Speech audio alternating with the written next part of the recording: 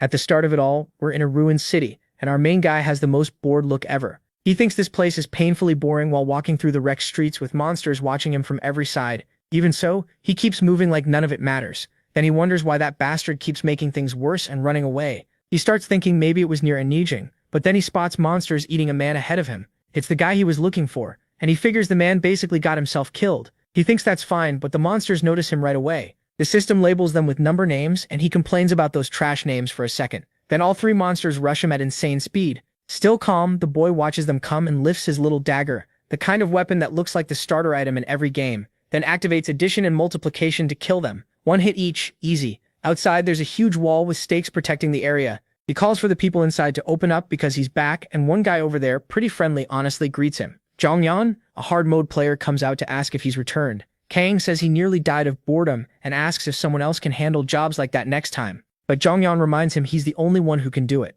Then asks if the bastard he chased got away. He says the man is dead and already being eaten by monsters. Zhongyan is shocked. A hard mode player died that easily? The protagonist explains that 3 ranker level monsters were feeding on him, and that surprises Zhongyan even more, since hard mode players are strong. A ranker monster is on the level of a hard mode player, so 3 of them together would be a nightmare. He asks where those monsters are, and the boy just says he killed them. Zhongyan takes that pretty calmly. Kang says he's going to get something to eat, but the other boy tells him not to lie. As a so-called easy mode player, he shouldn't be able to do any of this, and our main character is MC Taesan, who really is playing on easy mode. He asks if he's lost his mind. Plenty of people went through the labyrinth with him, so Junghyun can ask them. But the boy says every other easy mode player is dead now, and any new ones die within 2 days. The protagonist barely cares and just questions if that's really true. The boy says it is. He can't understand how an easy mode player survives there when even normal mode players are still struggling, and that's why Kang seems so weird. He wonders how MC is this strong. He's a hard mode player himself,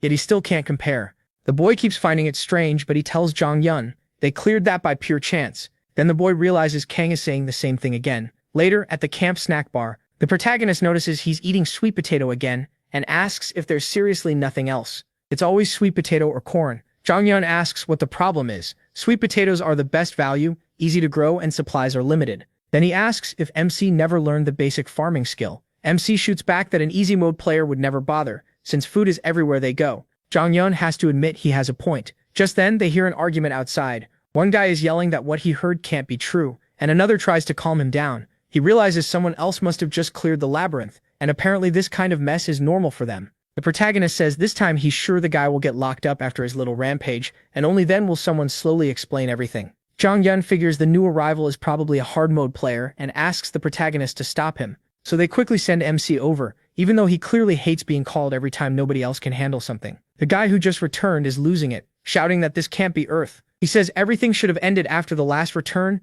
and people around him start getting hurt from his rage. He yells that this has to be some TV prank and tells everyone to stop because it isn't funny. Kang asks where Li Taiyang is, and they tell him he's out on a scouting mission. Then an older man approaches and says it really is Earth. While he was trapped in the labyrinth, the world went through a huge disaster, and he needs to calm down. But the kid completely snaps, tells the old man to shut up, and smacks him hard. He sees he's gone too far. Zhongyan looks ready to step in, but he warns that if he comes back and his sweet potato is gone, somebody's getting buried today. The kid, who was all excited for the chance, starts backing off, scared of what might happen. The protagonist walks up and tells the guy that sadly this really is Earth, and humanity is now close to extinction. The guy keeps calling it a joke, so the protagonist asks if that's the only thing he knows how to say. The guy insists this can't be Earth. With so many players out there, how could they fail to stop a few monsters from destroying everything? He keeps telling MC to quit messing around, and MC is already sick of this because it's happening again. He remembers that most players who leave the labyrinth and return to Earth go crazy because they can't accept what the world became.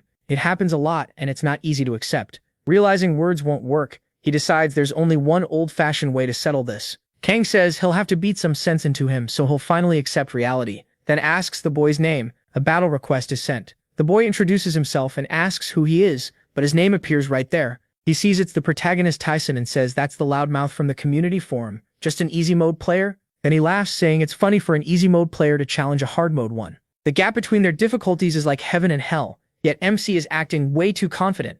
Kang cuts him off and tells him to shut up and fight. If he wins, he'll show him the world he wants to see. That only makes the boy more annoyed, but he accepts and warns him not to regret it. He doesn't care if he kills him or just cripples him. He starts by activating enhancement, adding half of his basic attack to his current power. Then focus boosts his hit chance, and firepower kicks in, giving his next attack a huge damage boost. Everyone is shocked by how strong that combo looks. Then he charges straight at Kang, his strike flashing toward the boy's face in an instant. The blow kicks up dust and fills the area with wild effects, but the protagonist Taesun uses complete nullification of the first attack, so the damage dealt to him is 0. The boy is stunned when his attack does absolutely nothing. MC is holding his sword with just 2 fingers and asks, "That's it? If you like overpowered leads who show their strength without hiding it, this is your kind of story." Kang is fully flexing here. The boy can't process what happened. He asks what the hell complete nullification of the first attack even is. He's never heard of a skill like that. Meanwhile, he keeps holding the sword in place. The boy tries to pull it back but starts shaking because he doesn't have the strength to move it. The protagonist asks if it's his turn, then gathers mana in his hand and drives a punch straight into the boy's stomach.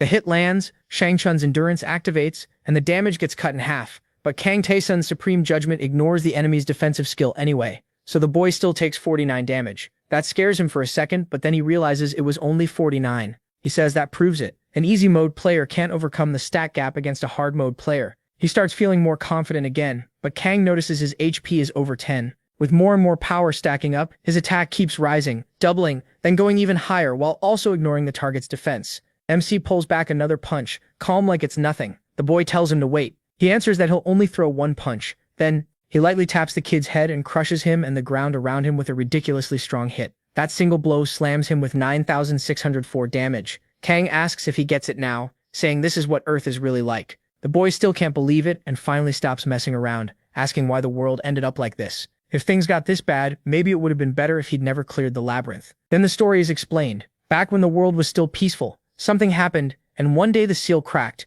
and monsters poured out from that opening. Humanity was then given one final choice: easy mode, normal, hard, and solo mode. The players who entered the labyrinth after picking their difficulty could only return to Earth after clearing the labyrinth, and when they did, they came back to a world ruled by monsters. Kang says there's nothing they can do except save that world. Then Jongyun walks over and tells the protagonist he did well. The boy is shocked he came all the way there, and Jongyun says he had to see that fight for himself. He goes on saying Kang is amazing. Hardly anyone can beat a hard mode player in one hit. MC asks what's so special about beating someone that weak, but Jongyun pushes back. The kid wasn't weak. MC is just insanely strong.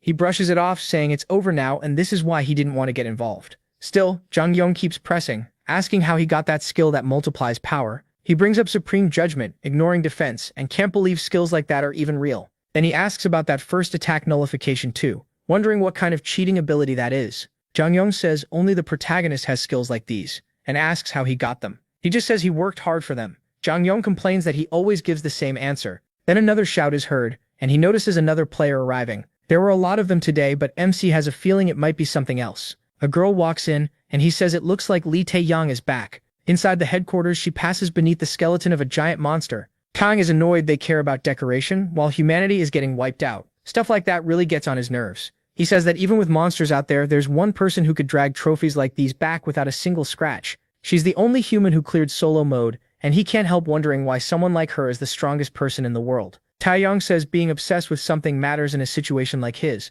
then asks why he doesn't get a hobby too. Kang tells her to save that talk for later, and asks why she called him. She says she heard he gave a hard mode rookie a lesson. An easy mode player beating up a hard mode player. No matter how many times she hears it, it still sounds crazy. The protagonist checks her information and sees absurd levels and massive stats, but even so, she looks shaken right now. So he asks if she's just trying to show off, but she says she wants to confirm something, and tells him to show his status window too. He figures she really is showing off and asks what she has against easy mode players. Kang is level 258, but all of his stats are extremely low. She says that, as expected, he's pretty weak. MC asks if she wants to fight him. Tae-young says she's only checking, just like she said before. Even so, for an easy mode player, those stats are still decent. While he gets talked down to, the explanation continues. The labyrinth has 4 difficulties, and once a player clears it, their growth stops. That's where the real gap between difficulties begins. A hard mode player's stats are 10 times higher than the protagonist's, yet none of them could survive even one hit from him. The reason is his skills.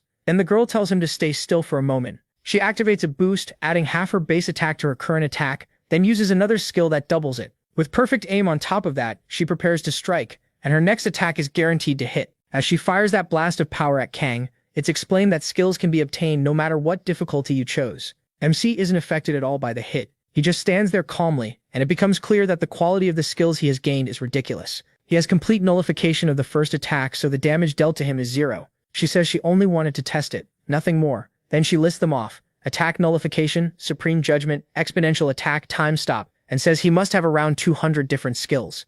Kang says it's closer to 230. She remembers him saying he got them by carefully exploring the tower. Then she says all of them should have explored the way he did. They should have focused on getting stronger instead of only trying to escape the labyrinth. The protagonist says, maybe, but that's all in the past now. She says not necessarily. He's incredible, but if he had been a solo mode player, he might have really had a chance. Kang's skills are powerful, but most of them scale off stats. That's why everyone feels bad about it. If he'd been hard mode or even normal mode, things would be much easier for him. In other words, MC can't even use half his skills properly right now, so he asks why they don't change the subject and get to the point. Did she come back from patrol? The girl says yes, and that the next wave is starting soon. Kang is stunned, remembering what a wave means and the monsters that come with it. He thinks they're completely screwed. In a wave, monsters attack all at once. Every time one happened, lots of people died in his area and in Shang Chun's territory too. Humanity lost a lot in the first wave, and half of the hard mode players died in the second. They only managed to protect one small city during the third, and now a fourth wave is coming.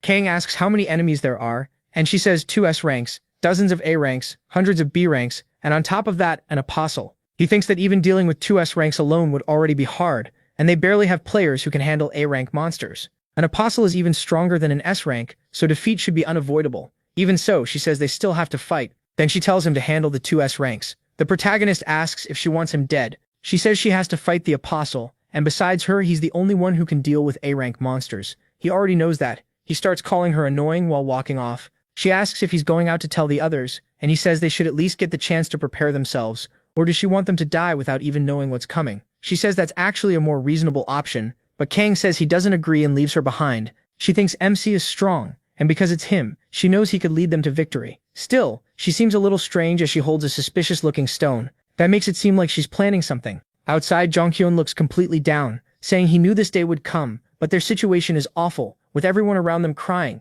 Kang asks how he's holding up. Jonghyun says he's already accepted it. Considering everything, they've already done the impossible just by surviving this long, and he calls that a blessing. He says blessing is crap. They're going to die. Then the protagonist remembers that guy he beat up earlier. Now that he thinks about it, the kid must be in total disbelief. They figure he must have gone through hell to escape the labyrinth, only to come out and hear that he's about to die and never see his world again. Really unlucky. Then Kang asks how he is. Jonghyun thinks he's probably the angriest one there. Humanity might not be on the edge of extinction if they'd done even half of what MC did. Then the wave begins, and red streaks start falling from the sky as the city grows darker and starts to change. He finally speaks, saying he's so angry it's eating him alive. But what else is he supposed to say? Then the monsters start showing up, and hundreds of them gather around the human city. Jonghyun stares in shock and asks which monsters the protagonist said he'd fight. The protagonist says the 2 S ranks. Jonghyun says he'll see him in the afterlife, since he'll probably get there first, and asks him to wait. MC tells him to get out of there already. Using his great leap, he jumps from the wall and charges straight at the monsters. He activates full surveillance in the sky, creating something like a mini-map of the mob positions so he can find the biggest threats, and he spots the 2 S ranks together. He drops straight toward them, landing right where they are, and sees the horrible creatures with his own eyes. And when he takes a closer look, he asks if those monsters are happy to see him, and the system starts checking his mind. Confusion, fear, and instant death. Every check passes. Then Kang draws his sword. The system says he endured it through pure will, and his mind won't break. Now he's face to face with 2 S-rank monsters, and it says the protagonist's body has gained a stubborn physique. Standing right in front of them, he gets ready to kill those ugly things. Now he's face to face with Vilgax and that Mario-looking mushroom monster. Kang hopes neither one is defense type, then turns on full surveillance. That one is Monster 7, and its HP is way over 100 million. The thing leaps at MC, trying to crush him, and lands right where he was. Everything around it gets flattened. But Kang slips away and looks at it from the side, seeing it has 148 million GP. That means this will take forever, so he starts with body acceleration. Then he checks the other monster and sees it's Monster 5, a long-range attacker. It has 1.2 million GP, which feels almost fair to him. Vilgax charges him, but he brushes it off and goes straight for Lulamolos instead. He cuts off several of its tentacles, but the HP only drops a little. Each hit does just a few dozen damage, and Kang realizes attacks on the tentacles get reduced, so he figures out he has to hit the monster's head. But it attacks again, gathering energy in its tentacles and firing a beam right at Kang. His first attack nullification kicks in, and he takes 0 damage. He notices the attack goes exactly where the tentacles point, with no delay at all, almost impossible to dodge. After getting knocked back, the protagonist gets ready to rush in again, but first he realizes the best he can do is predict the path of those laser beams as they pass by him. If he focuses hard enough, he can dodge, but the longer he takes to figure this out, the worse things get. So he activates acceleration again, dives straight at Vilgax and tells himself he can't let this fight drag on. He attacks head-on, but still deals pathetic damage to that octopus. Then it blasts him again with electricity, but Kang uses another skill, second attack nullification. Again, 0 damage. Blood starts pouring from the octopus as his blade tears it up from the inside. MC pulls away, appears above it, and aims for the monster's head. But the other one jumps in front of him, and he realizes the second monster is shielding the first one's head. The defense type is protecting the long-range attacker the moment it senses danger. That's probably why they stayed together from the start. Still, Kang notices he managed to catch that monster, and he begins the fight by creating a barrier around the two of them that apparently cuts them off from everything outside. The long-range monster tries to hit them through it, but its attacks stop at the barrier. For 1 minute, only Monster 7 can damage Kang. Now alone with the monster that only knows how to defend, the protagonist sees his chance. He thinks this would have been easy if Lee Taeyeon were here, since her stats are insane after clearing solo mode. Still, he activates addition. His current attack doubles, then multiplication boosts it again, then his current attack gets squared. After that, Supreme Judgment turns on, ignoring the enemy's defense skill and raw defense. MC thinks the defense type can't hurt Lee Taeyeon, so his plan was to kill the long-range one first and finish the defense type after. But he can't do that. Against either monster, one clean hit would kill him. He realizes 9,604 still isn't enough, so he uses more Hagi and activates Restart, resetting a chosen skill. Men won't be able to activate that skill now, and his multiplication goes off again, squaring his current attack and pushing that 9,600 way higher. Now it's time to end this. He charges the defense monster. Kang knows the only thing keeping him alive is these skills, and even 9,604 squared still doesn't reach 100 million. That means he has to go all out. He activates Copy, so his next attack will hit the target 2 times. That lets him deal 92 million damage to Monster 7. The hit blows it apart, shattering that jelly-like body into countless pieces around Kang. But with that, the barrier disappears. The long-range monster immediately hits him with a beam for 22,500 damage, roasting him on the spot. Even so, he activates resistance. The fatal hit gets cancelled, and all damage taken in the last 5 seconds drops to 0. Still, he can feel how brutal that attack was. Then he gets targeted again and realizes all his attack-canceling skills are gone. Only resistance is left. He rushes the monster again, but does just 48 damage. From here on out, it's simple. Dodge, attack, repeat. The problem is, his mana is almost gone. He has no skills left, and there's no way he can deal 1.2 million damage with basic attacks alone. That means he'd need to hit this thing 25,000 times, and he starts thinking he's going to lose. Then, after a very long time, the monster's HP is finally getting close to half, with Kang still chipping away at it. So there are still 125,000 left, and the monster is nearly dead. He keeps attacking without stopping. The system says he's entered total concentration. His body and mind have become one. A miraculous power sinks into his soul, and he gains the soul skill, Interception Boost. But because he escaped the labyrinth, he isn't supposed to get Interception Boost, so the skill is sealed. Kang refuses to accept that. No way he's giving it up now. The monster is almost dead on the ground, but the protagonist keeps hitting it any way he can. At last, he finally kills Monster 5 after hours and hours of painfully slow damage. The system says gods across every dimension can't hide their shock at what he's done. Kang wonders how long that took. It feels like more than a month, and he bitterly thinks his trash stats were no help at all. Finally, he leaves. It's time to go back now that the monster is dead. But on the way back, he uses his map skill and sees one monster is still alive. All around him, people are dead. He walks through the bodies, staring at the field of corpses. They used to brag that they were the last players alive in that world. So why is he, a player from the easy world, the only one still alive? He keeps asking himself why he came back carrying victory, while they came back with defeat. Then he sees Jong-il dead on the ground. He made it to the afterlife, just like he said he would, but in the end, he left Kang behind. MC remembers when he still had a friend to share his days with, and it hurts. Then he looks to the side and sees Lee Taeyeon dead too, with that stone fallen onto her thigh. Even the one person who cleared solo mode, the strongest in that world, was killed. And the one who did it is the thing now rising in front of him. It's the Apostle. Now he has to fight this thing at the very end. The Apostle steps in front of Kang and tells him he'll be dead soon, but he tells it to shut up. The system says he resists once again, and the Apostle actually looks a little scared. The protagonist charges in, activates True Aim, and barely does any damage to the Apostle. Even so, he keeps pulling the monster toward him. After some time, Kang is at his limit. In the middle of all that chaos, he faces the monster again, and something mixed with blood spills out as the creature's body drops to the ground. Then the creature's attack launches MC upward.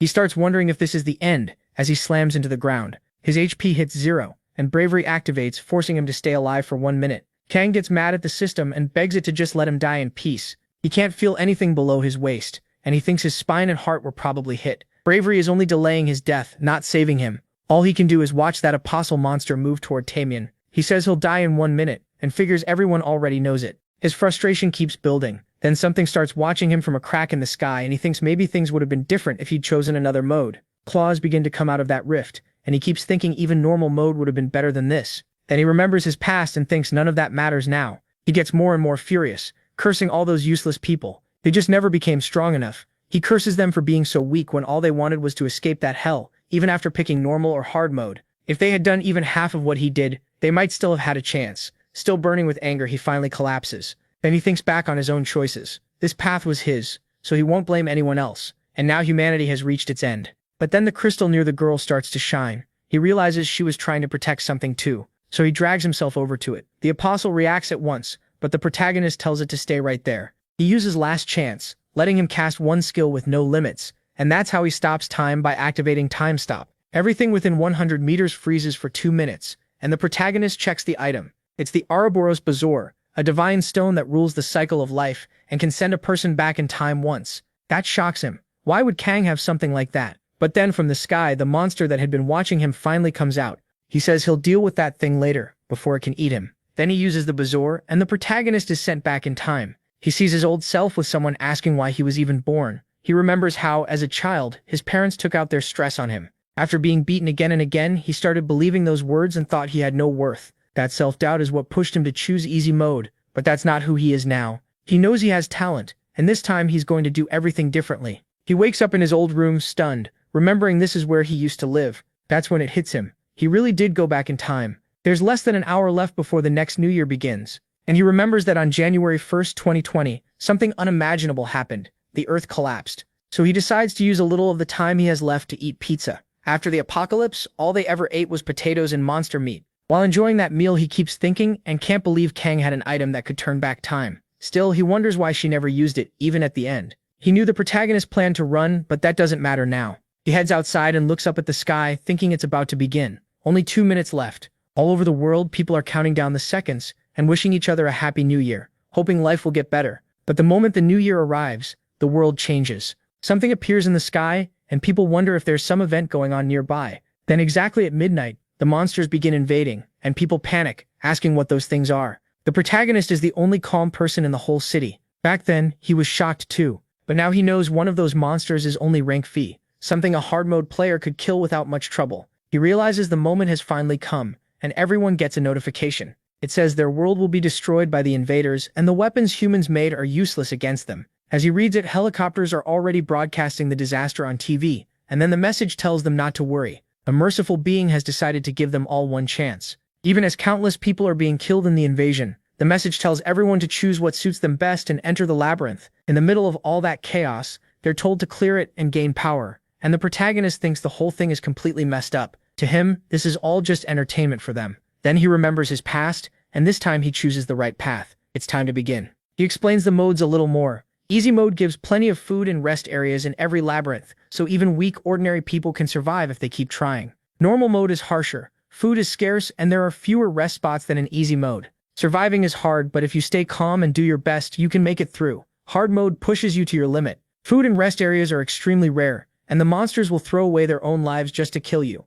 Unless you can secure some safety, you'll die horribly. Then there's solo mode. You're completely alone. You can't meet anyone from your world, and the only things you'll find are hostile beings, monsters, and NPCs.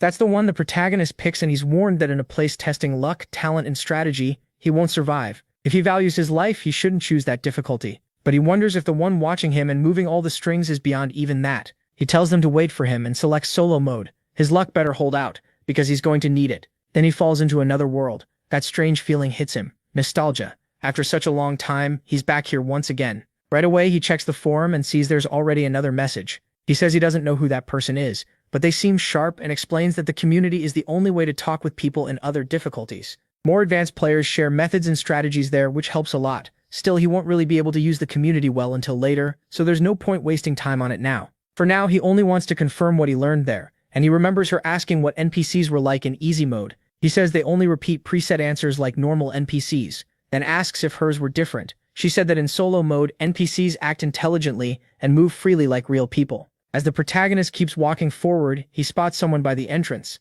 It's the gatekeeper of the labyrinth. In easy mode, he was just an ordinary old man with white hair, but now someone else is already here. He thought it would take at least a month, so the protagonist quickly realizes this guy is stronger than Kang, which shocks him since this is only a gatekeeper. The man greets him first, introducing himself as Broken Man, the guardian of this place and also his guide. The protagonist thinks the name is weird. Broken Man says he's someone who failed the trial and became the gatekeeper instead. Kind of a cool title in his opinion. He says the protagonist probably already heard the summary outside. His world is being destroyed by invaders, and this is the chance the magnanimous Transcendent has offered his people. But he adds that this mercy is pointless. Being wiped out completely would probably bring more happiness. The protagonist pays close attention to that. Broken Man talks like someone who has lived through it, which proves Kang was right. In solo mode, NPCs are actually living beings, people from worlds that were already destroyed. The way the protagonist keeps staring at Broken Man makes the gatekeeper a little uneasy. This punk is way too calm. If he came from a peaceful world, he should be losing his mind right now. Broken Man says he was thinking about hitting him first and explaining later. But since the boy isn't reacting at all, he simply tells him this is the labyrinth. Some call it a tower, but he can call it whatever he wants. It has 100 floors, with major changes every 10. It gets harder the deeper he goes, and since he'll have to handle food and water on his own inside, he'll have to find any extra information by himself. That's all Broken Man can tell him. But the protagonist asks if that's really it. The gatekeeper fires back, asking if he wants a full floor-by-floor guide. Then he says there's a guy inside who sells things, so he should ask him instead. Kang had said this gatekeeper was incredibly annoying. If she complained, he hit her and she nearly died before even entering the labyrinth. The protagonist remembers that well and thinks he should keep his mouth shut. Then Broken Man tears open the space in front of the protagonist, but says he should at least teach him the basics. From inside the rift, he pulls out a huge spear, which startles the boy. With that spear, he swings right beside the protagonist and stops just before hitting him. The protagonist stays completely calm. Broken Man thinks that reaction is strange, then lowers the spear and tells him to take the equipment. He hands over worn leather armor with +1 defense that can barely block small scratches, along with a rusty sword with +1 attack that looks ready to break at any moment. The protagonist notices it's copper grade. Broken Man asks what's wrong, didn't he like it? The protagonist says he really didn't. That only makes Broken Man more confused. The protagonist asks why, but Broken Man brushes it off like it's nothing. Then he gives Kang one more item, a worn wrist guard. It has +1 defense. It's lost most of its value after long use, but it should at least block one beast bite. Macy asks what that is, since she doesn't remember being taught about getting something like that. Broken Man says he's receiving a few extra skills and items, and he can check the rest himself. Then he tells the boy to get moving, and he just thanks him and heads out. Broken Man wishes him luck. As he watches him go, he notices that the guy was smiling like he was excited to enter the labyrinth. Broken Man says he has met many challengers, called geniuses, as a gatekeeper, but none of them ever cleared the labyrinth. This one, though, is definitely different. It's not just talent or skill, it's something deeper, like the instinct to survive. He hopes the boy makes it. Meanwhile, once the protagonist is inside, more messages are sent to him. He's told this maze was built by a great wizard long ago, and there's a rumor that anyone who clears it gets one wish granted. This place is sealed off from the world. Deadly creatures move through it in silence, and everything inside seems made to crush anyone who enters. Still, if he can make it through that deep, dark hell, endless glory is waiting for him. With that, Kang steps onto the first floor. The first floor is the maze entrance. Stabbed monsters can still keep moving here, but the creatures on this level aren't that strong yet. The protagonist wonders if he should begin. This is where his mission starts. This floor hides treasure and secret areas, and the more secrets he finds, the better the reward when it ends. His first goal is simple: beat the boss of floor 1 and move on. The listed reward is a random potion and a stat boost. The hidden reward stays secret. That makes him remember Lee asking if easy mode had a merchant too, and he told her yes. When she asked what that merchant was like, Kang said it was nothing special. Buy a potion and leave. But she explained solo mode is different. The merchant there sells all kinds of things, which makes him wonder if she's serious. To prove it, she showed him a pure black bracelet, an insanely strong item that cuts damage taken by 50%. MC is shocked that a shop here would sell something like that. She also said there was even more, but she didn't have enough gold to buy any of it. That catches him off guard. If he could buy everything in that shop, he might end up even stronger than she was.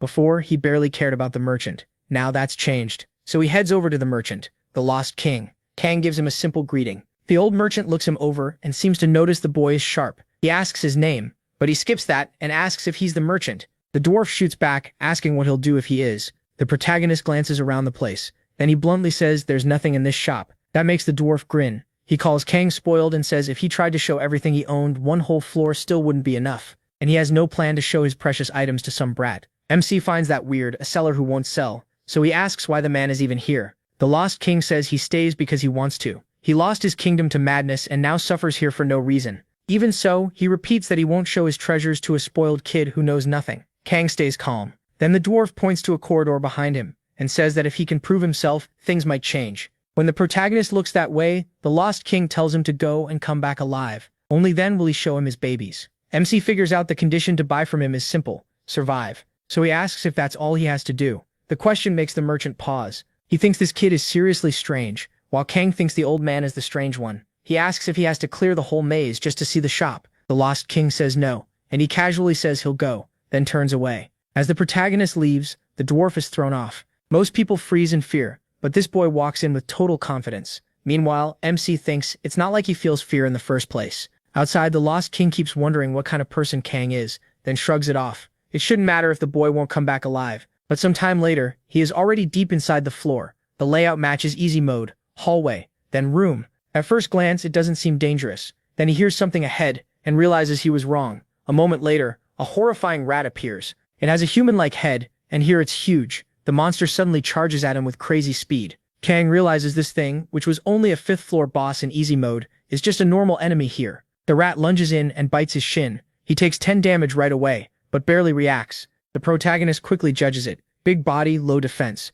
but its speed is so high it's hard to even track. Back then, it took a long time for a whole team to bring one down. So if this is only a random 1st floor monster, the gap between modes is obvious. MC admits it's as fast as he expected, swings and misses. The rat hops back and waits for his next move. In easy mode, players had to work together and chase it around until it got tired. Now he's alone and his stats are lower than before. Logically, this should be an impossible fight. He starts thinking about how sad it is that Lita and An said he ran at the start, because solo players who cleared the 1st floor never fought a giant rat this early. If they did, they would have been killed and eaten. That makes him remember what the Lost King was really after. Kang understands exactly what he wants. The reward rules in labyrinths are simple. Do what others couldn't or pull off something everyone would respect, and the reward rises to match it. So even while the rat keeps hitting him, Kang keeps landing blows too. His goal is clear: become stronger than anyone else here. He swings again and barely misses. The rat squeals and jumps away. He realizes that if he can't match its speed, he can at least predict its path. The way he keeps fighting starts to scare the rat. The protagonist reminds himself that it's still a living thing. Whatever it is, its movements aren't instant. Its legs tense, its chest swells, and he knows it's about to run. The giant rat grows more intimidated and its thinking starts to fall apart. Kang figures its tiny brain has already given up on attacking his guarded ankles, so it goes for an easier target. Since it can't jump that high, it aims for his arm and snaps at it. But its teeth hit the wrist guard he put on. The bite fails, and Kang says the rat is already dead. He grabs it, lifts it up, and finishes it off. With the giant rat pinned down, MC keeps striking. Since it's immobilized, it takes extra damage. 4 at first, then 5, then more until he finally heads back to the Lost King, who's stunned to see him again. He didn't just survive, he came back carrying giant rat meat. At that point, someone in the chat starts complaining that merchants are a pain, asking why sellers always need the last word while pushing their stuff. Tamian agrees, saying a merchant should just act like a merchant. He keeps asking why the guy has to act like that and says he seriously wanted to stab him with his sword, but couldn't because he'd definitely get beaten up. That only makes him more annoyed. Back there, the Lost King stares at Kang and asks if he really survived. The protagonist asks if the old man wanted him dead, and the merchant quickly says no. Then MC shows him the giant rat meat, quality 96, good enough to eat if needed, and the giant rat hide, quality 95, which looks pretty warm. He asks if the shop buys items too and how much he can get for the two. The Lost King is shocked, not just because he killed one, but because he didn't run. He doesn't get the surprise, he killed it, so he killed it. The merchant says it's real, and that quality this high means Kang hunted it cleanly and with precision. That's unbelievable for a beginner who just entered the labyrinth. The protagonist just watches him. The Lost King finally says MC met his requirements, so the shop is open to him now. MC asks what he sells and the answer is simple: anything. Just name it. He asks if he has a tower shield. The merchant checks if he means one of those huge shields. The protagonist says yes, one big enough to use with both hands. The Lost King asks why he wants a shield over everything else. MC says he was thinking of just crushing them. That answer leaves the Lost King amazed. He calls it the right answer, and opens a golden door behind him. Kang stares at it in surprise. The merchant points out a heavy tower shield, attack +1, defense +5. It's extremely sturdy and looks like it can block a lot of hits. He thinks that's more than enough. In easy mode, he wouldn't get something like this until around the 7th floor. The price is 500 gold, but the protagonist only has 243. He needs about twice that, so it looks like he'll have to come back later. He figures about 7 more rats should do it. When the merchant asks where he's going, Kang says he needs more gold to buy the shield. But the Lost King tells him not to worry about that. He'll give it to him for free. MC receives the toy robust shield, completely confused. The king says he has about 250 gold, and with that much, there are still a few things he can buy. He tells him to wait, then brings out a pile of potions. The protagonist has no idea what's going on. Getting all this stuff from the king out of nowhere is nothing like what Li Taoshan told him. The king asks why MC is backing away and tells him to just take it. He wonders why the kid is making such a big deal out of this when he's only trying to help, and says he can think of it as a small investment. He still doesn't get what he means. The old man won't explain. He just tells the protagonist to take the items, since these are what he can afford right now.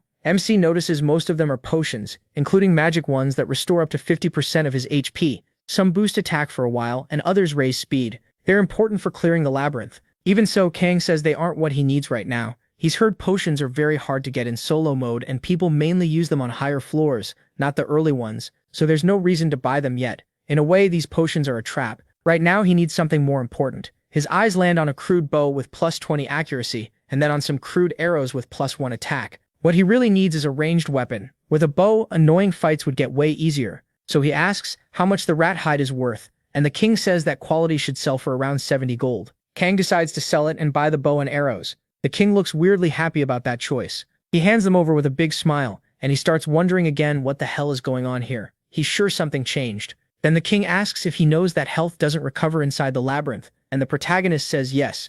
He explains there's a place on the first floor called the Spring of Life, where you can restore your health as many times as you want, as long as you stay on that floor. Then he says he'll show Kang where it is. He's even going to mark it on the map. There's supposed to be a crazy old man there, but that shouldn't matter. MC remembers Li Taoshan talking about that. She said the king told her to pay attention to the Spring of Life's location, but while doing it he kept insulting her, telling her to get lost and just die of hunger. So he wonders what changed his attitude. Honestly, the protagonist is following the same path Li Taoshan once took, almost like he's becoming that guy's disciple. So why is he being treated so much better? He starts wondering if the difference is in how they acted. Li Taoshan couldn't kill the giant rat, she only ran away. Kang didn't run, he killed it, and came back. Maybe that's what changed the king's attitude toward him. Now MC goes back to hunting rats with his shield. He pins them down, deals more damage, and keeps stacking up wins. There are still too many questions he can't answer right now. Then his enhanced interception activates on its own, surprising him, and the system gives him a permanent agility increase. He remembers that when he killed the first giant rat, a bunch of status windows popped up in front of him, and he got annoyed, wondering why beating one random mob caused so many. Then he realizes that besides the basic skills, he still has abilities he originally got on floors 20 and 40 in easy mode. He never expected to get those on the first floor of solo mode, along with the assigned attributes and everything else. But this one is a soul skill, enhanced interception proficiency. At 100 proficiency, his soul has touched a higher plane of existence, and whenever that high-dimensional soul grows, it steals power from his opponent. That reminds him of the time he faced that S rank while in total concentration. In that moment, his body and mind became one, and a miracle-like power was carved into his soul. That's how he gained the soul skill, enhanced interception. But because he escaped the labyrinth, he couldn't keep progressing to fully obtain the skill, so it was sealed. Kang remembers that happened during his fight with the S rank. A system screen opened after he took 1.2 million IPV, but he was too exhausted to read it properly. Now that he's back in the labyrinth, the skill has finally been released, and it's one of the abilities he kept even after time rewound. So he pushes those questions aside because right now he has to keep moving toward his goal, becoming stronger than everyone else. He says the Spring of Life should be just past that corridor. They really made the path longer than it needed to be. Then another giant rat appears in front of him. That surprises him, since running into a monster in the hallway is supposed to be normal. But then more rats start showing up. Kang quickly ends up in trouble as they surround him. He looks around, taking in the whole bad situation. Rats are everywhere. 3 of them have already boxed in one human, and even with their tiny brains they can tell they have the advantage. Kang starts running checks for confusion and fear and notices one of them is more scared than the others. He rushes that one first. Using super focus, he tries to land a hit no matter what, but the rat barely dodges. He knows he can't even blink here. He's seen too many players die after getting carried away. Then he gains unshakable mind and all his stats start rising. The protagonist deflects their attacks and slams one rat into the wall. With his level going up and the checks completed, his stats climb higher, letting him react faster and hit them more easily. That makes the fight much smoother. The system announces he's beaten 2 giant rats and his level rises again. The last rat starts to lose its nerve and its judgment drops. Seeing the monster cornered, Kang tells it to come at him. The rat lunges straight for his foot. MC is thankful it came in so openly. He brings the shield down and kills the last one. After moving on, he leaves the combat area of the labyrinth. This is the rest zone. Enemies can't enter here, which lets him finally relax. And for the first time, he finds the Spring of Life. He gets a discovery bonus. Intelligence permanently rises by 1, and mana goes up by 2. Kang notices that most parts of the labyrinth have monsters, except for the shop and the spring. They're basically safe zones. Then he drinks from it and all his stats recover, while his condition improves. It feels incredibly refreshing, like all his exhaustion vanished and he just had a full night of sleep. But his mental fatigue will keep building up, so he still needs to rest for real. By the next day, he notices a whole day has passed. He figures there must be some talk in the community by now. When he checks it, he finds a lot of people asking about the labyrinth and whether they should enter. Since nobody who already went in has answered, most of them think they shouldn't. One guy says he's going to lose his mind. A girl asks if anyone wants to clear the first floor with her. More people keep asking for information, like what the first monster is, and the messages get more desperate the more they read. Kang figures he was right. Most of the messages are from solo players. In other modes, people can meet and talk in person, but solo players only have the community. Then he sees that Lydian is posting too, asking how she's supposed to get through this. That shocks him. Lydian always seems strong and confident, so seeing her this confused at the start feels strange. Then he remembers the status window he saw when she realized how strong he was. Maybe she was just a scared little kitten who hid that fear until the very end. He figures the labyrinth has only been open for one day. Solo players usually die after lasting a month outside, so there should still be plenty alive right now. So he starts sending messages. He says the rewards in solo mode definitely match how hard it is. Even though Litation lost a lot of rewards by beating the boss too fast, she still became the strongest player. So Kang sends a message to the girl and really to everyone in solo mode. He explains that the first floor in solo mode is basically just a tutorial cleanup stage. Still, he wonders what will happen. It's hard to trust some random text and walk into the labyrinth. And even if they believe him, he has no idea how they'll react. Out of the tens of thousands who entered solo mode, Lydian was the only survivor. After that, he decides to leave it there. Then he grabs the giant rat meat. He stares at it, wondering if he should really eat it, but decides it should work for his goal, so he tosses it into his mouth and starts eating it raw.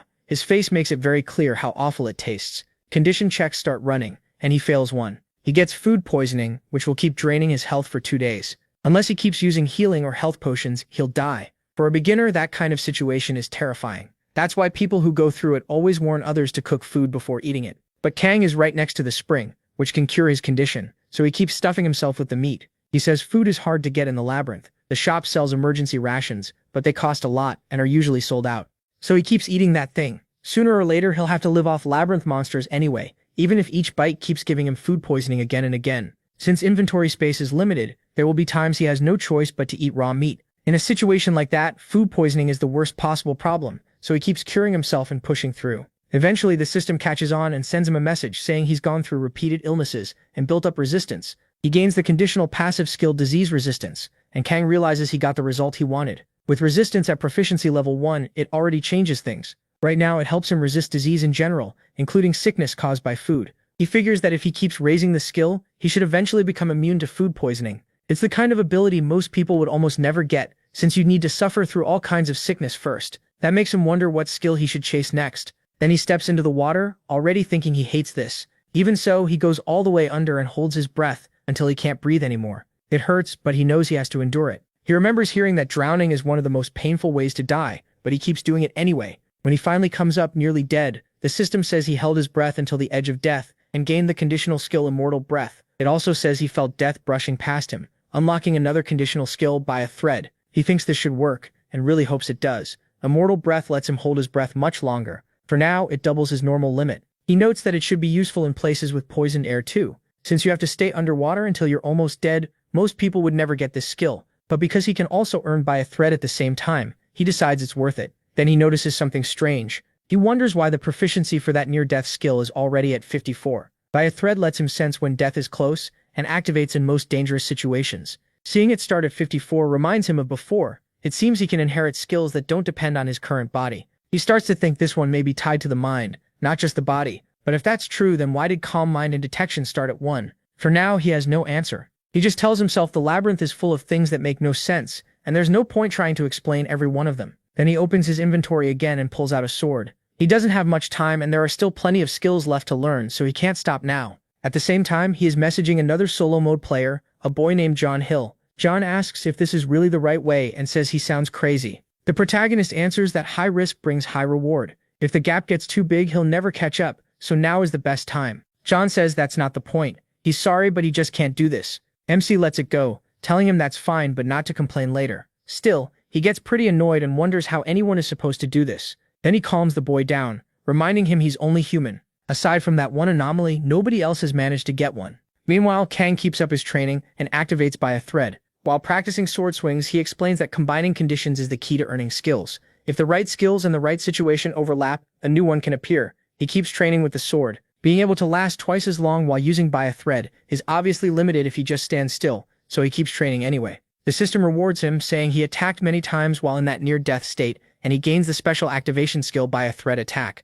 Then the system says he has learned more than 10 skills and reached a level worthy of boasting about them, earning him the title Skilled Player. Kang thinks that's amazing, as he looks at his sword, which is already nearly worn out. He says that just like he can read the giant rat's movements, he can read human movements too, and by a thread attack helps him shift the pace of a fight. He says this became one of the best skills he used while making his way through the labyrinth. Then he opens his status window, remembering that when she cleared the first floor, her agility was 13. He's level 21 now, yet he still isn't much faster than her. That means he can slowly start building up his core skills. He explains that core skills are usually worth more than 10 stat points, or can even overcome a huge stat gap. He thinks of examples like addition or multiplication, absolute judgment that can see hidden elements, attack nullification that erases the result of a single attack, and time stop that freezes everything around him. All of those count as core skills, and having even one gives a massive edge over players at the same level. As he keeps moving, he realizes that's probably why getting them is so unusual. For example, complete vigilance only appears after evolving detection 2 or 3 times. But if there's a core skill that can be earned on the first floor, it might become much harder to get later.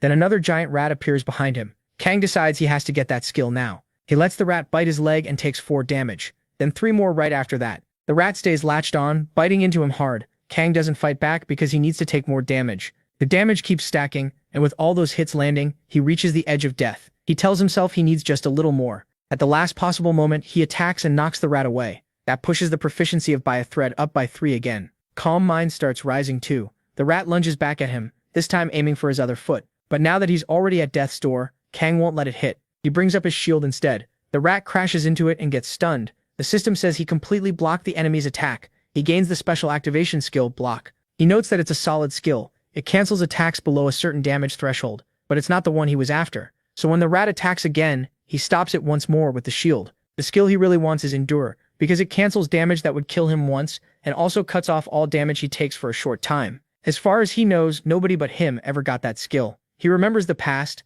After killing a huge number of lizards, when his friends asked about it, one wanted to know how he learned Endure, and the girl admitted she was curious too. They wondered why he was the only one getting these broken skills, and Kang explained that learning skills in the labyrinth is actually pretty simple. You can gain a skill from someone else, or if you accomplish something others can't, the system rewards you with an equivalent skill. And finally, you can try to recreate an effect similar to an existing skill. He got by a thread by holding his breath, and because he swung his sword while in that state, he earned by a thread attack too. Now, with the monster in full berserk mode rushing him, he says that if he wants to learn Endure, the skill that fully cancels a killing blow, then he has to figure out exactly what action creates it. With the rat right in front of him, he decides the answer is simple. Block repeated attacks that would have killed him. So he stops the rat again, and the system announces that he blocked multiple fatal attacks and gained the conditional passive skill, Endure. The boy starts laughing at that, and Kang finally finishes the rat off. He says this is the kind of skill that can save your life, so being too scared to chase it is just stupid. Back then, when he said the same thing to those two, they both thought the protagonist was seriously a complete weirdo, even if they felt awkward saying it out loud. He just says that sooner or later, anyone who hears this will react the same way. But this is the labyrinth. If you don't take risks, you get nothing. After that, he heads back to the spring, drinks water, and recovers.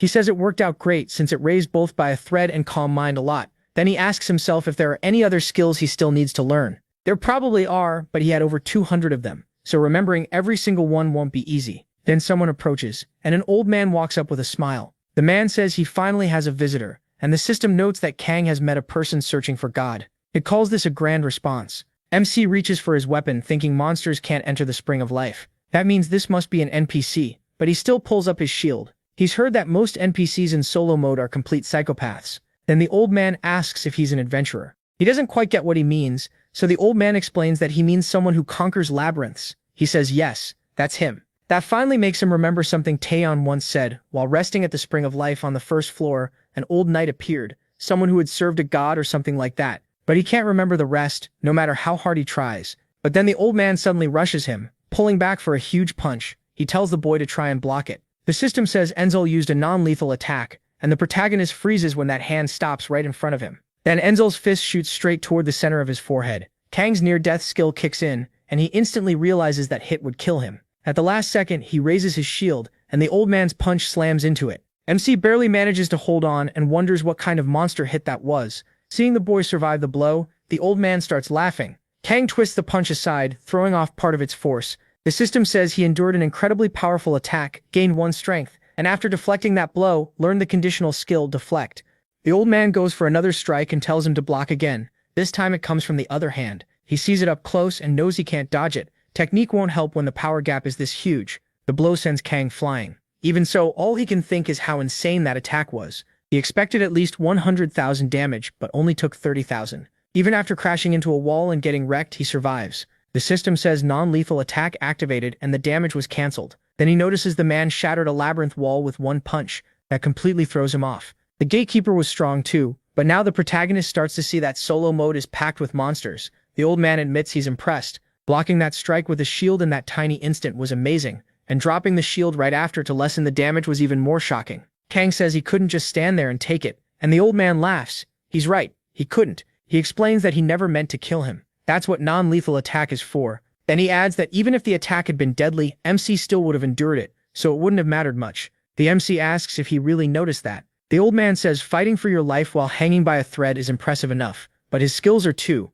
He never expected him to deflect that attack with stats like his. Kang already knew NPCs could think for themselves, but now he's surprised this one understands skills so well. Tammy didn't even know that much. The old man admits he was worried the protagonist would be weak, but he judged him wrong. The protagonist passed easily, so he asks for the young adventurer's name. The protagonist introduces himself. The old man calls this a blessed meeting and says he is one who searches for a god. His name is Aang Sao. Meanwhile, the present-day Taeyong is having a miserable time with those cursed rats still chasing her. Then that same old man appears behind her just when she thinks she's safe. When she turns at the sound, his hand is already right in front of her face. He has to stop the punch so he doesn't send her flying. He calls her a weak coward. Then he leaves her behind confused and shaken. Kang remembers Taeyong saying the old knight looked at her with disgust and walked away, and after that she never saw him again. What's happening with MC is clearly nothing like that, so he asks if he can question him. The old man says of course, and he asks why he attacks people out of nowhere, just to mock the weak. The old man says that's not it at all.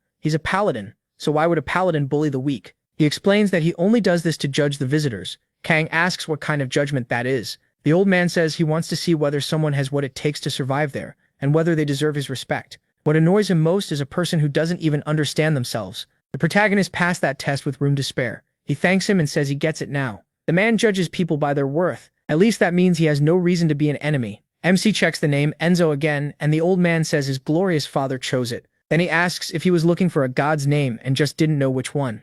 The protagonist explains that the labyrinth has many gods. They test players and give rewards. Most players barely know anything about them though, because they only show up in solo mode. But thanks to what Lydian told him, he learned a lot about them. Enzo nods and says, of course, the more people know about her, the better. He serves a goddess named Levineth. In his world, everyone worshipped her and called her name from morning to night. She was a wonderful goddess who connected with those who loved, and no other goddess was adored more. Sadly, that world was destroyed, so now he's the only one who still remembers her. Kang asks if that's why he came to the labyrinth looking for her, and Enzo says exactly, but he found nothing. MC thinks about Levineth and realizes he knows that goddess. Because of Lydian, he even knows what floor she's on. The problem is that she's dead. Lydian said the goddess had been brutally torn apart when she found her. After that, she talked about it in the chat with everyone, asking why the goddess was even there and saying she felt sick. If even Lydian, after everything she'd gone through, reacted like that, Kang isn't sure whether he should tell Enzal the truth. But Verotislaw asks the boy something first. He wants to know if he is in a hurry to leave the labyrinth. He says no, his goal isn't just to clear it, but to grow stronger while exploring and taking every reward he can get.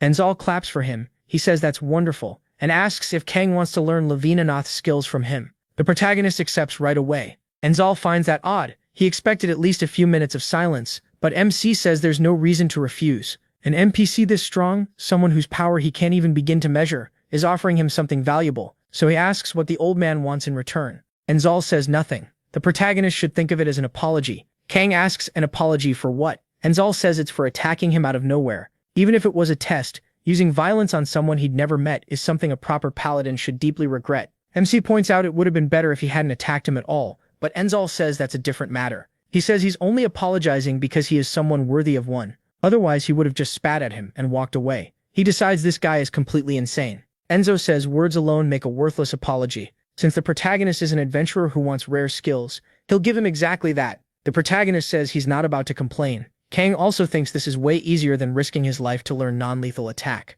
Enzo says that's a relief. He almost dishonored the gods with what he did. Then he says, enough talk. it's time to start teaching. First, he tells MC to try hitting him with that pathetic shield. He ignores the insult and explains that the labyrinth has many skills. The ones you can learn from a single action are basic skills. Swing a sword and you get swordsmanship. Use a shield and you get shield arts. Use a spear and you gain spear proficiency. The moment you use a weapon, you gain the skill. And as its proficiency rises, your knowledge and effectiveness with that weapon rise too. So basically every player has those skills. That means a skill that combines all the basic ones, even if it doesn't look flashy, is obviously useful.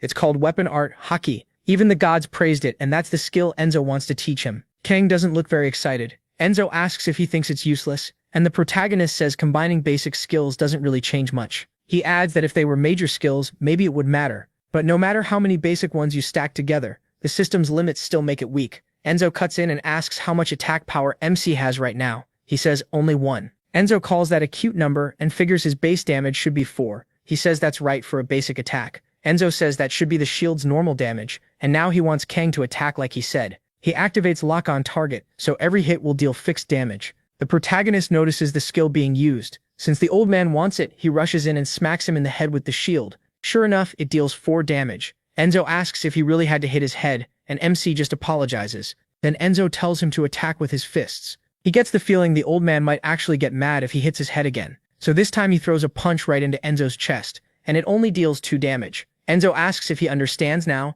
and Kang guesses he's showing how damage changes depending on the weapon used. The protagonist guesses Enzo is showing that damage changes based on the weapon you use. Enzo says that's right, and points out how fast the protagonist learns. That's why adventurers stick to one weapon, like wearing +50 gauntlets and a +20 sword. If he attacks with the sword, only the sword's 20 attack is counted. And if he uses the gauntlets, only their 50 attack applies. The damage never adds up to 70. Kang says that seems obvious. If 2 weapons could stack, every player would carry around piles of gear. Enzo agrees that's why people focus on one weapon and raise skill with that one. But then he asks if that isn't a bad system, since using only one type of weapon in a real fight is pretty inefficient. In a life or death battle, you use your whole body, not just what's in your hand. You can strike with your arms or slam in with your shoulder too. MC asks if because of the damage system, only the weakest hit counts. Enzo says yes, and that's exactly what the followers of the goddess Levinuth hated. To them, your body is a weapon, and your weapon is part of your body, so there shouldn't be any difference. After years of research, he created the skill Weapon Arts I-Haki. In the labyrinth, it combines all basic weapon skills, and its base damage adds together all the gear you're wearing. He is shocked to hear that all the damage stacks. Enzo says he's got it. If Kang has a +20 sword and +50 gauntlets, then no matter what he attacks with, his damage becomes 70. The protagonist quickly asks if that works with everything. Enzo says it does not just weapons, but every part of his body too. Even a slap or a shoulder charge or a kick would all deal 70 damage. Kang realizes that means his whole body becomes a weapon. With Weapon Arts I-Haki, he can even use gear people normally call useless. He remembers how others mocked attack gear like rings or belts because you can't hit anyone with them. Right now it may not seem huge, but deeper in the labyrinth, once he gets higher class gear, this skill will be completely broken. So he starts thinking this skill is amazing, and finally sees that it's worthy of being called a main skill. Enzo says, maybe it doesn't sound as shocking to someone like MC, who already has resist, but for normal adventurers, this is a skill they could never learn, even after a lifetime of effort. Then he asks if MC wants it, and MC answers right away. He wants to learn it now. When Kang looks at him, Enzo says he likes that he didn't hesitate. He tells him to relax his whole body. This skill is different from every other one Enzo has made or learned, but passing it on is strangely easy. Still, its proficiency is already at 100, so taking it in won't be painless. Then the basic shield art skill merges into Weapon Arts I-Haki, and swordsmanship is merged in too. Kang feels all that knowledge pouring into his head. Different skills and information flood his mind, and he can't believe he's getting something this broken so easily. Just like that, he receives Weapon Arts from its own creator. He also gets the supreme level of Weapon Arts I-Haki, reaching 1 proficiency in that supreme rank. It's a technique that unites weapon and body, but since his proficiency is still low, some power will be lost when he uses it. Enzo tells him to train with it constantly until he gets used to it. No skipping days. Then he says he has one more thing to give him from his belongings, a faded ring with attack +1. Someone wore it for a long time, so it clearly meant a lot. Enzo admits it's weak and won't do much, but it should still help. Kang says that's already great. In the past, he would have thrown it away as junk, but now that ring is worth as much to him as a rusty sword. Enzo says he's now given everything he wanted to, though it's a little embarrassing since he can't teach any deeper than this right now. Then he asks what the protagonist thinks about practicing with him. Better to test the skill before relying on it in a real fight. MC knows he's right. There's no reason to refuse, so he picks up his shield. Then Enzo rushes at him again at full speed, and Kang charges in too with his shield. The labyrinth judges you by everything you do, so they keep up this friendly PvP. Enzo explains that no matter how worthless a room seems, if you search it carefully and find something, your detection skill goes up. And if you keep blocking an enemy's attacks, your shield art proficiency rises too. On top of that, fighting someone this strong is worth an unbelievable amount. After a long time, Kang ends up on the ground, completely wrecked. They trained for 2 full days, and he never expected he'd gain this skill. His battle persistence proficiency rises to 3. It lets him stay in combat for a long time without getting tired as easily. He says that with this, he could fight S-rank monsters for days. He thought he could only get it by battling other players, so in solo mode he never expected to have it, but now it's his. Enzo walks over and says he has senses and talent that are hard to believe for an adventurer from the first floor. Just as he guessed, he has sharp eyes. Then he asks what Kang thinks. Was it enough? The protagonist smiles and says yes. Enzo tells him to promise 2 things, and MC asks him to go on. First, Enzo says he now knows weapon arts Aihaki and can teach it to someone else, but only if that person isn't useless and pathetic. If the protagonist breaks that rule, Enzo says he'll hunt him down and kill him himself. He says it in a seriously scary way, and he means every word. MC agrees. Then Enzo brings up the second thing. If Kang ever learns anything about Miss Leavenworth, he has to tell him. He says the odds of meeting him again in the labyrinth are low, but Enzo says he wasn't expecting much anyway. He's only waiting for a miracle. But the protagonist thinks that if Enzo finds the goddess, whether Leavenworth is dead or not, both of them could die there. So unless something major changes before Enzo reaches her, Leavenworth will almost surely be killed by someone. Kang wonders if he should say anything at all. It feels like a crossroads. Enzo asks if he really knows where the goddess he loves is.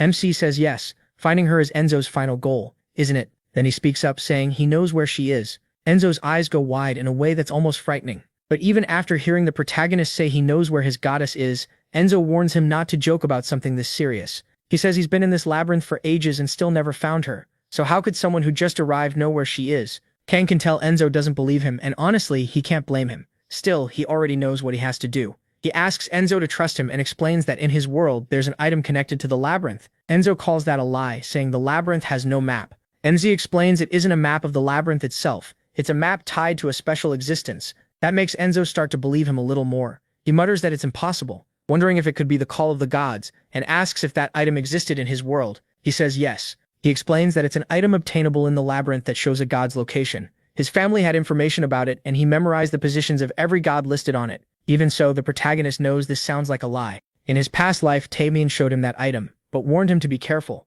No one else was supposed to know. She had said she got it on the 89th floor, but that it was useless because the gods were awful and only laughed at her. MC remembers her complaining again. Back then, he thought it was pointless info, but now he can use it. He tells Enzo that on the 78th floor in the Library of All, inside the 24th secret room, the goddess Leavenworth is there. Enzo is stunned by what he says and by how specific he is. The library really does exist, though Enzo hasn't checked it yet. Now he starts thinking she really might be there. Kang says he knows the list, but Enzo suddenly runs over, acting like this is far beyond just some lucky guess. He thanks the protagonist over and over, saying he's never been this grateful to anyone in his life. He says he owes MC now, all while shaking with nerves and excitement. He tells him the grip is hurting, and Enzo quickly apologizes. He just couldn't hold himself back. Kang asks if he's planning to leave right now. Enzo says it won't be easy. The 78th floor is deep, and even for him it's a strange place, so he needs to prepare first. He swears he doesn't even know how to thank the protagonist. It's hard to find the words. All he knows is that he has to repay him, so he gives MC a bronze ring with plus 20 health, saying it'll help him a lot. Enzo says the ring looks like something a priest once wore, from a religion that has already died out. He is shocked. An item like this usually wouldn't show up until around the 30th floor. Enzo admits he normally wouldn't hand this over to someone still on the first floor, but the protagonist doesn't seem like the type to sit around and waste time. He just hopes that guess is right. Kang says he has no time to stand still, so Enzo tells him that's good. He says he'll start getting ready, and MC asks if he's really going. Enzo says he finally has a clue about where she is, so he can't afford to wait. He thanks him and hopes they meet again. Then he runs off, overjoyed, telling his goddess he's coming, that the last one left is on the way. Laughing the whole time he leaves. Kang wonders if Enzo will really find the goddess, and if he does, whether she'll still be alive or already dead, leaving the old man crushed. Either way, the protagonist figures he won't be seeing him again anytime soon, so he goes back to exploring the labyrinth. After spending a while on the first floor, his dexterity has reached 25, which makes catching a giant rat easy. He uses soul quality, but the gap between him and the target is too big, and that surprises him. He can't take anything from it. That's when Kang realizes the skill stops working. Once the difference gets too large, it's disappointing, but he expected that might happen. He decides he's already gotten about all he can from the first floor, so it's time to head to the second. First though, there's somewhere he needs to go. The labyrinth has hidden rooms, and he heads to a sealed one. Every floor has one, and the first person to find it gets a huge reward. Magic staves, levitation rings, permanent stat potions, and other items that give adventurers a massive edge. Only one person can enter each secret room, so in easy mode, the race to find them was brutal. Because of that, Kang missed many of them before. That's also why so many people survive the labyrinth through luck instead of skill. But this is solo mode, and here, he plans to claim every secret room. As he steps inside, he wonders if the layout is still the same, since the labyrinth changes with difficulty. Still, the basic structure stays similar, so all secret rooms share a few things in common, and he confirms he's in the right place. At first glance, it's just an empty chamber with an entrance and nothing else. Most players ignore a room like this, but secret rooms always hide one shared trick, so Kang starts feeling along every part of the wall. The blocks all seem normal, and finding the real path is simple in theory. Just press each brick until the right one gives way. He knows it'll take time, so he settles into a routine. Press, pull, reset. If it's not that one, he moves to the next, then the next after that. It almost feels funny to him. Compared to the rooms where all he could do was survive, this is calm. As he keeps going, his detect proficiency starts to rise, until he finally finds the hidden room. He's the first to discover it, earns the title Adventurer, and gets a permanent +3 intelligence. Now the treasure chest sits in front of him. It looks like he could just grab it and leave, but he knows it can't be that easy. He scans the area carefully, spots a giant rat nearby, checks the floor, grabs the rat by the tail, and throws it ahead. The rat lands in the middle of the room, triggers a stone panel, and an arrow trap fires straight into it. So they're arrow traps. Kang expected that much. Nothing too hard for his current level. He walks forward calmly and deliberately steps on another trap, then catches the arrow with his bare hand. He tells himself he's already far stronger than most players on the first floor, so if he stays focused, he can keep doing this. He guesses there are only 7 arrows, triggers them all, and stops each one without much trouble. Kang decides to keep some of them, then moves deeper in, stopping more arrows and setting off every trap he can find. But as he goes on, things get harder. He can't catch them so easily anymore and has to start dodging. Since wasting arrows would be a shame, he picks them up as he goes, until he finds a poison arrow with +2 attack and a paralyzing arrow that can paralyze a target with +2 attack. It can still fail depending on the enemy's stats or level, but these two are clearly special.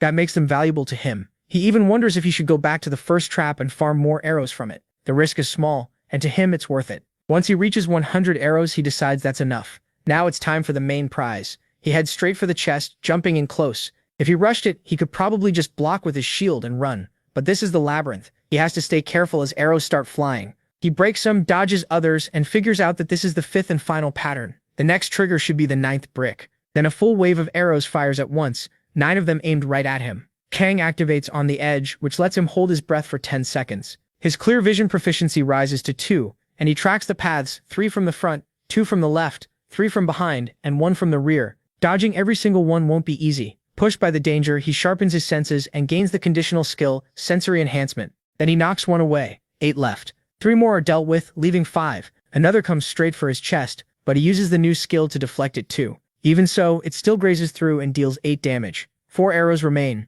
Kang knows he can take that much damage, and since he used a skill to ignore that hit, he has more room to move now. The rest are following the same paths, so he catches one and blocks the other 3. Then he triggers the last trap. Based on the pattern so far, he expects 10 arrows. But more come than he planned for. 15 this time. He steps back, trying to block them any way he can, but it's too much. He can't stop them all at once. With more arrows, there are also more overlapping paths, and if he fails to dodge, he gets hit. 2 arrows stick into his arm, dealing 16 damage along with another 15, and the damage keeps piling up until he's weakened badly. He starts bleeding, which means constant HP loss. The pain is intense. As he yanks an arrow from his arm, the system says he's endured extreme pain and gains the continuously activated conditional skill, Reduced Pain. It hurts less now thanks to the skill, though his low proficiency means it still hurts a lot. If he hadn't been through pain like this so many times before, he might have blacked out. He's down to just 54 out of 140 GP. Since he already gained a skill from bleeding and being weakened, Kang decides there's no reason to keep taking damage for free.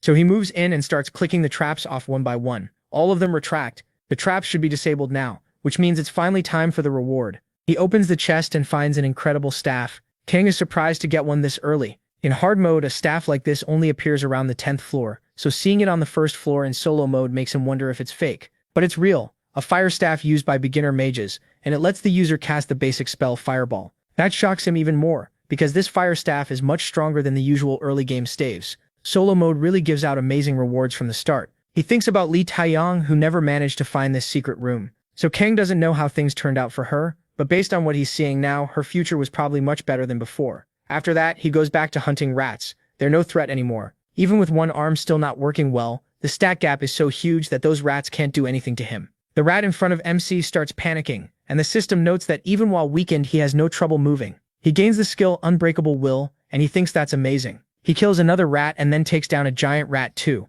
When he returns to the safe area, he drinks some water, recovers and returns to normal condition. Then he checks the skills he just earned. Reduced pain makes him immune to pain itself, though not to the effect on his senses. Sensory enhancement sharpens his awareness, and sometimes it can even let him feel killing intent. Kang thinks both skills are great, even if they aren't too useful right now. Once their proficiency rises, they'll get much stronger. He also gets Unbreakable Will. No matter how badly he's hurt, his fighting spirit won't break, and for 10 seconds in battle he can ignore all injuries. It hurt like crazy, but to him it was worth it. He also earns the title Magic Apprentice, unlocking Fireball and 3 mana use with proficiency at 1. Just like he thought, that staff is his biggest reward. It can launch a fireball that hits hard against enemies with no resistance, and it can also check whether burn gets applied. He figures he's gotten everything possible from the first floor, so it's time to head to the second. He says the maze itself is simple, and the stairs to the next floor are guarded by a boss. Players have to beat it to move on. He heads to the boss room, though he knows nothing is ever easy in solo mode. When he opens the door, he finds a truly massive giant rat.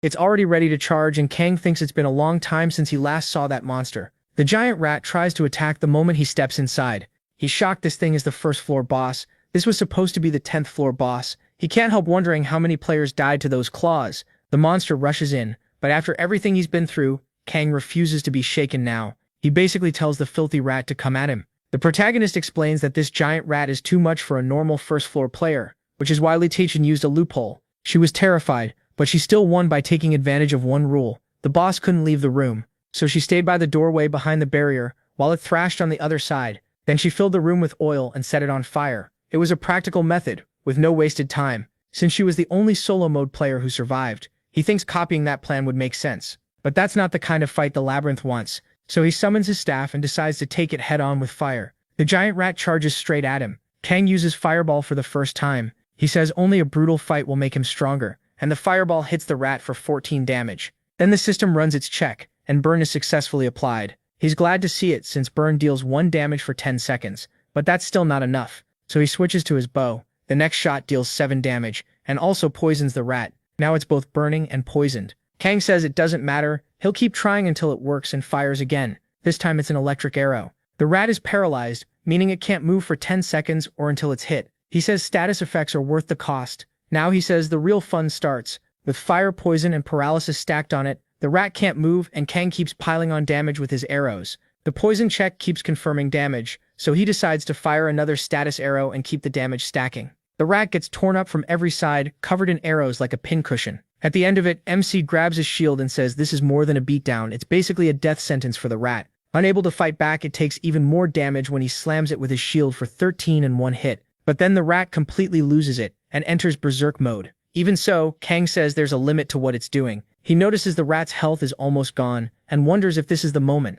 Then the rat grabs one of the nearby corpses and starts rising up in front of him. He remembers that once its health drops to 20, it goes berserk. Everyone who had been with him back then noticed the paralysis no longer worked, and started begging to be saved. But the rat kept eating people. His past self was horrified. They wouldn't be able to escape. The rat had gotten faster, and they were going to be ripped apart. That was when the monster showed why it was the boss. But now, even with berserk mode active, Kang stays calm. As far as he's concerned, phase 2 is where the real fight begins. The rat lunges again, even faster this time, throwing everything it has at him, but he blocks it with his shield and only takes 8 damage. Still, he admits that's a lot for his current strength. The rat attacks again, and Kang points out that his strength stat is only 2 right now, so he'll rely on his best stat, dexterity, to finish it. He strikes the rat once more, hitting one of its legs hard. The damage is so strong the rat looks stunned, like it almost dropped out of berserk. With its claw stuck in the ground, it tries to pull free, but while it's struggling, the protagonist rushes in again and lands another hit for 7 damage. The rat grows more and more frantic, attacking wildly. Even with the shield, Kang still takes 5 damage, but he hits back for 7. His battle persistence proficiency also starts rising by 1. The rat tries to bite him again, and MC realizes he's running out of energy. He can't keep this up much longer. So this time he goes in with his sword and activates edge attack for a thread. He can hold his breath for 10 seconds, and he keeps attacking from every angle. The rat takes more and more damage, 8 this time, then 7 more. But it manages to turn the exchange around and lands a counter hit on Kang for 24 damage. He realizes he can't afford to take many more blows. He figures that with resist or deflect he might survive up to 8 hits. Even while taking damage, he keeps fighting back as hard as he can and activates Deflect. Now the next attack he receives won't be effective, and Kang says he'll end this before the 8th hit. Then he charges the rat again, dodges aside this time and successfully counters. That means his next thrust will deal much more damage. He drives the attack straight into the monster's chest and pushes right up toward its head, dealing 20 damage. The rat lets out a scream, but it has no health left and collapses behind him. Kang defeats the giant rat. He thinks it was easier than he expected, which is a ridiculous thing to say when he was almost dead. Then he wonders where his reward is, and the system dumps it all onto him, because he beat a powerful enemy alone. His dexterity permanently rises by 2, his mana goes up by 3, he activates the soul skill Soul Quality Increase. His strength permanently rises by 2, his dexterity goes up by another 3, and he levels up, fully recovering. He says he expected it, but he's definitely happy. Since he successfully beat a first floor boss, he gets the standard reward, 1 random stat increase potion. And because he found the first floor's secret room, he also gets the standard reward of 2 targeted stat increase potions. He thinks rewards like this are still hard to get, even after the 50th floor. Then he uses the random stat potion and the targeted stat potion too. The random potion permanently raises his strength by 1. After that, he clearly chooses to boost strength with the targeted potion as well, raising it by 3 in an instant. That's huge for him. Now his strength is 17, intelligence is 16, and his dexterity has reached 30. Those are his stats on the first floor, after doing everything he could to raise them in easy mode. Then he notices he got another skill. It's counterattack. It costs 5 mana, has proficiency 1, and deals heavy damage when the enemy attacks. He realizes he got it earlier than expected. It's just as useful as Deflect, so he says he's checked everything. Now he's wondering what happens next. He starts sending messages to the others, explaining the basic method to clear the first floor. He says he already posted the article in the community. He doesn't expect much, but maybe it'll help.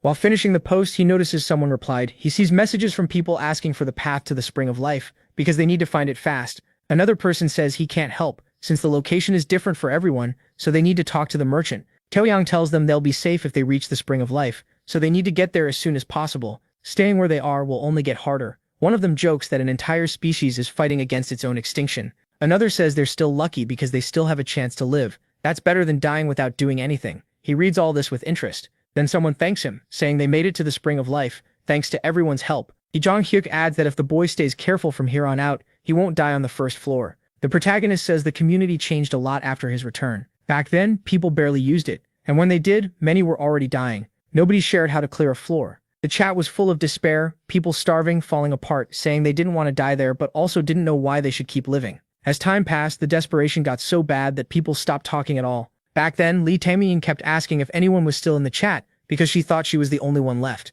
Now she's asking where Kang went, since she hasn't seen him since he posted that guide. To him, that proves things are different this time. After watching the community for a while, MC gets ready to head to the next floor. He decides it's time to move on. He equips the fighter's glove, the one that protects his hands and can also deal damage when he lands a hit. The shop's merchant king is shocked. He wants to buy it, then realizes the old man taught him AHawk weapon skills. When he asks if he knows that guy, the merchant says of course, there are only a few of them rotting away down there. Then he asks if the protagonist plans to sell the meat, saying that if he beat the boss, he probably got hide and even its teeth too. The protagonist refuses. He says he'll need those later. The merchant gets it and asks if MC plans to use them with the blacksmith. That does seem to be his plan. He thinks about the labyrinth blacksmith, Harfang, and remembers Leader saying she never would have reached the deeper floors without him. She also said they'd meet him farther ahead, so the protagonist knows he has to hurry. That place is a bit far from the labyrinth's entrance, and it's known as a place where what was killed can come back. At least the creatures there aren't that strong. Soon he arrives on the second floor, where he has to defeat the floor boss to keep advancing.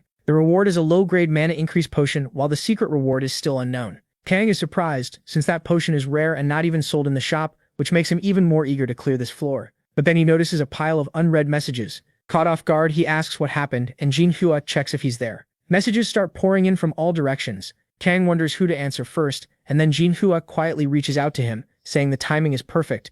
The boy sounds shocked that MC was right and says they really can't talk openly there. MC asks what's going on. The boy says it's nothing serious. He just wanted to see what his so-called savior was like. He asks why he isn't worrying about himself first. To be honest, the protagonist never expected people being pushed to their limit in that strange world to contact him just because of one post. Even so, he asks if the boy actually read the guide and followed it right away. The boy says yes. Everyone was at their limit, and he just wanted to hold on to even the smallest bit of hope. He says remembering it still gives him chills, and he sincerely thanks MC for posting that guide. MC brushes it off like it was nothing. The boy explains that you can't get food without entering the labyrinth, but nobody there had mentioned that. he was getting hungrier and hungrier to the point he started wondering why people in extreme situations don't just eat their own limbs. He also had no one to talk to, so he was close to losing it. He even went back to the gatekeeper and begged for food, asking him not to ignore him. He says he was about to run into the labyrinth just to find anything he could eat when Kang's message appeared. In that moment, he was shocked to learn there was actually a way to clear the first floor. Even if he didn't realize it then, the guide helped a lot. After reading it, he and Tamian managed to clear the floor, and then others followed. He realizes that makes sense. Tamian used to complain a lot in the community, so once she cleared it, the others started believing they could too. The protagonist asks how many people can kill a giant rat, and the boy says right now only him and Tamian. Kang says Tamian doesn't surprise him, but hearing something good about that guy is a first. He figures he never met him before because the man probably died in the labyrinth while struggling to survive. Since he managed to hunt a giant rat, MC guesses his talent must be around Tamian's level. It surprises him. Who would have thought his guide would actually keep someone alive? The truth is simple. If you're writing a survival guide for another world and don't think it might save someone, you're an idiot. He then tells him to find the old NPC searching for his goddess. That NPC will attack without mercy, and if the boy responds the right way, he'll get something very valuable. The protagonist warns him that any NPC can treat you differently depending on what you do, so he needs to be careful. He tells the boy to pass that on to Li Taiyang when she wakes up, and the boy suddenly asks if MC is okay. When asked what he means, the boy says he is handing everything over to him for free. He's thankful but points out they're going through the same trials, which technically makes them rivals. Sure, he's weaker right now, but if this keeps up, he could catch up fast. That doesn't mean he plans to turn on Kang. He just can't accept all this help without giving something back. The protagonist wonders what the boy is really trying to say, and the boy asks him to take him seriously. That makes MC question the whole idea of them being rivals. After all, they're all human and came from the same place. That's exactly why Kang tells him all this, so he can keep moving through the labyrinth and try not to die. He warns that plenty of people died even after reading his steps for clearing the first floor. Knowing something means nothing if you don't know how to use it, so he asks if the boy really thinks he can survive just from a few tips. The boy admits he still hasn't even cleared the first floor, so maybe he got ahead of himself. The protagonist says good, at least he knows that. Now he needs to give it everything he has. While MC moves forward, the boy is still stuck behind. That makes him think back on the past and wonder if he did well back then. He asks how the community is doing now, and the boy says it's normal, but people from the other modes are talking about them. Worse, they're trying to start fights. He's been ignoring them so far, but he doesn't know how long that will last. Kang realizes the people who don't know their place are starting to show up. All he says is that he understands, then wishes the boy good luck. The boy wishes the protagonist good luck too. MC steps into the solo mode's second floor and says the first floor was basically just a tutorial. The real labyrinth starts on the second floor. He enters a room full of goblins. Kicking the door open without hesitation, he draws out a goblin archer, a swordsman, and a shield bearer. They rush right in front of him, yelling. Kang calls them on and immediately grabs his bow.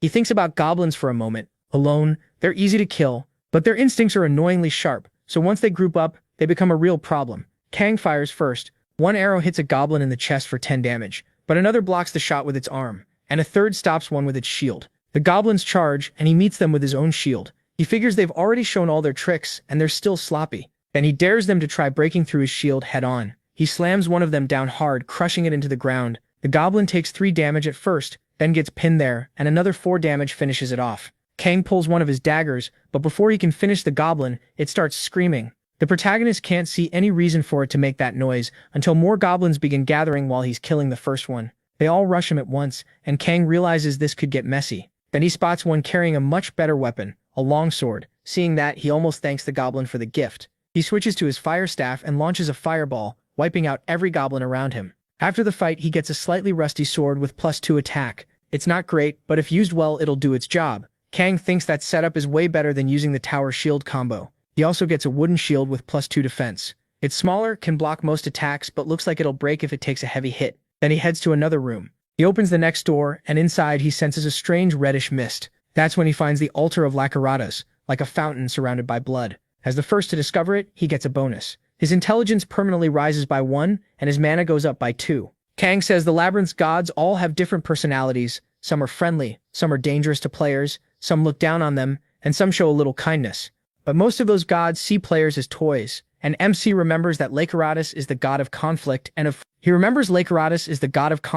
death as he stares at that giant skull. He can feel it right away. This place holds a power heavier than anything else around. It's an altar for Lacaratas' followers, a path linked to the god himself, and through it, that power can reach into the world. That also explains why Lakana ran the second he saw it. Looking at it, Kang wonders if this is what a god really looks like. Then a side quest appears. Lycuratus wants to test the one who found his altar. If the protagonist accepts and passes, he'll get a reward based on how well he does. MC refuses to back down and accepts. The side quest begins. Lycuratus seems pleased, and something starts taking shape in front of him. What comes out is a knight's armor. It stands there, wrapped in thick red miasma. A full knight forms right in front of Kang. It's an imposing figure, armed with a massive sword and ready to fight. This is Lycuratus' servant, but a false one. The test is simple: beat that servant. He studies the armor and realizes it'll be hard to find any opening with its whole body covered. Even so, one look tells him this thing is seriously strong. Then the servant moves, it rushes straight at Kang and brings its sword down from above. The protagonist barely blocks with his shield, but he still takes 25 damage, even after defending. That hit hurt badly, so he decides there's no point relying on the shield. He drops it and switches weapons, keeping the lightly rusted sword and another rusted blade in hand. Now it's time to fight with two swords. He charges the armored servant again. The knight meets him with its own sword. Even with two blades, Kang can't do much, so he pulls back a little and starts striking at different spots, attacking with both hands. It still isn't working. The knight's stance leaves no openings, and MC realizes this enemy is far above him. There's no reason to keep fighting it head-on. He jumps back, then he starts to run, and the knight chases after him. But in the middle of that, Kang suddenly turns around. He goes right back in for a direct clash. His plan is to use his higher dexterity. That pressure finally works. The servant of Lycuratus takes 6 damage. It keeps taking the same damage again and again, but then Kang feels his sword get stuck in the monster. Now he's in real trouble. Still, he doesn't stop. Since he has other ways to fight, he starts punching the thing. He remembers his weapon art, air hack, and decides to push it as far as he can.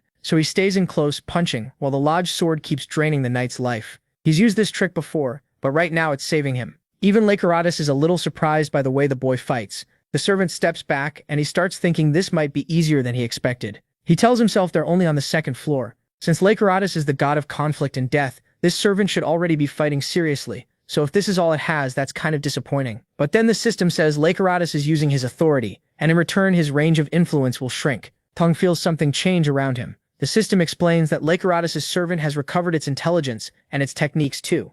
The protagonist instantly knows things just got much worse. The servant feels even more dangerous now. Its gaze turns sharp and alive. This time, everything about that stare locks onto Kang. He's no longer fighting the fake servant. Now he's facing the real servant of Lycuratus. With that, the pressure of the fight skyrockets. The servant grabs the sword that was stuck in its stomach, pulls it out and throws it straight at MC. Kang notices the false mark is gone, and the whole atmosphere around the knight has completely changed. He ducks to grab the sword. Now that it has intelligence, the tricks that worked before won't work anymore. The servant suddenly bursts forward at absurd speed, catching him off guard and nearly cutting him down. Then it starts using even fiercer techniques. Kang has to give everything he has just to stop the blade. Even holding on with both hands, he's forced to one knee, taking 13 and 11 damage without being directly cut. He can't believe it. This thing's movements are completely different now. The servant keeps driving him back, chasing him while attacking non-stop. The protagonist takes 20 damage when his whole body slams into the wall. He realizes the servant's movement is perfectly clean, not wasting even a single step. This is swordsmanship from a properly trained knight. It's the first time he's faced something like this. Even with all the weapons in his hands, he can't control the fight. Kang wonders if this is what a huge gap in skill feels like, and more than anything, he wants to learn it. Every action in the labyrinth gets judged, and if he reaches a certain score, he can gain a title or a skill. He figures this is probably that kind of skill. That thought throws him into a wild frenzy. Even the knight starts to fear the look in his eyes. MC has gone completely off the rails. He focuses as hard as he can, thinking that the knight is definitely better with a sword. He admits that much. But Kang is a player. He pulls out his staff and reminds himself that a sword isn't the only weapon he can use. He fires a blast of flame at the knight, but the servant cuts through the fireball at once. Still, he has already moved out of its path. When the knight looks again, Kang is behind it. He strikes from the rear and deals 6 damage to the armor. The servant spins fast trying to hit him back, but the protagonist says that's pointless. He activates deflect, and the attack doesn't land cleanly. Even then, he still takes 15 damage. Kang follows with attack by a thread to counter. He lands 6 and 5 damage, takes 11 in return, then hits for another 6. The system says he attacked his target without stopping and grants him a continuous conditional skill, consecutive attacks. MC thanks the system, then tells the knight to get out of his way. He casts Fireball and nails the servant right in the head, dealing 13 damage and inflicting burn. Kang starts wondering when this thing is finally going to die. His mana is almost gone, only 5 left, and he has 70 health. If this keeps going, he'll be at a total disadvantage. Still, he says there's no point in running from it and charges the knight again. This time, he draws both swords back. He's getting ready to drive them into the knight, but the servant hits him first. Even while taking 80 damage, Kang endures it, and the servant's killing strike gets cancelled. He uses that moment to launch one more attack. The system says all incoming damage will drop to 0 for 1 second, and he drives his sword right through the middle of the knight's neck. With that, he finally cuts off the knight's head, leaving it completely helpless. As the head flies off, Kang collapses from the damage he took. Then the severed head reveals there was someone inside the armor, and that voice praises him for a fine fight, calling him a brave player. Just like that, the protagonist defeats GENIUSRegressor servant. The system says GENIUSRegressor himself is pleased with the result. Kang drops to the ground exhausted and curses him out. He asks how GENIUSregressor had the nerve to change the mission conditions halfway through, and wonders if the god is messing with him. After the victory, he gets a huge amount of XP, levels up, and fully recovers. Since he beat a powerful enemy alone, he also activates soul quality increase. MC wonders how much stronger he got, and opens his status window. Every stat jumps a lot. He gets a total increase of 17, plus 30 more health and mana. Even he thinks that's insane. Then he asks if he got any item too, because it'd be rough if he didn't. Since he passed GENIUSr's test, he'll receive a reward based on the god's judgment. And because GENIUSr is very pleased with his fight, he decides to give a high-level reward. He tells him to stop dragging it out and hand it over already. He almost died for this. The system says GENIUSr's range of influence decreases, and Kang receives an item, the ceremonial sword of GENIUSr's. The sword gives plus 5 attack and restores 5 health when he kills an enemy. It's almost on the level of Song's daggers. The system explains that all followers of GENIUSr's use this sword, and its red color stands for the blood of their enemies. The protagonist wonders if he read that wrong. Can GENIUSr really give him something like this? He can't believe an item this good exists on the 2nd floor, because he passed the powered-up test. He also gets an extra reward. MC realizes the god is rewarding him for how much he suffered, and he gains a continuous conditional skill, Proof of Combat. The skill says he has proven his courage. From now on, each victory in battle will make him stronger. Its proficiency starts at 1. Kang sees it's a buff-type skill, and figures that if a god gave it to him, it has to be good. But then the whole place starts falling apart. He looks around and asks, "It's still not over? What is this now?" He looks ahead and sees that GENIUSr is offering him an apostle contract. That catches Kang completely off guard. Staring at the contract, he wonders what it even is. There's no explanation at all, so now he's thinking he's supposed to choose without knowing anything. He studies it carefully, and then realizes something. While the protagonist was fighting, something changed. The servant seemed to gain intelligence. He figures gods must get penalties when they try to interfere with a player. Yet GENIUSr still wants to make him a disciple badly enough to accept that cost. Even if that sounds like a good thing, it's still a god pulling the strings. GENIUSr already raised the mission's difficulty whenever he wanted and threw everything into chaos, so taking a deal from someone like that probably won't end well. Kang thinks he could end up as nothing more than a puppet, maybe even a toy or a slave to that god forever. So he decides he won't accept it. He turns the offer down, and the system says the apostle contract has been postponed. MC is relieved. GENIUSr didn't get angry, but then he notices something else. GENIUSr sends a side quest. Since Kang cleared the last test so well, the god wants him to take another one. Kill the enemies on the 2nd and 3rd floors, then return. The reward will depend on his performance. He wants no part of it. He says he can't trust someone who already tricked him once, so he refuses the mission. But GENIUSr sends it again. The message repeats that the reward will be based on how well he does. That just annoys the protagonist more. He figures this is probably the kind of mission he can't really refuse, so he accepts it. GENIUSr smiles, and the system says the god is pleased with his choice. After that, Kang heads back to the Merchant King. The old man is surprised to see him back so soon, and MC says he needs to buy a few things. The merchant asks if he means potions. Then he wonders why he wants them this early, before deciding the kid probably has a reason. The protagonist says he didn't plan to buy any on the early floors, but after a test like that, he'd rather be ready in case something similar happens again. While the boy is thinking, the old man lifts the sword at Kang's waist. He recognizes it right away. It's GENIUSr's sword. The merchant asks if that idiot gave it to him, then says it looks like the god is showing off by using MC. He asks if he knows GENIUSr's. The old man snorts and says, of course. Plenty of people have died because of that angry god, and he still does whatever he wants while carving out his own territory. That tells the protagonist GENIUSr has been at this for a long time. So he asks another question. What exactly is an apostle contract? The merchant is shocked that GENIUSr's offered one at all. Kang explains that he did, but he refused because there was no info with it. The old man says that was the right move. Something like that isn't a choice you make without thinking. He starts talking about that man's contract and how long it's been, then suddenly stops. After apologizing, he changes the subject. He says the only thing he can be here is a merchant, and he can't go beyond what his own contract allows him to say. Kang asks about that contract, and the old man says that's exactly why he's stuck here. Then he gets irritated, and tells the boy that if he's done buying, he should get moving. Before MC leaves, the old man adds that if they meet again, it'll be on another floor. As he heads back into the maze, he thinks it's time for the meeting. He opens the chat and contacts young Tamian. The other boy shows up too, and the protagonist asks if they found the paladin. The boy says yes, but he wasn't anything like the way MC described. MC frowns and asks what he means. Turns out the kid got sent flying by the old man. The paladin just hit him once and walked off. Kang asks if he didn't block it. The boy says how could he? That attack was on a whole different level. Even if he wanted to react, his body couldn't keep up. He was completely overwhelmed. Tamian says the same thing happened to her. She saw him too, but couldn't do anything. He asks what they did after that. Did they follow him? The boy says of course they did, but the paladin only told them to get out of his way and said they weren't worth anything. The protagonist realizes the paladin only seems to notice people who can answer his attacks. Thinking about it, that's kind of how the dwarves and Lacaratas were too. Then he asks where the two of them are now. The boy says they're hunting giant rats, and Tamian says she wants to level up before moving on. Kang hears the boy is still fighting with a shield and is pretty scared. Then he asks about the others. They say some players have started hunting giant rats too, but they'll probably need a while to bring even one down. MC can tell everyone is still trying to adjust to this world, so he decides he should at least share some info about the second floor later. He tells them both to listen closely. Before they can reach the second floor, there's a boss monster, a giant rat, basically a bigger version of the big rats they're already fighting. It has over 200 health, and even if they block its attacks, they'll still take damage. They need to be careful. Both of them panic and ask how they're supposed to kill something like that. He tells them to think it through. He says he can tell them everything, but if they take time and really think, they'll come up with a way. He also tells them to warn the other players so nobody dies. The two thank him a lot and wish him luck. Kang says that's everything he wanted to tell them, so now it's time to start the mission.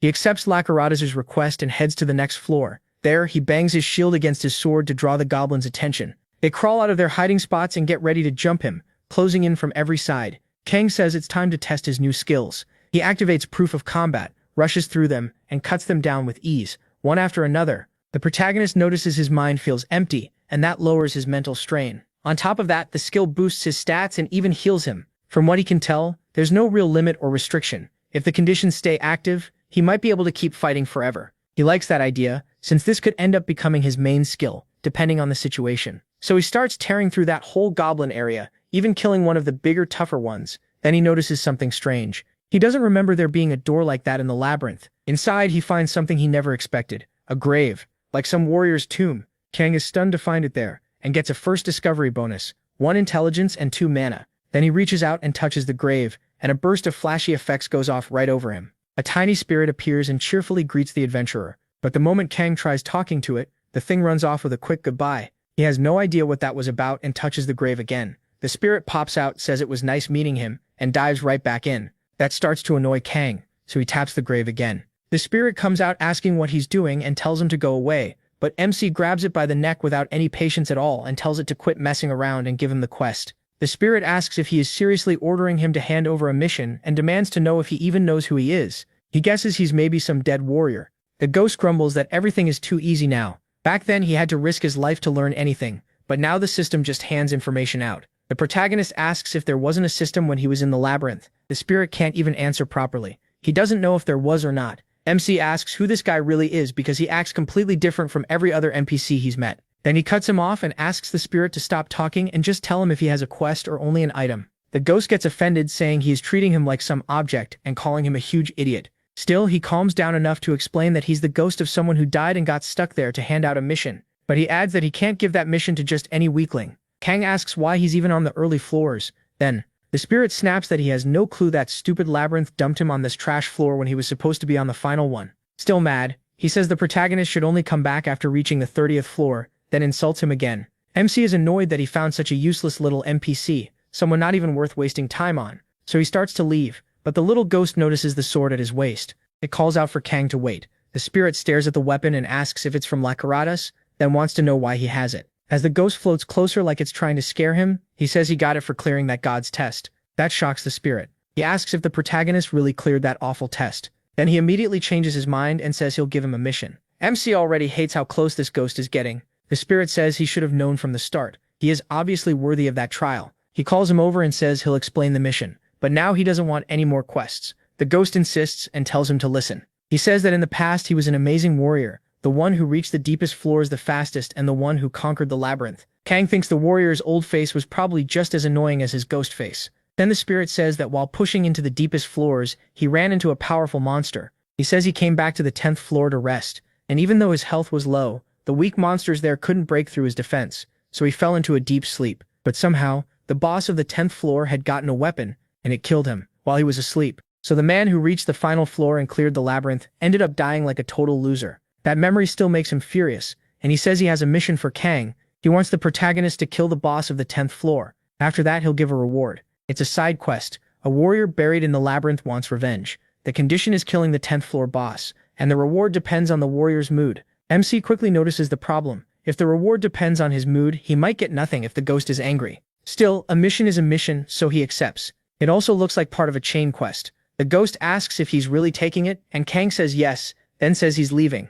But the ghost really does stick to him. He asks if he's coming too, and the ghost says of course, telling him to get moving. He says he can't just stay in his grave forever. How else would he know whether the protagonist succeeded? Besides, he was getting bored there. The protagonist can already tell this is going to be a huge headache, though the ghost says the trip to the 10th floor should be fun. MC realizes he'll have to put up with this annoying spirit all the way to the 10th floor. Then he asks how that boss could have gotten an attack weapon. Even with someone's guard down, that kind of weapon shouldn't show up until much later, so a 10th floor monster shouldn't have one. He asks if he has any idea how it got there, but the ghost says he doesn't know, and tells him to shut up for a second. Then the spirit reminds him that he accepted the quest, so now he has to deal with him. He starts wondering if accepting was a mistake. Still, since he's stuck with him now, he decides to get some info. He remembers the ghost called himself a warrior, so the protagonist asks what he used to be in the labyrinth. The ghost asks why he should answer that. MC shrugs and says fine, if he doesn't want to talk then don't. That makes the ghost change his tune. He says it's fine, and if he wants to know that badly, he'll tell him.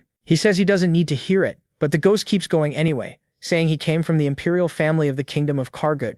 He was the firstborn, the only one who could inherit the empire. And according to him, he was also an amazing swordsman, super smart, and unmatched in the whole empire. He even says every young girl wanted him. Then he starts getting lost in memories of his glory days. From the way he talks, Kang can already tell this guy was probably a complete idiot. Then the ghost says his world fell apart, and he came here to save everyone. Instead, he died in his sleep on a lower floor. He tells the protagonist not to get inside his head, and gets all worked up over his tragic story. In the end, he failed. He saved no one, and that stupid mistake cost him everything. At this point, the only thing that will satisfy him is killing the one who killed him. MC realizes this is exactly the kind of place he'd rather avoid, while the ghost starts guessing MC isn't even listening. Then he goes on complaining about adventurers these days. A little later, when he enters the area, several goblins are waiting for him. He attacks right away and paralyzes 3 of them. The last one is left totally confused, and Kang rushes in and kills it with the hilt of his sword. He takes 10 damage and gets stunned, and the other goblins start moving again. Even so, the protagonist wipes them out without much trouble.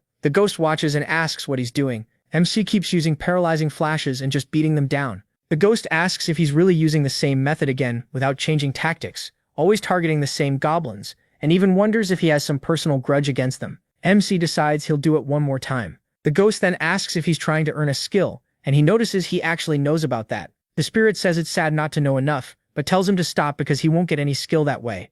The protagonist ignores him and says he will get one, and a good one at that. He stays focused, and after a while, the ghost asks how many floors MC thinks he cleared, bragging that he passed 85 floors and knows everything about this place. So he proposes a bet. If he doesn't get a skill, he'll become the ghost's toy and do whatever he's told, even kill himself if ordered. But if he wins, the ghost has to answer all his questions honestly. The spirit is shocked that a kid who just entered the labyrinth wants to challenge his knowledge. Still, he accepts. He says he's putting the name of the great crown prince Arklitz of the Ikarvuts Empire on the line, and if the protagonist wins, he'll answer everything. But if the protagonist loses, he'll become his slave. MC agrees and says there's no backing out now. The ghost starts laughing, fully sure he'll win. He tells him to be ready to call him master from now on and not forget the honorific either. He only follows those orders in his imagination, while the ghost wonders what else he can make him do. He seems excited by the idea of being entertained until he dies. Then he tells the protagonist not to drag this out because stalling is pointless. The protagonist asks if he knows the skill battle. The ghost says of course he does.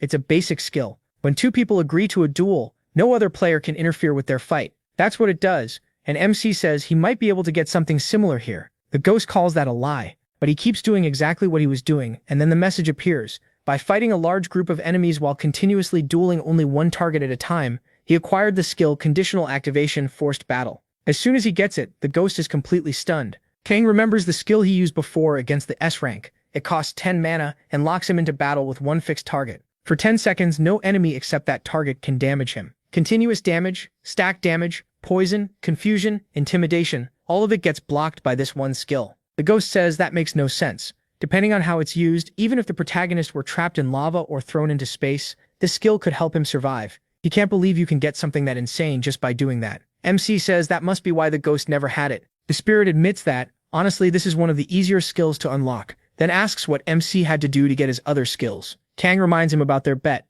Even though he hates it, the ghost accepts. He says, fine, let's say he won. Since he is different from the others, there aren't really any restrictions on him, and yes, he is that type of player, but the ghost warns him not to forget that skills aren't everything, so he shouldn't think he'll get something amazing just by doing random stuff. The protagonist asks what he's even talking about, and reminds him the only rule was that he couldn't lie when answering questions. That only makes the ghost more annoyed. He says, forced battle is good, but there are plenty of other skills in the labyrinth too. Then he asks if MC knows jump. MC says yes, so the ghost asks if he's never heard of Great Jump. The reaction gives it away at once. Kang can tell the ghost has never heard of it.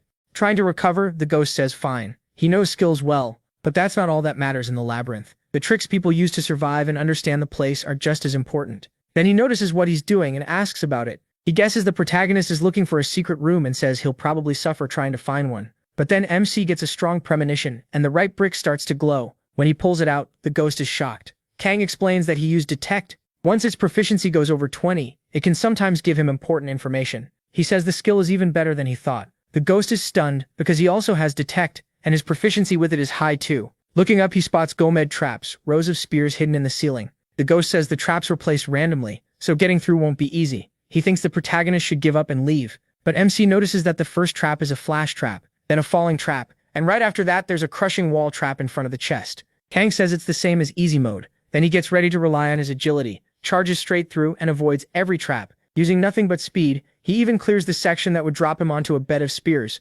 basically doing parkour through it. At the final part, the ghost is stunned again as Kang avoids getting crushed. Then he throws a punch into the wall ahead and breaks it. The ghost's eyes go wide, unable to believe how skilled the boy is. Kang explains that wall didn't seem like part of the labyrinth. It was something goblins built, so its durability was low and easy to break. He realizes it's exactly the same as easy mode. At that point, the ghost decides to stay quiet so he doesn't help by mistake. He then asks what the reward is. He gets a spring-infused ring with +5 mana. It supposedly fell into some deep spring of life, and it gives off a faint scent. The protagonist thinks the timing is perfect. He really needed the mana. The ghost stares at him and blurts out, asking what the hell he even is. Kang wonders if the ghost would understand him if he mentioned a second chance. Then he drops the idea. If the ghost wouldn't get it, there's no point, and that means the only way to earn the Bashor Ouroboros is by getting past floor 85. That thought sticks with him. Then MC realizes about 10 days have probably passed since he entered the labyrinth, so he goes to talk to the people in the chat. Everyone is wondering how they're supposed to hunt a giant rat. Some say the answer is non-stop practice, and another says that after fighting hundreds of them you start reading their moves and it gets easier. They ask John Ryuk how he killed one so fast, but he brushes it off and says it's nothing compared to Ryuk who already passed him. Lee Taeyong starts thinking maybe that guy really is on another level. He decides the time has come. The ghost asks what he's doing and he realizes he doesn't even know about the community forum, so he tells him it exists. He sends a message, and everyone gets excited when they see Taeyong has shown up. John Ryuk points out that the protagonist usually opens a private room, so why go public today? The protagonist says he'll explain things little by little, but first he asks how everyone's doing. John Ryuk says it was barely manageable. Of the people who reached the Spring of Life, only about half managed to kill a giant rat. Kang asks about the other two. One admits he ran after facing the giant rat, and after taking a hit from it, he lost his nerve. Lee Taeyong says the same happened to her. She knows she can't beat it with her current strength, so she's looking for another way to win. It'll take everything she has, but at least it seems possible. MC notes that they're finally starting to plan things out. That makes him happy. He says the reason he came today is to tell solo mode players about skills. John Ryuk asks why he's only bringing this up now. He explains this is the right time. Skills aren't the final goal. They just help clear the labyrinth faster. If he had told them earlier, they would have focused on the wrong thing first. Lee Taeyong agrees. When she first entered the labyrinth, even if someone had explained skills, she wouldn't have known how to use that information. So Kang says he'll explain everything now. He asks them to listen carefully and pass it on to anyone who didn't show up. Everyone is excited to learn something this important and thanks him right away. They tell him they won't forget what he's doing for them. The protagonist tells them to save the thanks until after they hear him out. He starts with the easiest skill to get and says he'll teach them reduced pain. Everyone lights up. Then he tells them to grab a weapon and stab through their own arms. At that point, everyone starts thinking he might be insane. He asks if they at least have swords because if they do, they need to pierce right above the bone. It only works if they hit bone directly. Kang tells them not to give up on the skill just because they're scared, and everyone freaks out. They ask if he's seriously telling them to hurt themselves. He says yes. After all, they have the Spring of Life to heal. So what's the problem? That shuts everyone up. Then he explains that fighting a giant rat can give them a skill called Unbreakable Will. which lets them keep fighting no matter how badly they're hurt, so they shouldn't avoid those fights. The others can't believe it. They ask if he's seriously telling them to nearly kill themselves, and whether there's any skill that doesn't require something this crazy. Kang says no, then tells them to pay attention. The next skill is on the brink. To get it, they need to jump into the Spring of Life lake and hold their breath until they're almost dead. If they keep swinging their sword to the limit while doing that, they can earn attack on the brink. That makes everyone even more terrified. He goes on to the next one. Endure. It can block the damage from an attack that should kill them. They only need 1 dexterity, and taking 30 hits from a giant rat is a good way to get it. The mood drops hard as he says this. People ask if they really have to do all this insane stuff just to gain skills. They say they can't do that and question how he can calmly suggest something so extreme. One even says that no matter how badly he wants a skill, he could never go through with it, and another agrees. MC makes it clear he's not forcing anyone. He has no reason to. They can choose for themselves. He also understands why they feel that way. They're people raised in the modern world. To them, war belongs in history books, and hunger is something that happens in faraway countries. They've never had to risk their lives to save a whole nation, so entering the labyrinth wouldn't suddenly change how they think about survival. Lee Tams asks if there's any other way. Tam says sadly, no. The two who trust him the most say that means they have no choice but to try. Lee Tams admits she never thought she'd do something like this in her life. Everyone else is stunned and asks if they've lost their minds. Then someone warns them he could be lying. But Lee Tams asks why the protagonist would do that. She points out that someone like him has no reason to lie, especially after all the strategies he's shared so far have worked. That leaves everyone embarrassed by what they just said. So they back down and say they'll start with the least dangerous one, on the brink, asking if it really isn't that risky. Kang says it should be fine as long as they have an easy way to get out of the water, the moment the system gives a warning. Still, he warns them it won't be easy to fight their survival instincts. They keep wondering if they're really about to do this. MC tells them to do their best. Later, he'll come back and teach them how to get more skills. Everyone says goodbye. The ghost appears again and says he'd been wondering what he was up to, but it looks like he just wasted his time. No matter how much he talks or warns people, the labyrinth is still a place where people die sooner or later. Tams answers that even so, some of them might survive. The ghost gets annoyed and tells him that if he's done, they should move already, because they're close to the end. They arrive at the boss room and the protagonist says it's time to beat the boss down. He wonders if this is already the end of the second floor. The ghost says yes, then asks if MC doesn't want to know what the second floor boss is like or use the bet they made earlier. He says there's no need. He has other things he wants to ask instead. Now he's ready to start the battle. A goblin mage appears along with a goblin guardian. The mage immediately raises that creepy staff full of eyes and mouths to cast magic. At the same time, the goblin guardian charges straight at the protagonist, attacking while the protagonist blocks with his shield. The ghost tells him to calm down and says he shouldn't do this, but MC slams the guardian back with his shield. The ghost starts wondering if he is actually aiming for him. Then the mage begins charging another spell. The ghost says it looks like the protagonist knows the skill, but not the plan they're using. He tells him to take out that bastard first. Can't he tell that one is the real problem here? The protagonist tells him to relax because he knows what he's doing. In his view, this is the best way. The mage fires and the spell completely surrounds MC, but he doesn't seem to get hit. Then when he opens his eyes after pretending, he finds himself in another place, surrounded by death and bodies everywhere. Those corpses say all of this happened because they chose easy mode, and everyone died because of him. They ask how he dares to be the only survivor. Everything is his fault, and apparently these are people from his old world. They keep blaming Kang, asking why he was even born, and saying everything is because of him. They try to break his mind, telling him he's nothing but trash. Even Li Tuan appears there. She asks why he never came, then asks why he left her to die alone, crying as she reaches out to him. While that wave of dead people rushes him, he gets dragged down, and while they grab at him, Kang tells them sorry, but this won't work on him. Then he orders the mage to cut that crap out. Outside the illusion, the ghost watches him caught inside the spell, and says he thought it might finally work this time. Why does no one ever listen to him? The mage keeps pressing the attack on him, while the ghost wonders if his revenge failed again. But when the mage attacks once more, Kang suddenly opens his eyes and repeats that he said to stop that crap. He slices through the attacks and activates Unbreakable Will. The ghost is stunned and asks if he really pulled it off. The mage is terrified too as the protagonist rushes straight at him, and the mage tries using madness on him again, but it said he resisted it because of Unbreakable Will, and he repeats that this kind of trick won't work on him. That only makes the mage panic even more. In fear, the mage uses a curse next, but that fails too.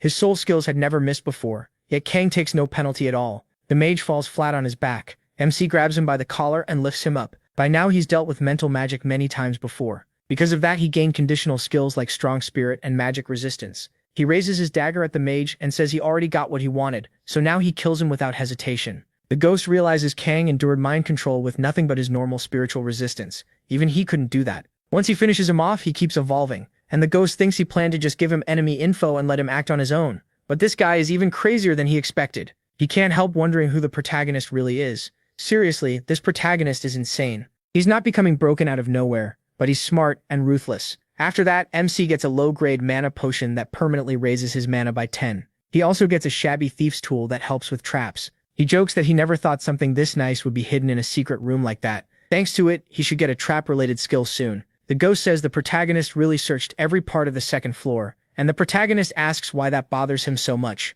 The ghost snaps that he's undead. Why would he be happy watching someone do this? Well, still, since complaining won't change anything, he drops it. Then the third floor mission begins. Beat the boss of the third floor to move on. MC is glad he finally made it here. The reward is a low-grade stamina potion, while the secret reward stays hidden. Then the king notices he's back, but the ghost immediately starts pestering the king, surprised he's still alive. The king gets annoyed and says he accepted that pester's mission. He tells Kang he's just a loser and warns him not to be influenced by the ghost. The ghost fires back that he's way too old to be lying like that and says it's ugly. The old man asks if the ghost really thinks the protagonist matters that much to him, and the two start bickering. The protagonist tries to cut in, while the ghost asks if he should hit the old man just to watch him lose it. The king shoots back, asking how trash like him could even touch the protagonist. The ghost answers that he's already dead anyway, so what does the king think he can do? The arguing keeps going, and MC gets sick of it, so he tosses the pile of weapons at the old man. He tells them both to stop fighting and pay attention, because he wants to sell everything, then asks the king to show him something useful. The king is shocked by how much he brought back and asks how many monsters he killed. Kang buys metal-infused gloves that give him +2 attack. He also gets a bronze shield with +1 attack and +5 defense. He's pretty happy with that. On top of that, he has metal and piercing rings worth +3 attack total, plus a strong pendant that gives +2 more. He says he's finally sold enough good loot, and now he should be able to kill a goblin in just 2 hits. The ghost starts cursing him out and asks if he's using hacks, while the king says his weapon arts are already basically cheating. Both of them stay mad as Kang asks if they can stop the childish fighting because he's leaving. Then he asks why they hate each other so much, and the ghost says who could ever like a grumpy old man like that. He warns the protagonist to be careful because that bastard only looks out for himself. What he really means is that the king could switch sides at any moment, so the protagonist shouldn't trust him. He's just a filthy little slave and an enemy to people like them. The ghost tells MC never to forget that. Kang asks if he's speaking from experience. He decides to keep that in mind, but then something suddenly scares him, a really nasty-looking shadow. It turns out to be just a few goblins stacked on top of each other. And when he sees that, he quickly kills one of them with ease, hits another, and the last one runs off crying. Kang notices it hasn't even been 10 minutes, and he's already making this floor feel boring. He keeps tearing through everything in his path. The ghost says this place used to be much harder. Back then, those groups usually had goblin mages too, and he nearly died here many times. The protagonist, though, clears it all in just 2 or 3 minutes. The ghost tells him to stop cheating, but the protagonist says the third floor feels easier than the second. At that pace, the ghost asks if it's even worth fighting enemies one at a time. At MC's level, he doubts the XP gain matters, so why not rush to the next floor? MC admits he has a point, but he still has a mission. The ghost asks what mission he means, wondering if he accepted another one. He says it's from Lacriatus. The task is to wipe out every monster on the second and third floors, so that's exactly what he's doing. He keeps checking the mission as he goes. The ghost realizes Lacriatus gave him an extra quest. He says the protagonist already cleared his test, and this is the first time he's heard of something like this. The protagonist says that's right, and while they're at it, he wants to ask about Lacriatus. He asks how much the ghost knows about the apostle contract. The ghost turns away and says he can't believe Kang knows about that too. It sounds like that bastard offered him one, and now he wonders where to even start. MC asks if he's trying to decide what to say. The ghost says that even if he's dead, there's a limit to what he can explain, not to what he can know. He wonders how to break it down from the beginning. He starts by saying the gods each rule over their own domains. The god of victory and the god of defeat are examples. But some gods rule over 2 or more domains, like Lacriatus, the god of conflict and death. There are also conceptual gods, faith gods, and many others. Kang asks what kind of beings the gods really are, since they seem different from the gods of Earth. The ghost says they helped design the labyrinth, and that immediately catches his interest. The ghost asks if he remembers the status window that appears when he enters.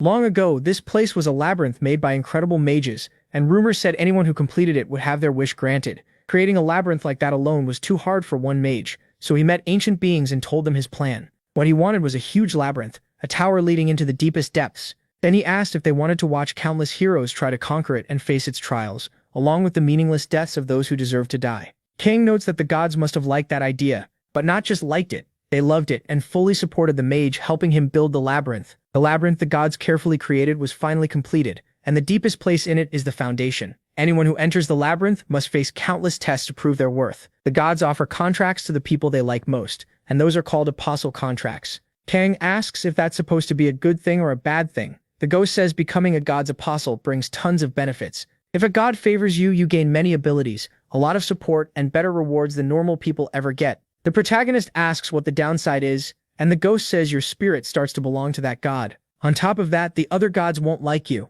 There are many gods in the labyrinth, all with different wants and beliefs, especially Lucreatus, who has a lot of enemies. Plenty of gods hate him because he enjoys humiliating the others. The ghost says he's sure things will only get worse the deeper MC goes. As an apostle, he explains that it's true. He would receive divine revelations in return for the power that God gave him. Even if he doesn't want to, even if it makes no sense, he won't be able to refuse. He realizes there's a lot wrong with that deal. He says he may need to drop his plan to accept an apostle contract. He also remembers the ghost saying that anyone who conquers the labyrinth can have a wish granted, and he starts thinking that conquering it might mean clearing every mission. Still, he's never heard anyone here talk about that, so he wonders if that item was her wish. Then he thinks the person he knows would have asked for something else instead of going back in time. Too many things have felt strange from the start. After putting the ghost story together with what he already knows, Kang figures adventurers may have chosen to conquer the labyrinth on their own to make their wishes come true. But then he starts thinking about the people from Earth. There's still a lot he doesn't know. So he simply calls for the ghost and gets ready to move on. The ghost says fine, then asks if they're going to wipe out all the monsters before climbing to the next floor. Kang thinks that for now, all he can do is focus on what's in front of him.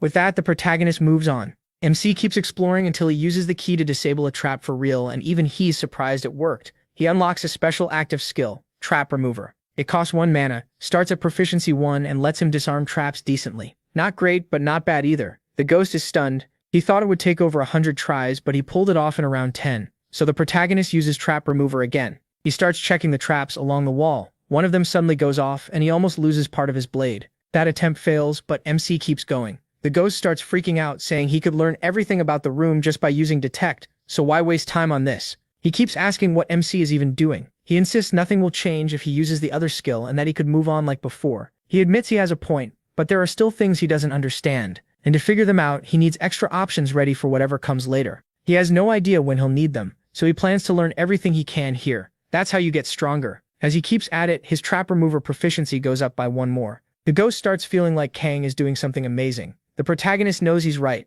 It reminds him of what he lost and of how he died before. After a while, MC is worn out, but he says his Trap Remover proficiency has reached 7. With that, he finishes the 3rd floor's secret room. His reward is a tight ring that gives +3 strength. Now all that's left is the boss, so he heads off to kill it. He arrives at the boss door, and the ghost points out this is the goblin floor, asking if he really knows what's coming. He says yes. When he steps inside, the walls are covered with goblin drawings. Then he comes face to face with a figure waiting in the room. It's a huge goblin, clearly different from the others so far, with 2 massive fangs. This is the goblin leader. The ghost gets the feeling the creature knows the protagonist wiped out every goblin on the floor, and it's not happy about that. The protagonist doesn't care at all. He charges straight at the monster. But the thing isn't just strong. It can use magic too, and it activates a wave of attacks one after another, forcing MC to dodge away to avoid getting hit. He keeps running around it, slipping past every strike. Then he starts closing in. The goblin leader tries to cast again, but Kang basically tells it he's not the only one who can use a staff, and pulls out his own. He triggers confusion, leaving the goblin dazed. Its head tilts, it stumbles, and the protagonist lands a dagger hit for 21 damage. Still, the dizziness effect doesn't stick, and the goblin just gets even angrier. It locks onto Kang again. This time it looks ready to use the staff like a club to smash him, but MC stops and reads the attack. He figures that because the goblin is so big, it's also pretty slow, so he barely but cleanly slips past the blow. As the strike passes, Kang vanishes from in front of the staff and jumps into the air above the goblin, bringing his attack down from above and carving into it hard. Watching this, the ghost starts looking almost bored. He says it's way too predictable. The goblin leader is no match for him. It used to seem strong, but now the whole fight feels weak.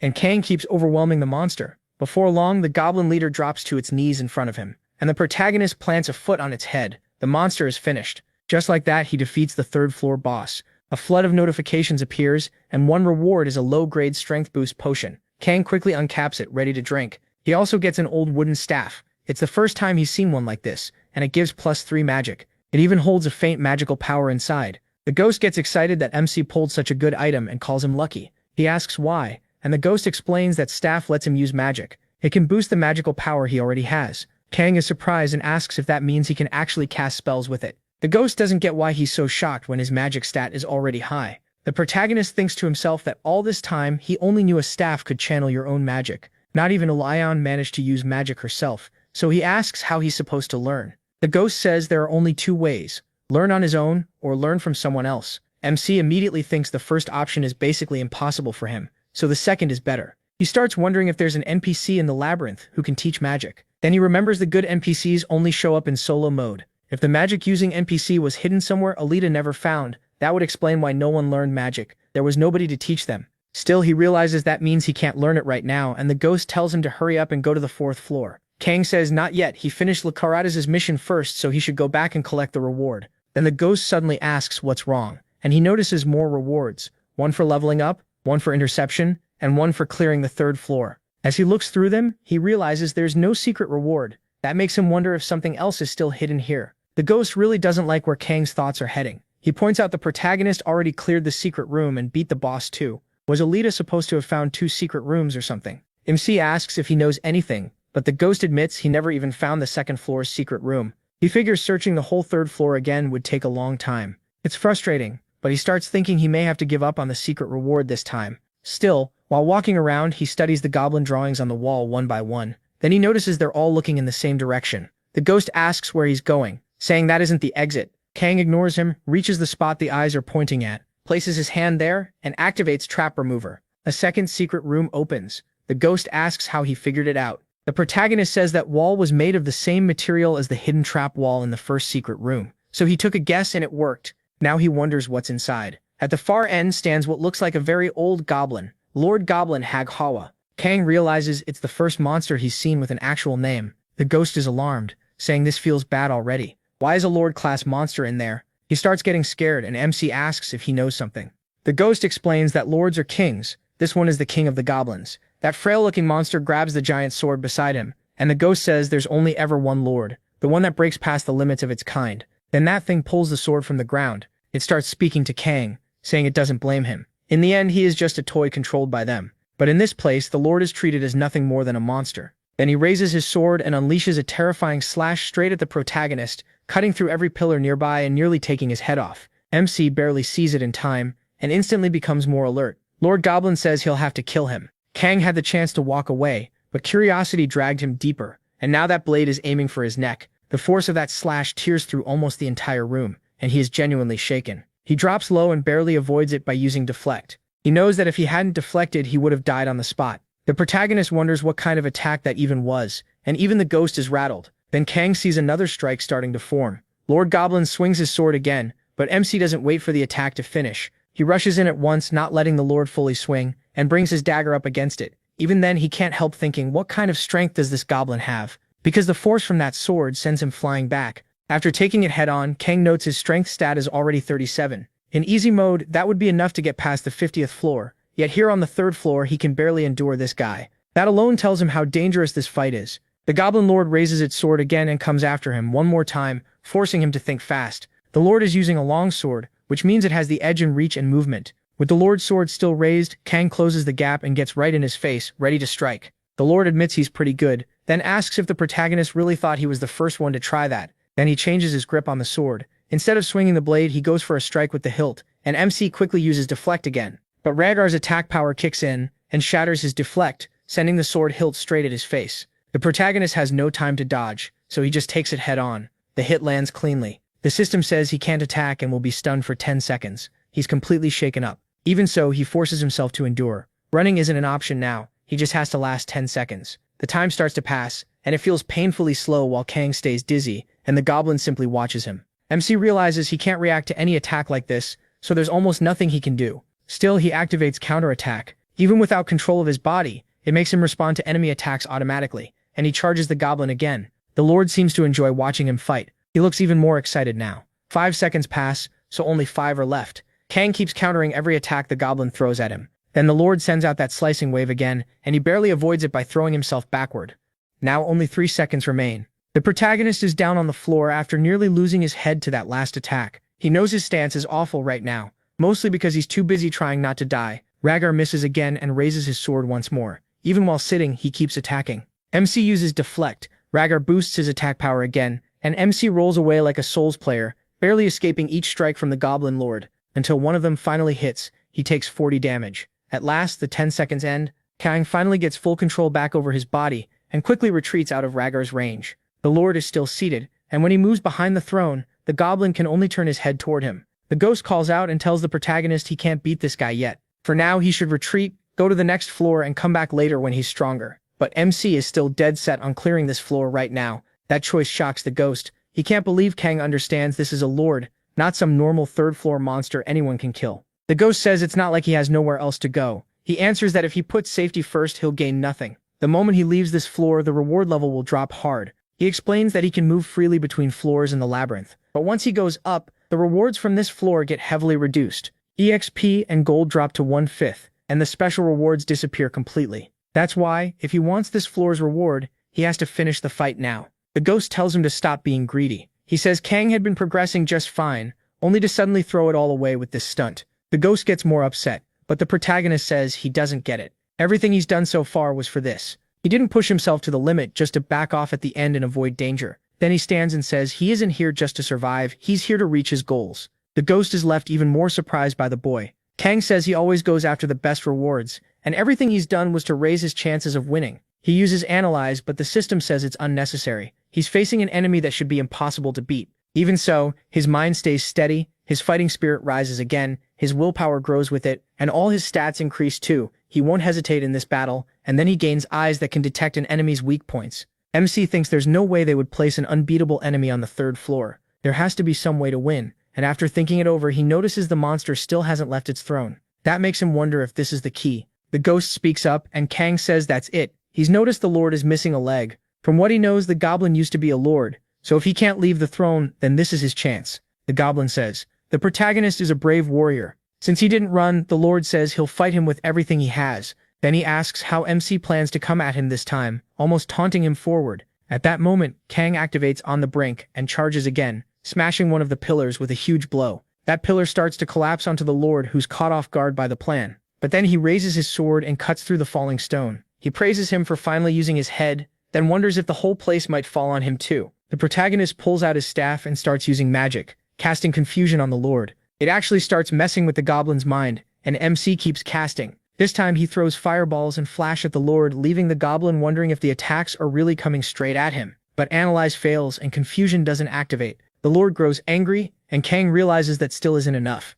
The goblin draws his sword and wipes away most of his attacks in one motion, though a few still get through. He gets hit anyway and says the protagonist managed to avoid the cave-in, asking how. Then, like a hidden strike from inside the throne, MC pierces the lord through it. Kang explains it's because of forced battle. Other than him, nothing can hurt the lord. Not even the collapse could damage him. The only exception is a weapon he uses against him. But that throne, the protagonist wonders if it counts as an exception too. So he uses magic with forced battle and throws the throne away. The lord starts laughing and asks if Kang is really using a skill for this. He says it's impressive. MC just watches while the lord thanks the gods that his final battle is against this boy. The ghost starts to realize that Kang had been reading the whole battlefield, planning to use his huge stats in every part of the room to win. Watching him face such a powerful enemy, the ghost stops and wonders if he himself could have done the same. Then the lord attacks again, still trapped to the throne, turning and firing multiple slashes at him. The protagonist uses his dagger to block every one of them, setting off a huge blast that kicks up a massive cloud of dust. Even the ghost is shaken. The lord gets caught in it too, and is blasted into the wall, his throne completely destroyed. He drops to the ground and thinks it's incredible, but says that if MC can't get close, he still won't be able to land the finishing blow. He wonders what MC will do now. The lord says he'll make sure he can't get near him, then launches an X-shaped attack. But the protagonist starts activating another skill. The ghost asks what he's doing, because the slash is already flying toward him. Kang doesn't move, he just stands there and takes the attack. Blood pours from his mouth, and he takes 462 damage. That triggers Endure, sending him into a full berserker state. The lord is stunned, not understanding what's happening. Endure cancels out an attack that should have killed him, so Kang says that means he'll be invincible for the next second. He rushes the lord with everything he has, then he attacks at close range, and once he gets close enough, he drinks another mana potion. Right after that, he drives his dagger into the right side of the lord's chest. With the blade still buried there, MC faces him point blank, but the goblin still has one leg left, and he uses it to slam a knee into Kang's chest, breaking several ribs. But he doesn't stop there. Even after the lord falls, the protagonist keeps attacking, stabbing him again and again with his sword. The goblin lord starts to panic as he stares straight into the boy's face, and finally MC manages to kill him. Smiling through tears, the Lord says that warrior is amazing as he dies.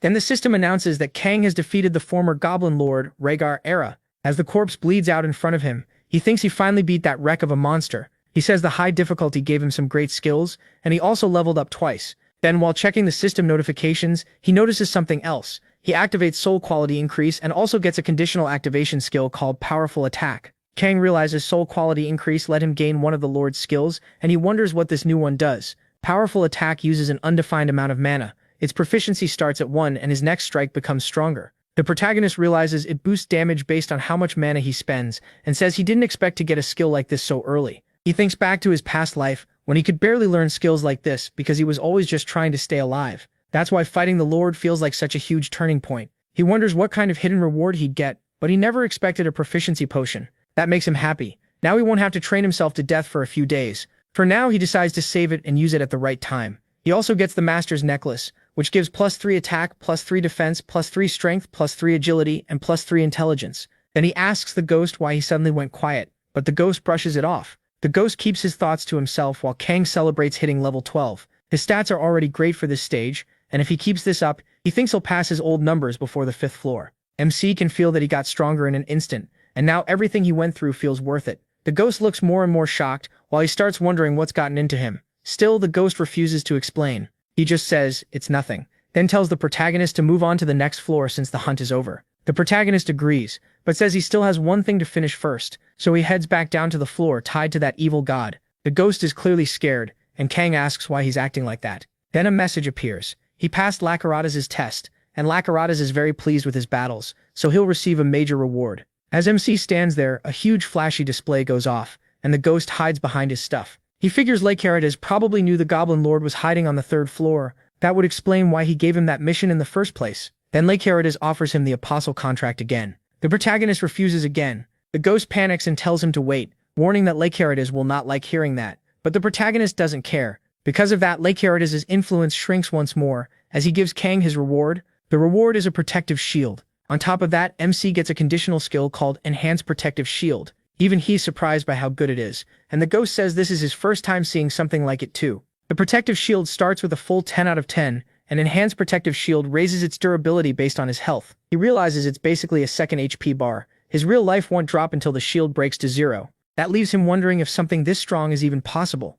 Lakiradot says he's eager for their next meeting. Then the mist disappears, and the ghost thinks it's pathetic that he's still this scared even after dying. The protagonist asks why he's still hiding behind him. The ghost says the protagonist will probably understand once he learns what kind of being Lakiradot really is. The protagonist asks what that means, since who knows what could happen. After that, he goes down to the 4th floor. A new mission starts: defeat the boss to move on. The listed reward is Shen's arm guard, while the hidden reward is unknown. The ghost explains that the 4th floor is the floor of the orcs. He says each one is physically strong and not nearly as dumb as the Gormals. Since this floor is filled with warrior tribes, MC starts wondering what kind of place he's about to walk into. But when he opens the door, he finds a shining tower and realizes she was right. It's Balthazar's altar. This is where Balthazar's followers built an altar to connect with him, letting that god spread his influence through it. The ghost explains that Balthazar, the god of victory, isn't good or evil. He's more neutral. Kang barely listens and just touches the altar. The message says Balthazar wants to test whoever entered his altar. If he accepts and wins, he'll get a reward.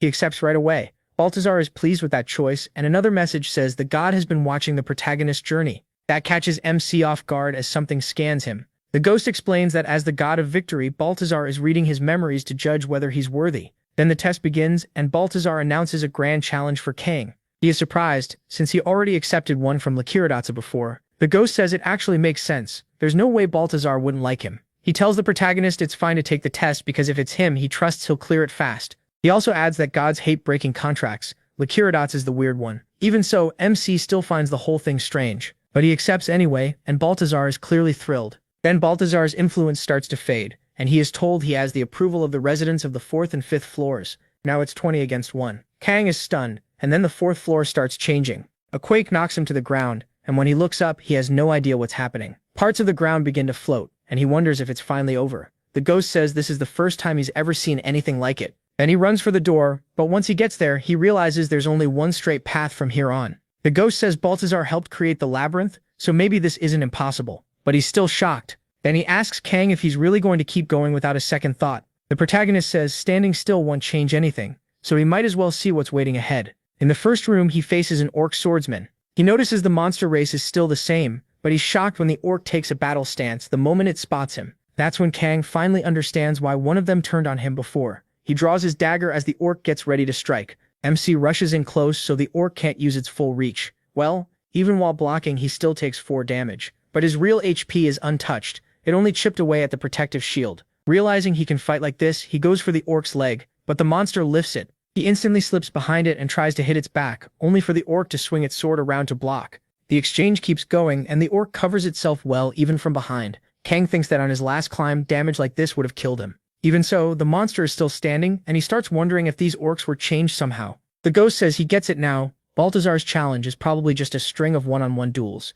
a trial about beating every opponent in the end. He also realizes Baltazar clearly buffed the monsters. In response, the protagonist activates power attack. He slams the hit straight into the orc's chest, and the orc finally dies, satisfied after an honorable fight. Kang wins the duel with the orc swordsman. He thinks it wasn't that hard, but the ghost says that's only because of his current stats. He also guesses the orcs will keep getting stronger from here. That gets MC excited. There are still 9 rooms left. He thinks that's good, though he decides to take a short break first. After some time, he defeats another orc swordsman and levels up again. Now only 5 rooms remain. Compared to what he expected at the start, Kang feels like he worried for nothing. He notes that when his level went up, his protective shield grew too. He wonders if it scales from 1 to 10 based on his HP, and thinks the answer will become clear soon enough. Then in the 6th room, he fights again. This time the orc is using a spear. Kang activates counterattack, letting his body start returning the enemy's blows on its own. He had thought his stats would be way above the orcs, but he still can't kill them in one hit. That makes him wonder if he can really beat them easily without relying on his skills. He also notices these monsters aren't just swinging wildly.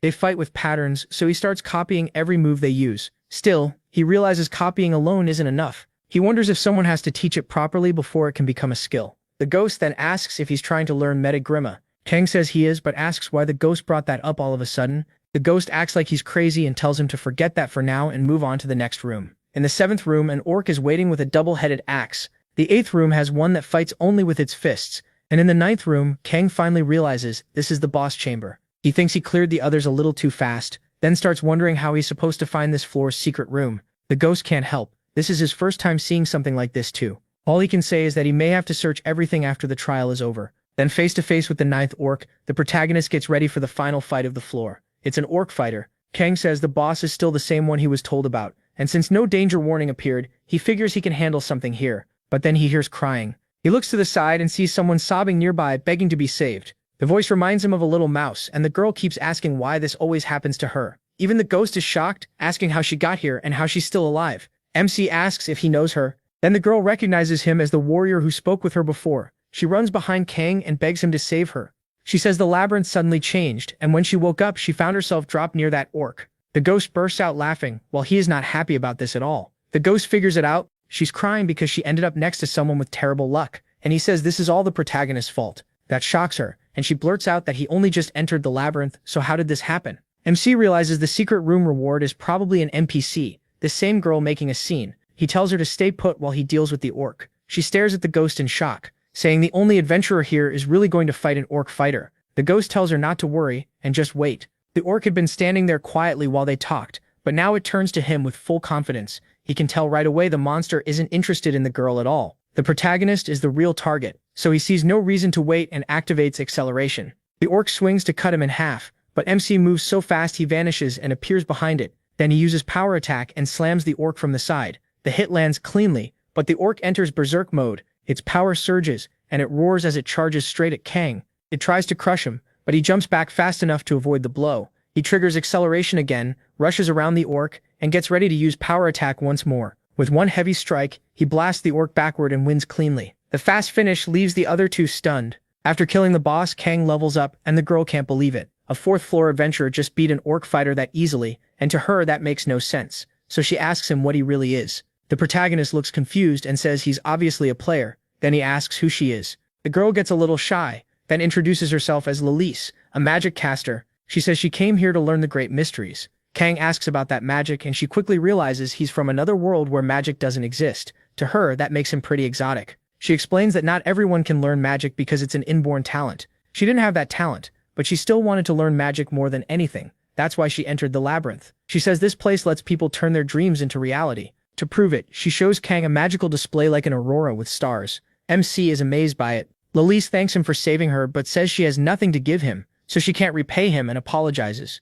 He says there is one thing she can do, and she quickly says she's broke and has nothing on her. The protagonist says he wants the power she has, magic. He asks her to teach him. Lalise lowers her head and apologizes again after thinking it over. She says it took her whole life to learn what she knows. She's truly grateful he saved her, but she doesn't know if what he asked is even possible. Kang takes that as a refusal, which is what he expected, so he starts thinking of another plan. But the ghost cuts in and asks why she can't teach him. Lalise finds that strange, and the ghost points out that she already said MC knows nothing about magic. Knowing magic is amazing, but knowledge alone won't help much in this world. He adds that teaching him would at least be the least she could do after being saved. She admits he has a point, so the ghost asks how many floors she's cleared so far. Embarrassed, she says she only made it to the 9th floor. The ghost says that's what he expected. With her abilities, going deeper alone will be very hard. Then he says Kang will keep advancing through the labyrinth, and not only that, he's someone the gods have recognized. The reason the labyrinth changed is because of him. Lalise realizes that means he can keep moving forward and protect the people with him. The ghost agrees and says this would also give her a chance to use magic in ways she never imagined. That makes her happy. The ghost says the deal would help both of them and asks if she's changed her mind. After thinking it over, Lalise says it actually is a great idea, and quickly agrees. She says the labyrinth is going to be way more fun now, but since she got thrown somewhere different from where she was before, she can't teach him right away. The 5th floor is also an orc floor, so the layout should be similar. Because of that, she says she'll leave now, head to the secret room on the 6th floor, and wait for him there. Kang says that's fine, and then the girl vanishes with an invisibility cloak, telling him she'll see him on the 6th floor. The ghost says he had been wondering how she even got through the 5th floor, but her magic really is impressive. Kang says he can't sense anything from her at all. She can hide her presence completely. Now that's real magic. Then he turns to the ghost and asks why he suddenly decided to help. The ghost fires back, asking why the protagonist is complaining when he just got helped. MC says he's sure the ghost changed after the Goblin Lord hunt, and he wants to know why. The ghost says he just saw potential in him, and that it also has something to do with his own redemption. He asks what that means, but the ghost tells him to drop it. From now on, he'll help instead of getting in the way. The protagonist can tell he won't get a real answer no matter how much he asks, so he says he doesn't care. The ghost tells him to hurry up and finish the trial. Kang agrees, but says he needs to eat first. While checking his messages, he sees that his 2 disciples cleared the 1st floor. They didn't get many skills, and besides those 2, no one else passed it. As MC eats the awful monster meat, the ghost asks if it actually tastes good. After that, he sorts through the loot he got, including a gray bracer with +5 defense. He also has an engraving scroll that adds a special effect to equipment. Kang is glad Lalise told him about the secret discovery because the reward was as good as he hoped. Then he uses the engraving scroll on Lakerada's sword, giving it +5 attack. On top of that, it restores 5 GP whenever it kills an enemy, and there's also a high chance it will knock targets back, even though the effect was random. The protagonist says he got one of the good ones. Then he keeps going with the ghost and heads to the 5th floor. The mission is to defeat the boss, and the reward is a brilliant heart sword plus the secret reward. He visits the king again, and the king is surprised he's already back. He says the floor seemed chaotic, and asks if there was another trial. When MC confirms it, the king asks what he wants to buy this time. MC says he'll sell a few things first, and he also wants more inventory space and one more item. Then something catches his eye, and he realizes the thing he wanted is already there. He asks if he can see that golden bottle. It's blessing powder, dust shaken loose from fairy wings. Rumors say it can give the user powerful blessings. The king sounds disappointed in him and says people claim it gives a great blessing, but nobody knows if that's true. Some said bathing in it raised their luck, but that turned out to be nonsense. Others put it on their weapons, and the only result was that the blade looks shinier. He asks the ghost if he knows anything about it, but the ghost says no. He never bought it before. He says that's all anyone knows. In his past life, lots of people saw this in shops and bought it right away, but after finding out it seemed useless, they stopped. Still, the protagonist knows something nobody else does. He asks how many the king has, and the answer is 3. MC immediately says he'll buy them all. That leaves the king stunned. He says it's expensive and useless, but he sells it to Kang anyway. He thinks about the hidden effect no one knows and says he'll come back next time. The effect, he knows, is that it slightly changes probability. The king just tells him to visit often, while the ghost asks if he's really not going to explain why he bought that. The protagonist says the ghost will understand later when he sees it for himself. Then Baltazar says he's pleased with MC's results and can't wait to give him the reward. MC realizes that's basically a warning to finish quickly, which is annoying. The ghost says Kang is way outside the norm. The gods keep lowering the range of their own influence just to do things for him, so he asks if the difference in their influence really matters that much. The ghost can't believe he even asked that. To the gods, that's what matters most. It's not because they're loyal followers either. They hand out lousy rewards and act like they're amazing. Now he says the protagonist should understand how much value the gods are placing on him. That's exactly why he should feel proud. Kang answers that he's only clearing these trials because they give rewards. As he opens another door, he says that's all he wants from them. Nothing else. This is the first room on the 5th floor, and an orc fighter appears with a spear. MC thinks the 4th floor boss was only the beginning, which is disappointing because he wanted something stronger. Wanting a tougher fight, Kang rushes the orc. With his upgraded sword, he throws the orc off balance and finds an opening.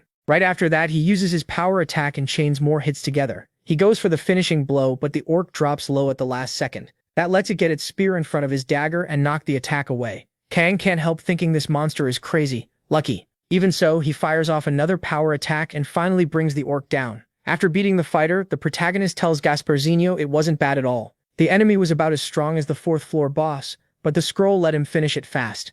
When he opens the next door, he says if the first room was already like that, then the boss in the last room has to be even stronger. And the stronger the enemy, the better the reward. So now he's excited to see what he'll get. Kang keeps moving forward and the fights get harder with every room. Before long, he clears room 5 on the 5th floor. He says he'll get Baltazar's reward in the end, but as he goes deeper, he's also learning more and more about magic. Then something suddenly comes to mind. He asks Gasparzinho if he knows Lethe, then brings up the fact that time is frozen inside the labyrinth. That means she's been in there ever since the first time he entered. Gasparzinho says it was the same for him. Back then, she was about to be killed by a 4th floor orc, and he had to save her. That makes Kang pause. If that was really his first time in there, then how long ago was it? Gasparzinho says he isn't sure, but judging by time outside, he thinks around 100 years have passed. MC is shocked. After all that time, she still hasn't made it past the 10th floor. Then he wonders if she's a magic user. He remembers she entered the labyrinth to learn magic, but with such little talent, she never had any real breakthrough. Gasparzinho adds that he helped her back then because he felt sorry for her, but he never imagined she'd still be alive. That leaves Kang thinking, not everyone in the labyrinth is there to conquer it. Some came for personal reasons, and that makes him realize there may be far more NPCs than he first thought. Meanwhile, in another room inside the goblin area, a stone gets tossed through the open door. As soon as a goblin steps out to check what happened, Lee kills it with ease. She paralyzes the target first, then finishes it off, repeating the same trick until every goblin there is dead. After that, she tells her friend she managed to kill them one by one. He says she's amazing with plans, reminding her how she burned the 1st floor boss alive. Thanks to that, he learned something. When he reached Lacarata's altar and tried to interact with it, nothing happened because a goblin couldn't kill all the 1st floor bosses alone. Still, Kang had warned him not to touch that altar at all. The other gods might be fine, but Lacarata's is different. So he says if Huey warned him, that settles it. Lee thinks he's pretty weird. He always lets his curiosity win, even when he knows it could go badly. She reminds him they only survived because of the tips Tae-san gave them, and he agrees. But then someone suddenly tells them to shut up, clearly annoyed, and people from other difficulty modes join in too. Choi snaps that they're getting on his nerves and need to stop overreacting.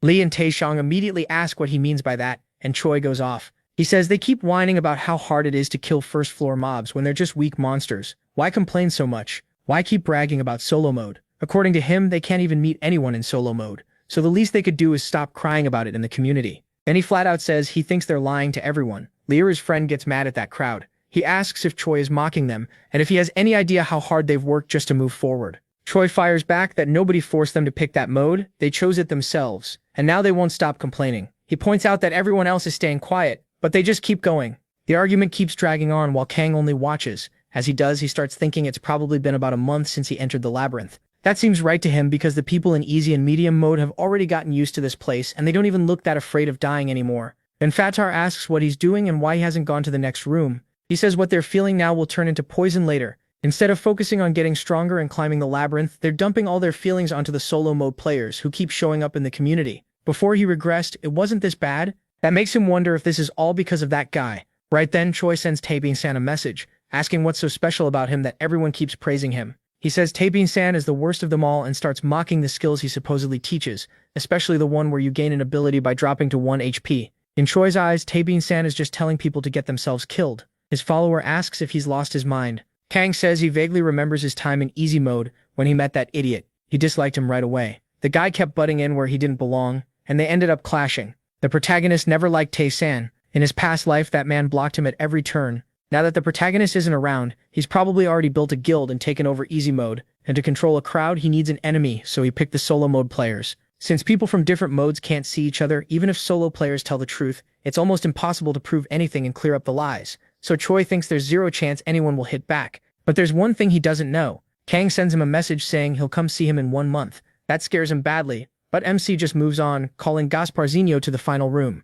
The ghost asks what exactly he did, and he tells him not to worry about it. Now in the 5th floor's boss room, an orc vice chief named Latran appears. Kang notices it isn't a lord. Gasparzinho asks why a lord would show up now anyway. Haga and Hader appearing before was already bizarre enough. Even so, a vice chief is no joke as a final enemy. He's tough, and most adventurers wouldn't stand a chance. Still, Gasparzinho says the protagonist should be fine. Compared to him, that monster is loaded with cheats, and he actually sounds happy saying it. Kang ignores that and gets ready to fight. Then the orc speaks. It thanks him for his fighting spirit, saying it used to think the gods were nothing special, but now it has changed its mind. MC listens closely, as the orc says every one of its comrades died smiling after fighting him, as if it were the greatest thing in the world. To them, battling him matters more than killing him. The orc says that's exactly right. What joy is there in only killing? They're nothing but slaves trapped in this place, and they don't even know when they'll ever be freed. This battle didn't just free the others, it means he now has the chance to be cut down by a true warrior. So he asks who among them deserves an honorable death. Kang refuses to let this end meaninglessly.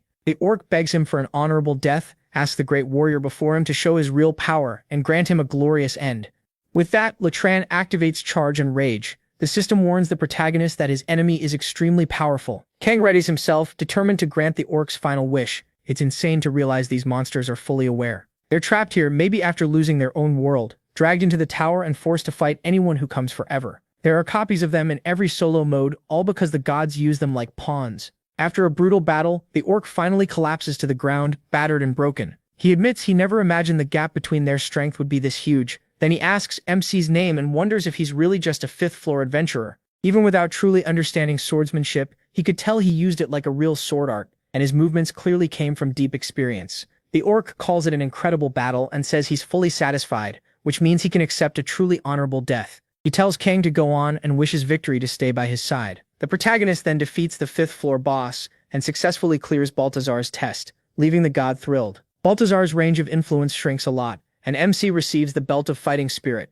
It gives +3 attack, +3 defense, and restores 5 GP every time he wins a battle. He also gains a conditional skill called Proof of Victory, which lets him choose one stat to keep increasing over time. Kang is surprised by how good it is, then chooses mana as the stat he wants boosted. Lycarados once again offers him an apostle contract, but he refuses again. Baltazar, meanwhile, is completely fascinated and already looking forward to their next meeting. The protagonist is honestly shocked. The god's rewards are almost too good. Then he notices 2 chests nearby. Gasparzinho explains that one holds a normal reward, while the other seems to be the secret room reward for this floor. Since the labyrinth's structure changed, it must have ended up here. MC notices that sword has the same damage as Lakiati's sword. He also gets the secret room reward, the self-harm dagger, which can store and drain life. Even the ghost is shocked that he got a secret room prize without doing anything special for it. So Kang tests it right away. When he cuts his own arm, the dagger steals 20 GP from him. He quickly realizes it works kind of like a potion, which could save him in an emergency. Then he receives another hidden reward,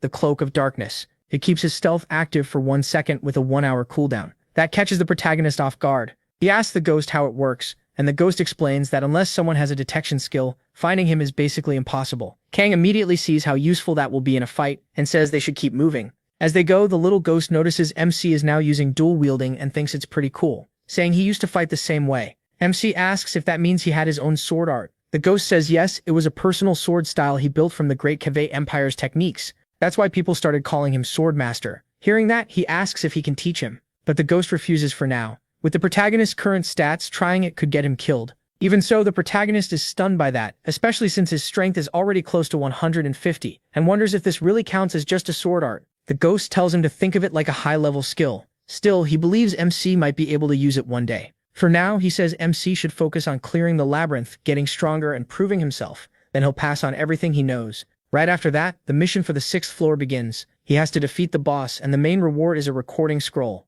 The secret reward is hidden again. The moment he steps in, something like living moss rises from the ground, just like he'd been told before. The protagonist remembers hearing this floor would be hard to move through because it's a swamp, and the monsters here aren't slowed down by the terrain. Soon, several lizard men start surrounding him from a distance. Kang points out that only players are affected by the swamp's movement penalty. Then they attack. 2 of them rush him at once, but MC couldn't care less. He pulls out his staff and blasts them with fire. The flames hit hard, and some of the lizard men die from that alone. He keeps picking them off one by one, and his detection rises by 4. At one point he grabs one by the throat, slams it down, and finishes it with his sword. After killing another lizard man, his mana goes up too. The ghost is amazed that his stat keeps growing through victories and calls the skill totally broken. More than that, he wonders how the swamp itself can be alive. He doesn't know either, while another monster trembles behind him. When the protagonist turns around, the creature nearly freaks out. MC asks what it's doing and tells it to come closer. Instead, it practically dies of fear, trying to run away. Kang keeps carving a path through everything in sight.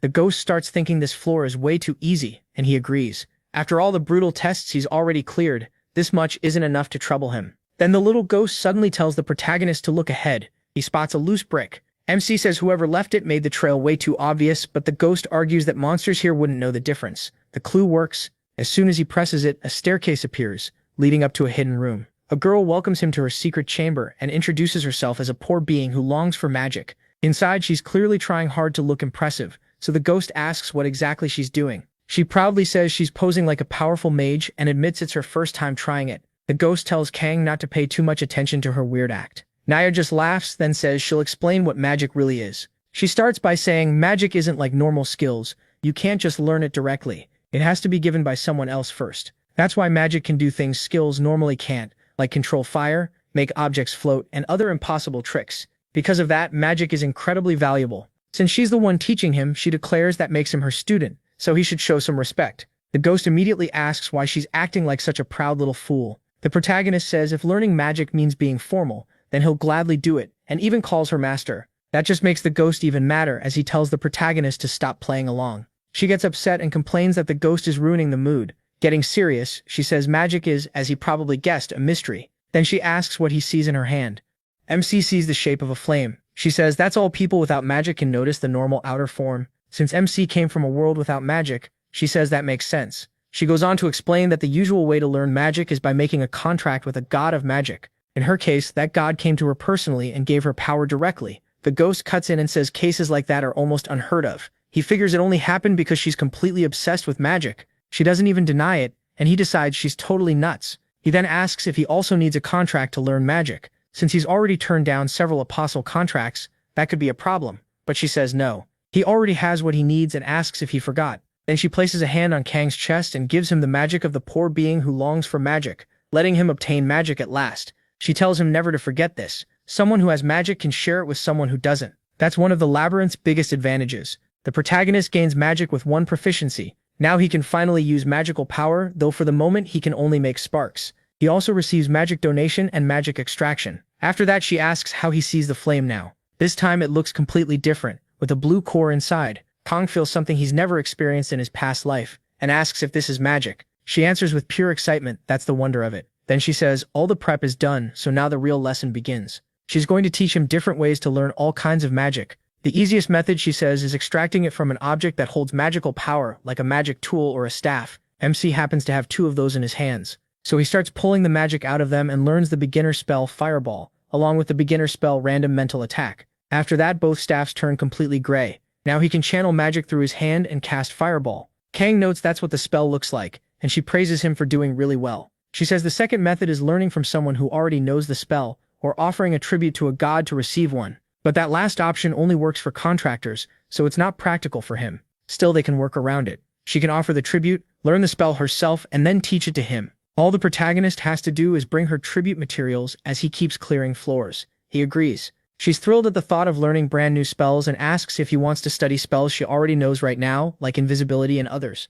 Then she hesitates a little and says maybe, but there's a price. Kang is surprised she wants even more. She explains that spells don't just fall from the sky. She received them, so she can't hand them out whenever she feels like it. To teach them, she has to offer a tribute to the god of magic and get permission first. So if MC wants a spell she doesn't know, they'd need one tribute for her to learn it, and another tribute so she can teach it. He asks what counts as a tribute, and she says weapons or equipment work as long as they're rare and special. He starts pulling out a pile of items from his bag and asks if any of them are enough, but she says none of that would pay for even one spell. The protagonist is shocked that so much stuff still isn't enough. She reminds him this is magic, so a big pile of junk won't cut it. It has to be truly valuable. So Kang takes out the promise necklace and asks how much that one is worth. She recognizes it as a Lord-class item and asks how he got it. With that, she says he could probably secure a beginner spell. MC realizes that still isn't all that great, so he asks again and even considers offering his sword. She thinks he'd probably hate the result though, because that might only get him some random rank spell he wouldn't even want.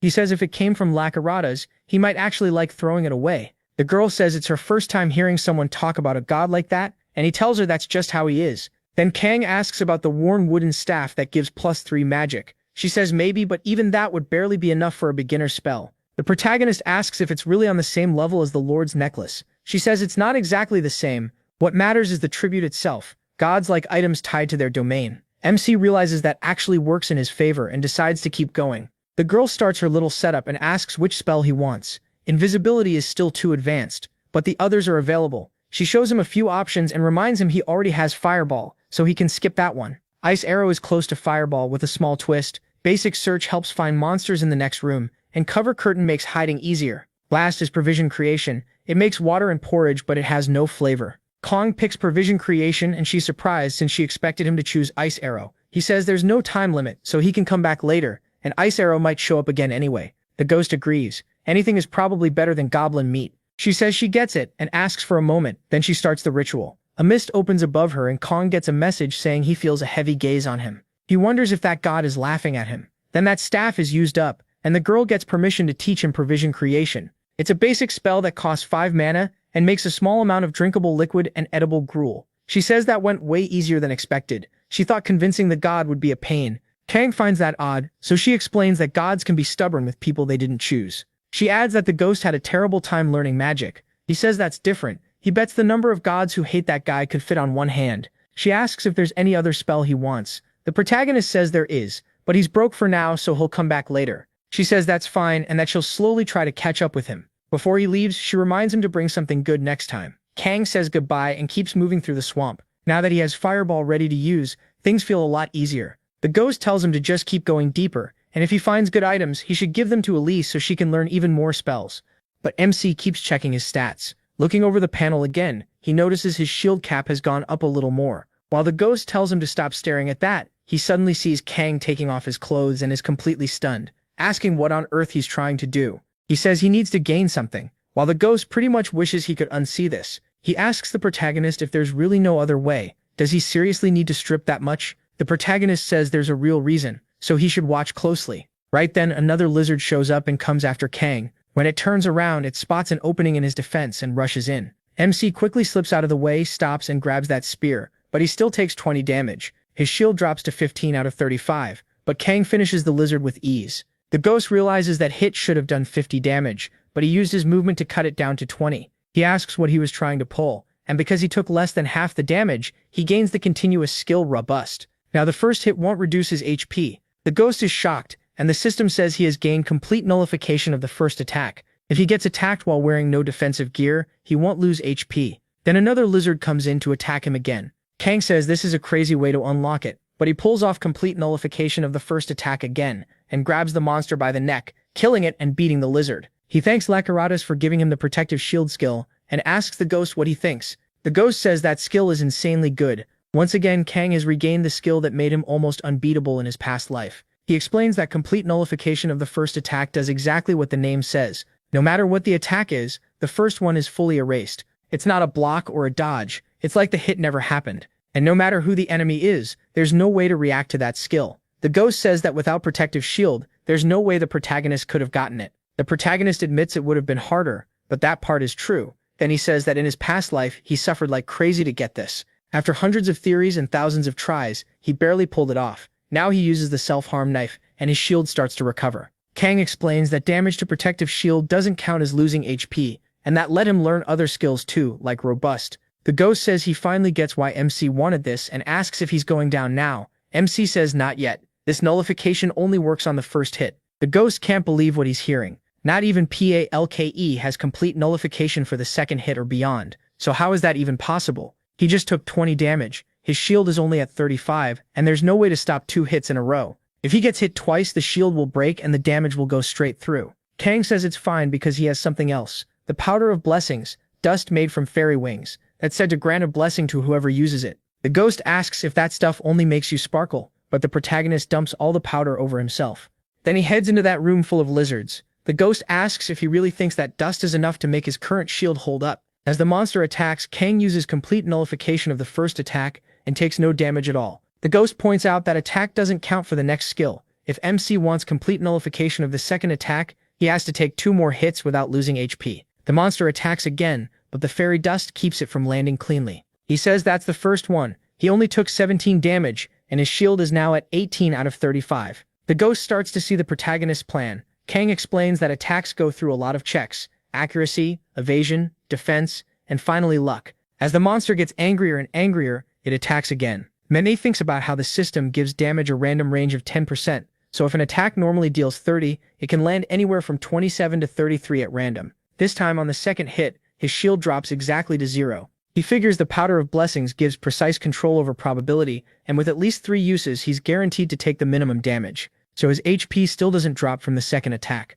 The system grants him the continuous skill Complete Nullification of the second attack. Just like that, he steals another broken skill and gets ready to kill that monster, which he does in a single strike. The body is sent flying away, and Kang thinks he used too much force. The ghost is stunned again, saying he really will do anything to get a skill. After a while, he goes back to killing monsters in a calmer, more normal way, driving both swords into their hearts. He defeats another lizard man, and because he hit the enemy's vital spots so cleanly, he gains the skill Vital Strike. Kang thinks he finally got it, a skill that usually takes forever to farm, but he never had time to learn it before because of the trials. The ghost says that 1 is a great pickup. It's an important skill for going deeper into the labyrinth, and with enough proficiency, hitting vital points can deal triple damage as a critical hit. At the end, he says only the boss is left. But before he goes in, he activates Provision Creation, making some water and a bit of porridge for himself. It tastes like plain, unsweetened porridge, basically nothing. Then he asks if a spell's random mental effect stacks when used over and over. The ghost says it does, but probably not how Kang means. The next effect only starts after the first one ends,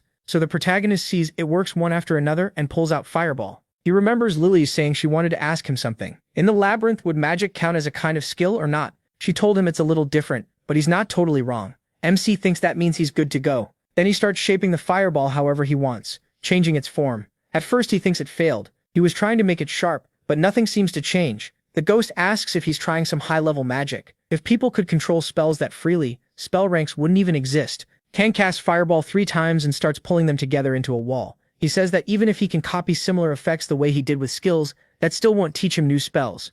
The ghost asks if he's tired, but Kang says not at all, and keeps trying. The fireballs won't merge, and until he gives them an order, they just hang there. Then another idea hits him, and he notices again that they stay in place. So he starts moving them in a circle, until he gathers them together again, thinking this is different, because a fireball acts differently when it's just hanging in the air. Kang wonders if his idea will work, and the ghost asks what he means. Instead of answering, the boy burns through all his mana for another test. First, he launches a fireball and runs beside it. He speeds up so much that he loops around and gets in front of it. Then he casts a second fireball and brings the 2 together that way. The ghost is shocked that the fireballs can actually merge. Kang remembers what Lilith told him, and from there he keeps stacking more fireballs, casting them one after another until he forms a bigger one, something completely new. A massive explosion goes off, and the ghost is stunned again. At last, Kang gets what he wanted. He learns Flame Explosion. Looks like the God's Bazaar won't stay open much longer if it keeps trading great rewards for lousy magic. After that, he reaches the boss of the 6th floor. It's a red-type monster, a lizard-man fighter.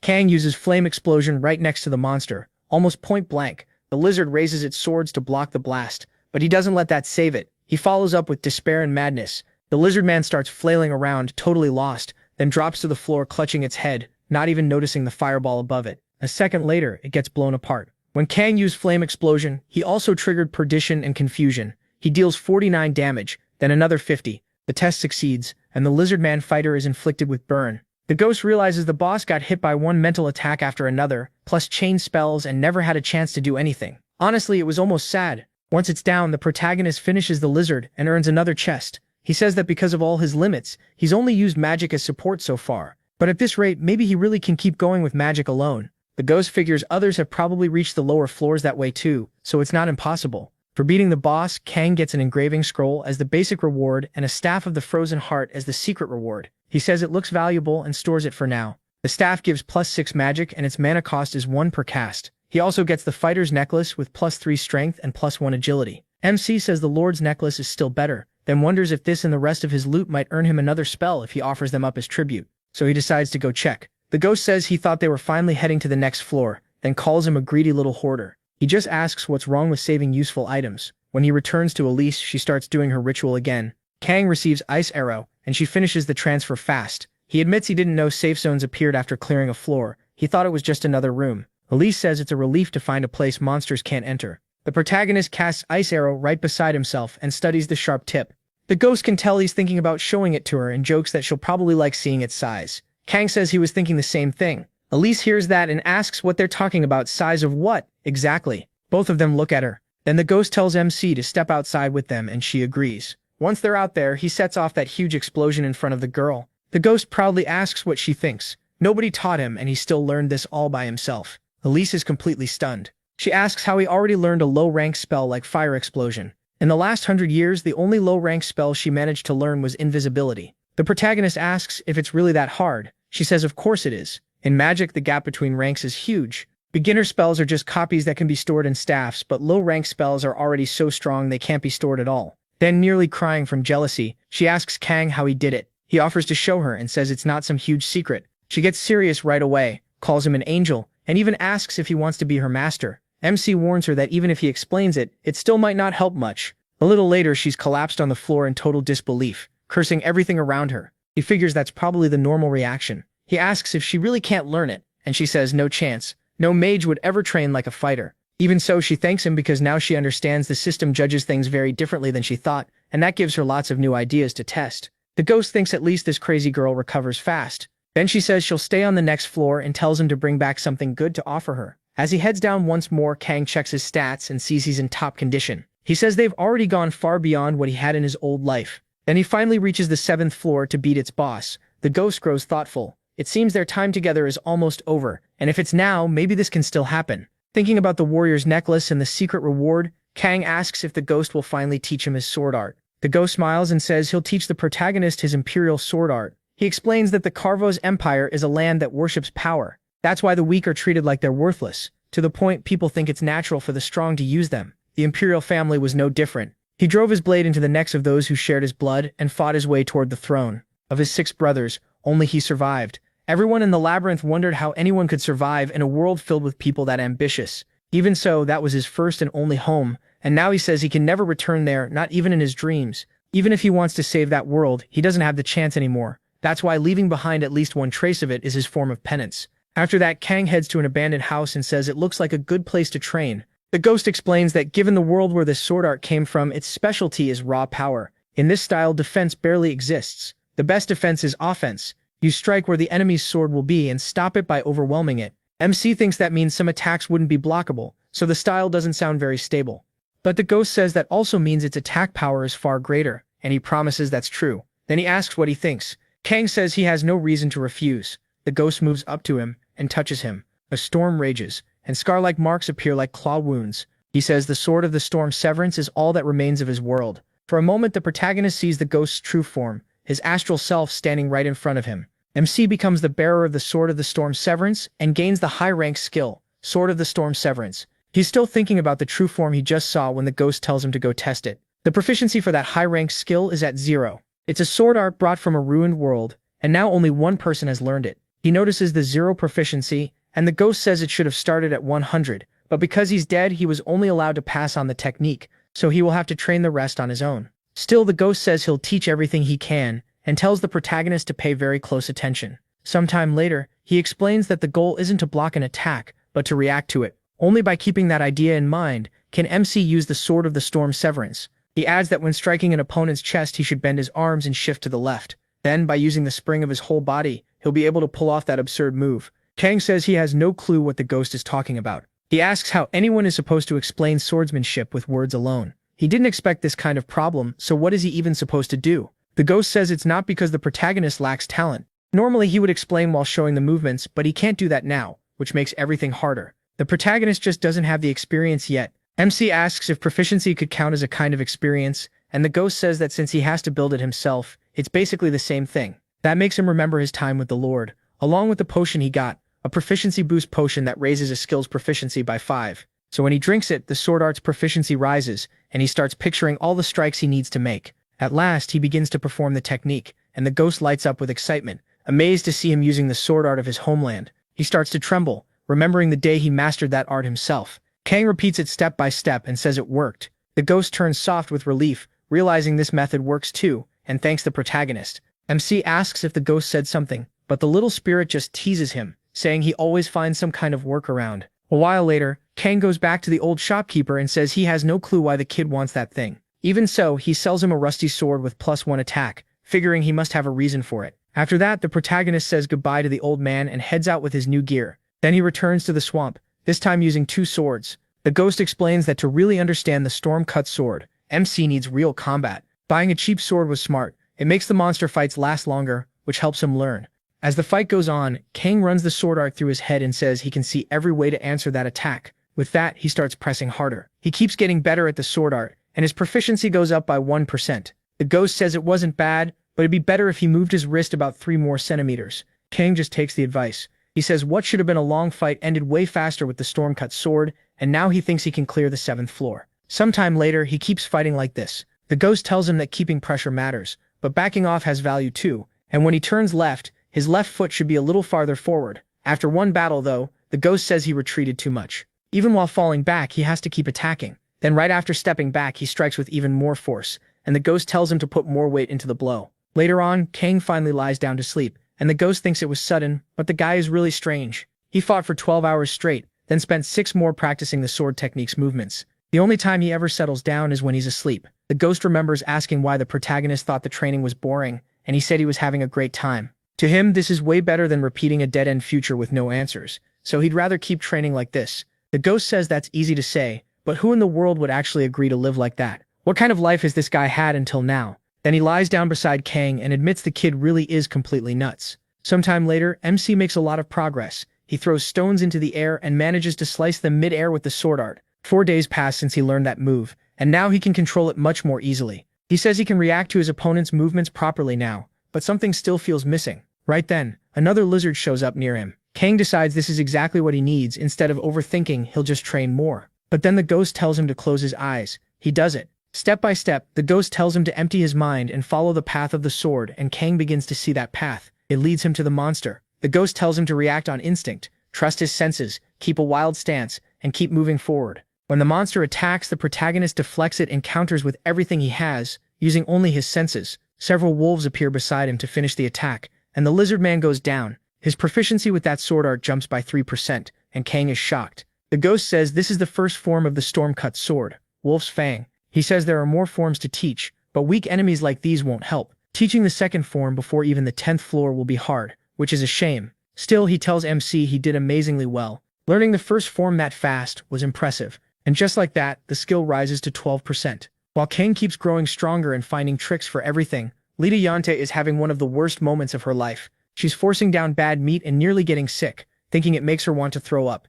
She says she never wanted to eat humanoid-type monsters, but the shop's emergency rations cost too much, so she starts missing Earth pizza especially, and all that delicious junk food. She says she'd give anything to eat that cheese and corn pizza one more time. Honestly, anything would be better than the disgusting stuff here. Then she starts thinking about going back to Earth, but a notification suddenly pops up making her wonder what it is. It's a special mission. Return to Earth. In 1 week, everyone will return to where they came from. They have to survive there and then come back. The rewards will depend on their results, and the mission can't be refused. She's shocked and jumps into the chat, asking if everyone got the special mission too. People start asking if they're really going home. Then everyone gets excited and one person says this kind of mission might not be a good thing. They ask what he means and he tries to explain. He says the reason they ended up here was because of the monsters on Earth and everyone remembers that. The mood drops right away. Then people start saying that now that they're stronger, maybe they can actually do something. Even if Earth has gone to hell, there should at least be some real food there, even just rice. Meanwhile, Kang watches the chat while still training his now massive ice arrow.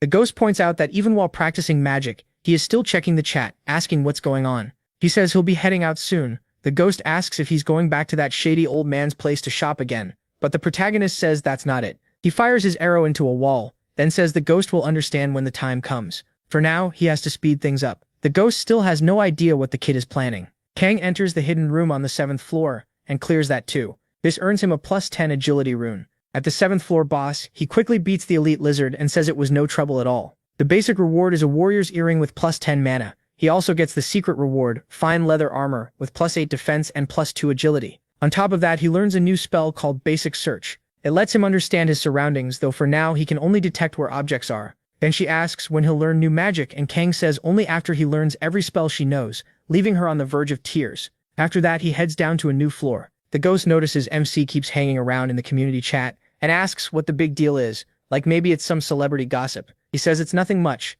It's just that the loudmouth who used to complain about everyone has gone very quiet, so he's probably scared after getting hit with that reply. Then everyone starts trying to talk to Joy. Kang says he's looking forward to the weekend. The ghost tells him to spit it out already, because he's getting annoyed. Soon the protagonist reaches the 8th floor. The mission is to kill the boss with Ronda de Martins as the basic reward, plus a secret reward. Then a huge overgrown chicken rushes at MC, trying to attack him, but he starts moving fast, slips to its side, and comments on that long neck. One hard hit snaps it and kills the creature. It's a Marconda, and Kang says these things are easy to hunt because they only follow instinct.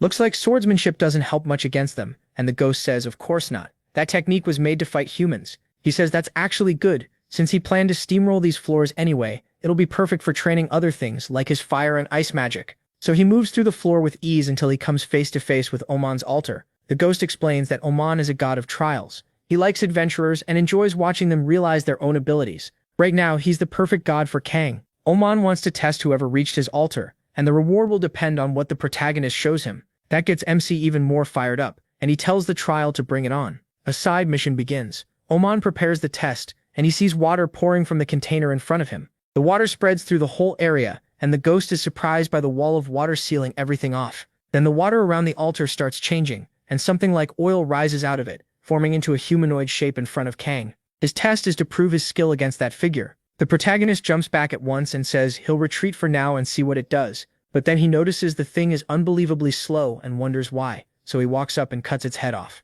The first test is cleared, and his reward is +1 agility. Then another one forms nearby, and Kang asks if they just keep coming back. This time it's faster than before, but still way too slow, so MC kills it easily. He says he gets the idea now. The test is split into levels.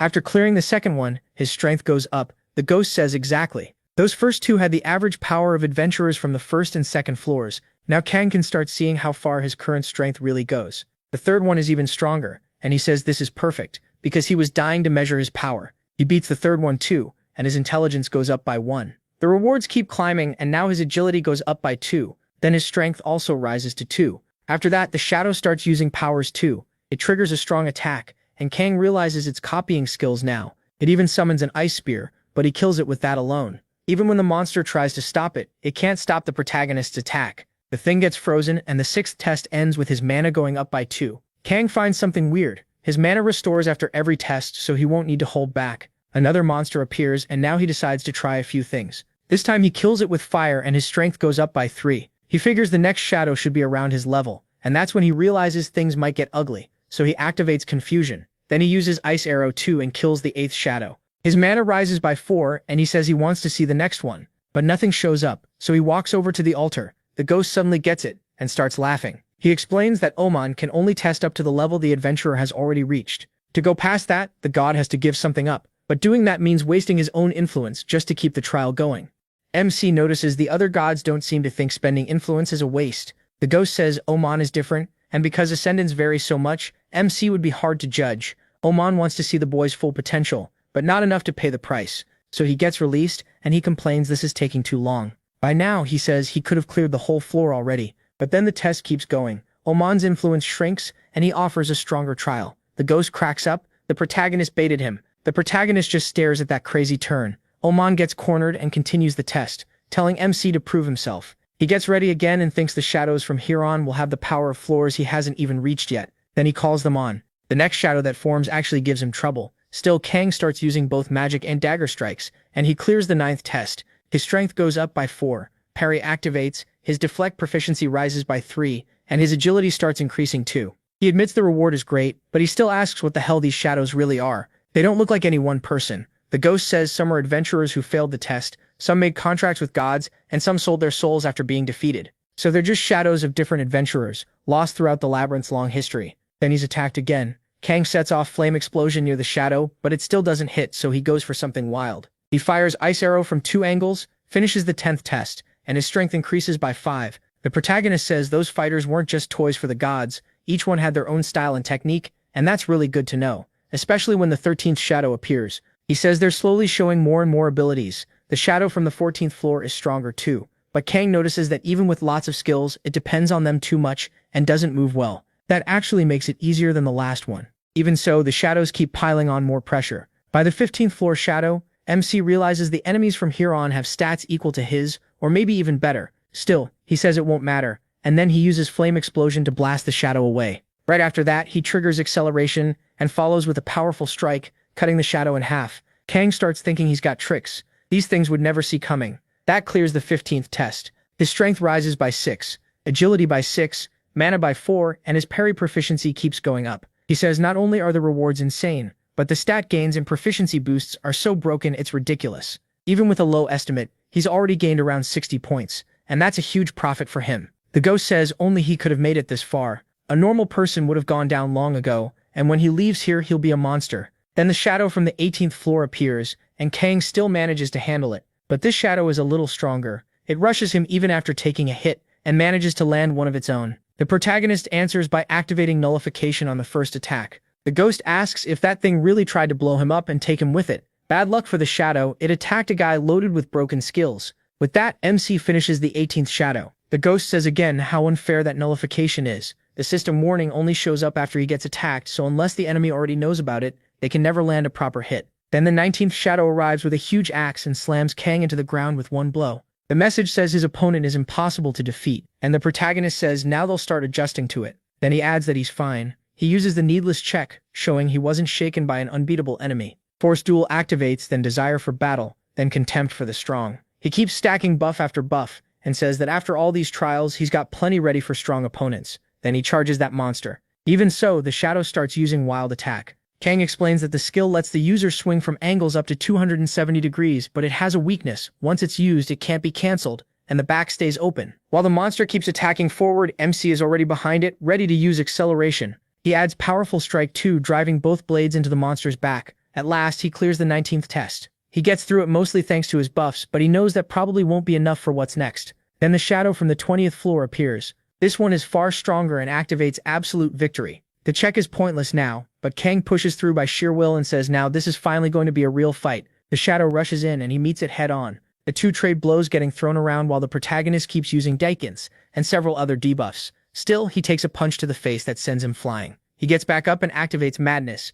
The shadow uses Retaliation to block the attack, and Kang gets thrown flat onto the ground. He says it's a counter skill that throws the enemy back based on stats. It took him a long time to learn it, but at least that shadow doesn't have much HP left, so he charges the shadow again. He activates Acceleration and Powerful Strike, but the shadow throws the attack back, dealing 210 damage to Kang, so he changes plans and uses Cloak of Darkness. He vanishes completely, leaving no trace for the shadow to follow. Then he appears behind it and strikes with the first form of his sword art, cutting its head off and clearing the 20th test. His strength jumps by 12, agility by 13, intelligence by 10, and mana by 14. His parry proficiency shoots way up too, and then he collapses from exhaustion. But then he notices something else. Another shadow is coming out. That shadow crawls toward Kang, and the sight leaves a bitter look on his face. Then he starts laughing, and simply ends the challenge there. The trial of Oman is said to be nearing its end. Oman stays silent, thinking this guy is packed with broken skills. Sure, he's way stronger than he should be, but throwing one overpowered monster after another at him without stopping is just messed up. Even the ghost is shocked when he checks MC's stats and sees how much the kid gained. He says MC's still only on the 8th floor, yet he was tearing through shadows up to the 20th. Then it's announced that Oman's influence drops and he gives out a reward, making his power fall even more. He gets the Ring of Validation, which gives +5 strength and +5 defense. Since he cleared an enhanced challenge, he also earns an extra reward, Proof of Limitations. When he faces an enemy of similar rank, all his stats increase, so he gets both the ring and a buff. Oman even offers him an apostle contract, but the protagonist isn't interested. That makes Oman dump water on him in frustration while the ghost bursts out laughing. Then Oman promises they'll meet again. Kang realizes his current limit is the 20th floor, but even more important than that is the information he got. People around his level need to know this challenge exists. After that, he heads to the secret room and collects the reward there, a sturdy anklet with +6 defense and +3 agility. The boss of the 8th floor is Marcon Darutia, and MC kills that giant chicken way too easily. He's a little disappointed, but the ghost says the creature was supposed to be strong. He just got so overpowered from Oman's trial that it never stood a chance. Then he opens the reward again and gets the Ronda de Marnus, which has a chance to grant an attribute to a weapon. He says he'll leave it in his inventory for now. He also gets the secret reward, the continuous activation skill Vampire's Touch. Whenever he damages an enemy, he absorbs HP based on a fixed percentage. That skill would be really important, especially for him when fighting those S-rank monsters with millions and millions of HP, because his damage was tiny. If he could heal every time he hit something, he could keep fighting for way longer.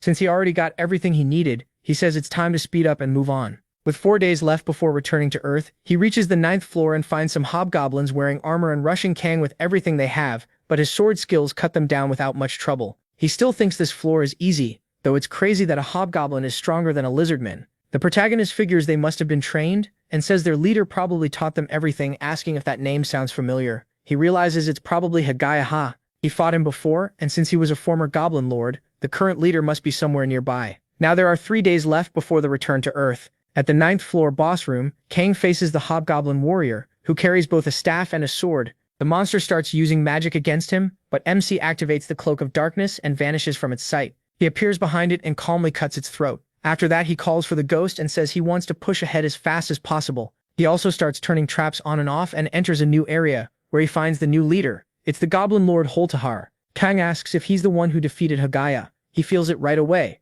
Holtus is pleased. Since the protagonist fought that monster before, he says a warrior like Hagaya must have died with a smile on his face. MC immediately stacks all his buffs on himself, while Holt thanks him for what he did. Still, Kang asks if Holt was the one who took Hagaya's throne, and why he did it. Holt says everyone dies someday, so shouldn't a person leave something behind first? And if he has to die, it's better to die as the Goblin Lord than as nobody. He sees that, in the end, it was all just greed. Holt says he knew this day would come. Even if he didn't want it, there's nothing to do now. Then he tells the protagonist to come at him and fight properly. MC charges straight at the hobgoblin, and the days left before the return to Earth keep passing. Their battle stays intense the whole time. Holt realizes he's in trouble. His skills and fighting style just aren't on Kang's level. Then he asks if that's all he's got. Holt answers no, of course not, and knocks him back. He says it doesn't matter if he has no chance. He'll fight to the end so his last moments can at least be glorious. Kang goes all out with his sword art and says he'll give everything too. In the end, the hobgoblin ends up slammed into a wall. Barely alive, he admits he never thought he'd be pushed back this far, but it was still a real pleasure. He tells the protagonist to go on and hands over his throwing spear. In the end, MC defeats Holtahar. He gets the title Regicide. When he fights a lord, king, or monarch of any race, his stats rise and the reward improves. After that, he calls the ghosts so they can leave. From Lilith, he learns the concealment spell. It costs 4 mana, starts at 1 proficiency, and simply hides his presence. Then he goes back to Kitana's king and spends all his money there. When asked why he needs so many potions, Kang says they'll all be useful. After that, he heads down a little farther and reaches the end of the 9th floor. The floor reward is the Boots of Speed, plus 7 defense, 5 agility, 10 movement speed, and 5 action speed. He also gets the Sword of Icy Light with 11 attack and says it was about time to replace his weapon. At last, he reaches the 10th floor. The ghost says the end is close. He asks if he remembers his mission, and he says of course he has to get revenge on whoever killed him on the 10th floor. The ghost thanks the protagonist, but he asks what for. He says it's for carrying proof that he existed. His world was destroyed, he's dead,